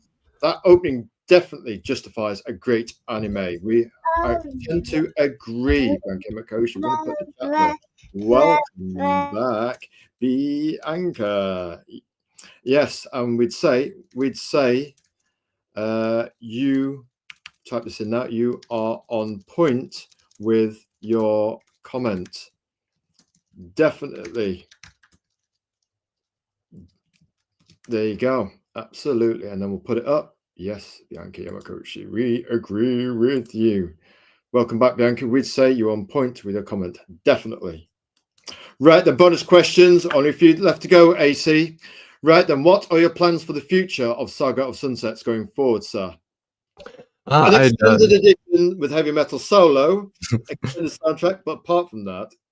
Oh, of course that. But I would also like, obviously get this graphic novel fleshed out as much as possible, and make more in the future. I would like to use this as a way to reinvest in myself and let the whole comics wing of what I'm doing kind of like grow itself, right? And basically from here, I would be able to just, I actually have the sketches for about half of another comic ready to go from my other artist, Mark Hatherley. That has a super casual time limit on it though, so that'll just kind of be like a surprise at some point for everybody. But what I would do is I would get the money together and then adapt the next short story into a graphic novel without a crowdfunding campaign, if possible, right? And just kind of let this snowball, let the whole comics thing snowball into that direction. And the overall goal for that would be to eventually get the visual medium to a point where I can do animated or something like that. Yeah, I mean, but the plan overall is like, I would really absolutely love for my stories to be adapted into animated, and to get to a point where it's like that, because it's undeniable that anime is a big cultural thing at this point. And It even, is I mean, huge. think about any American adult too. Like, we're all talking about how, the animated Batman series is like the best, and stuff like that. Like, everybody has their opinions on animation. Like, there's even like Disney adults, stuff like that exists. So I think it's an untapped market in the West, as much as we do love animation and Money, go hard on it. money Yeah. being left on the table. Look at Out July. He's now got an animation department that are dealing with his Ripperverse. Yeah. Yes, So exactly. one brick on the foundation, another brick on some good merch, then another brick Yeah. animation. Yep. With And the technology we have now, animation is very doable. It's no longer the monolith it used to be. Right. Next, moving on. Favorite pizza, AC. ooh, I like all pizza. Pizza's really good. Just any pizza. You give me. I mean, I'll even try anchovies, because there's I'm not like really against oysters and canned anchovies and stuff like that. My dad used to eat it a lot, so really any kind of pizza. I'll even take pineapples. Like, you just give me that the cheese and that sauce and the crust and everything. I'm good. I'm good. You put any pizza in front of me. I'll tell you what, we like your answer. And tell you what, right now, we can't possibly say what we'd like on our pizza. Maybe we're having a blood sugar dip. Yeah. We're going to eat our fist in a moment. This is our left hand. It's not our actual drawing hand. This is drawing hand. It looks like our left on the mirrored camera, but it's actually left one. We're going to start eating here and work our way up our arm. But discretion prevents us. Let's just hear from our legal team. You can't say that publicly, that you want that on a pancake. Sorry, pizza and your pancake. What, pancake and pizza? Yeah. So we can't say it's classified. It's embargoed. It's embargoed. Not fit for a family show, apparently our lawyer told us. So anyway, move swiftly on. Right, No then, next question, AC. We're gonna have to pull our hat down. I think our ears have just gone crimson. Anyway, moving swiftly on. Where can we find out more info about the one and only Saga of Sunsets and AC Pritchard? Boom, let's have it. So you got a one-stop shop for AC Pritchard with linktree.com/AC Pritchard. Linktree.com/AC Pritchard. So yeah, it's on screen right there too. Cool. But yeah, that one-stop shop, that'll show you all my band links, my podcast links. I have a few Substacks. One of them is a free ongoing all ages story. I got like 3 or 4 episodes into that. Each one is like a little short story. So if you're around, like, it's not quite novella, but like a longer short story each episode. So that's free. You got Pritchard Pub, you got Iron Seas. All of that is under the link tree. And just dive in, and whatever you like, give me a follow. I try to do my best work. And I do it all for my family. So if you're somebody who believes strongly that culture needs to be like revitalized and saved from whatever Hollywood is doing right now, like, we're currently watching Hollywood crash and burn and the rise of independent creators. So be eloquent when you're putting the boot in. We want to hear a bit more. Just diverge a little. Yeah, we're listening. If you can if you can vote with your dollar, and you can vote for something for the future, basically, instead of an over bloated rusty machine that's falling apart. And that's what I'm trying to do. I'm trying to build the future for my family. I would absolutely love to get to a point where I'm just like making stories and animating them and all that. Like, that would be so fun. And my little brother even has been looking into games because he's a huge gamer. So we might even dive into. I have a board game completely created, Honestly, and I have a board game completely created and made, which is inside that that got invented because of my novel. There's a scene in my novel where they play a game. I decided to make that game real. There's a video game in the works too. Very simple, just turn-based strategy game based on my world and stuff with like the orcs and all that. But yeah, I'm going to be doing all the art for that too, and my brother's going to be like programming it and stuff. But it should be like a simple wonderful. tactics, like a simple tactics style game. But the Some of the best games can be quite simple, yeah? And it's exactly, great merch as well, and it yeah, links in with your book, with your comic. It's that cross-pollination, of yeah. revenue streams. Get about 7 revenue streams going, you're going to make money. Simples. Well, and yeah, it's not all about the money either. The money is just kind of like a means to get the thing snowballing even more. It's a end product of something you're passionate about. Yes, exactly. Yeah. So if you wanna help one of the many creators out here that are trying to make this vision happen, you can vote with your dollar with me, and you can follow me everywhere. I try to stay active.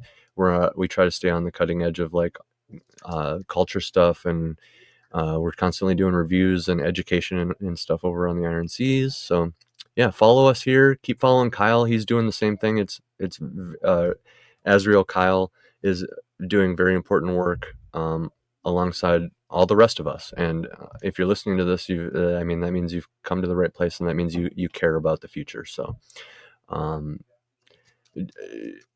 uh, follow me, hit me up. I'm always down to talk. Yeah, I I'll try to always be like this legit real person here that someone can just reach out to. That's one thing I really respect Eric July about. Yeah, he's doing the business, isn't he? He just puts Yeah. himself out there. Right, we've got a few comments there. We've got nice lighting over there. Yes, this our makeup light has gone into overload. We're getting the full Azrael effect tonight. Bianca Yamakoshi, yes, it's kind of having its own fun. I think it's got a mind of its own, actually. Bianca Yamakoshi says, follow you back, AC. There you go. That's Hell what it's yeah. about. Thank Follows, you. return follows, mutuals, it all adds up. And we'd like to thank the chat tonight. Well done, Bianca, for your support tonight. Coming back into the chat, basically leading the line on the chat tonight, like the creative leader she is. We say appreciated muchly. Thank you very much, Bianca Yamakoshi. Crimson Noir, Gothic Noir, and a dark blade that cuts deeply. And here we go, makeup light on overload. And here we go. Azrael is one of the pillars of YouTube. True. God bless you, Bianca Yamakoshi. What a graceful comment. We are humbled and we know gratitude. Thank you very much. We appreciate that. Compliments do make us shy. Let's just say the red ears is probably the makeup light. That's what we say. Thank you very much. We do appreciate it, Bianca, coming back to support the show and even streaming to a bus for the first time ever. Now that is a 5 pillars of storytelling first. Just saying. W chat. W chat. That's what Yeah. you like. Thank you very much, Bianca. We fully appreciate it. Now we've got just one more slide which says, I'll turn to say thank you, AC. You are Herculean. Layers of eloquence and finesse and an intricately woven golden thread through the eyes of your cross-pollinating revenue streams of storytelling narration, taking advantage of each medium to its fullest. You have an epic noir fantasy, which Azrael is going to back, using his baritone authority to back AC's book, which has got the Titan, Luke Titan Stone, doing those iconic visuals. They are a dream team. And I what can you appreciate that. say? Layers of eloquence. And what a genuine gentleman, a sensitive creator AC is, with a multi-layered deep sea to drown in. So AC, a brother from the very beginning, we connected. And you're one, along with Bianchi Yamakoshi, you're one of the people that were with us from the beginning, saw that we want to keep indie comics personal, listen to what people do, and just say 3 words, a gentle word. We can sum it up in one: grace. Give, give, give until it hurts, and give some more. We say it's not about us. We want to make it about you guys. So the cosmic mirror reflects manifestation. So thank you for being our special guest, AC. We wish you well and Godspeed on this campaign. You'll have somebody else backing it real soon. Moi and AC Pritchard, just what an experience. No, thanks, man. Kaleidoscope of incisive, passionate reflection on the creative process and how to explore a business plan on your own terms, free of everybody else's beat and dance. Basically, AC beats to the sound of his own drum. Please like, comment, and subscribe. That's just a X-style follow.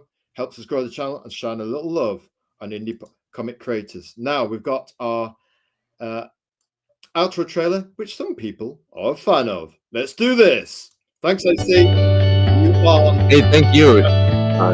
Really, really kind outro there, brother. Thank you. Here we go. Going in.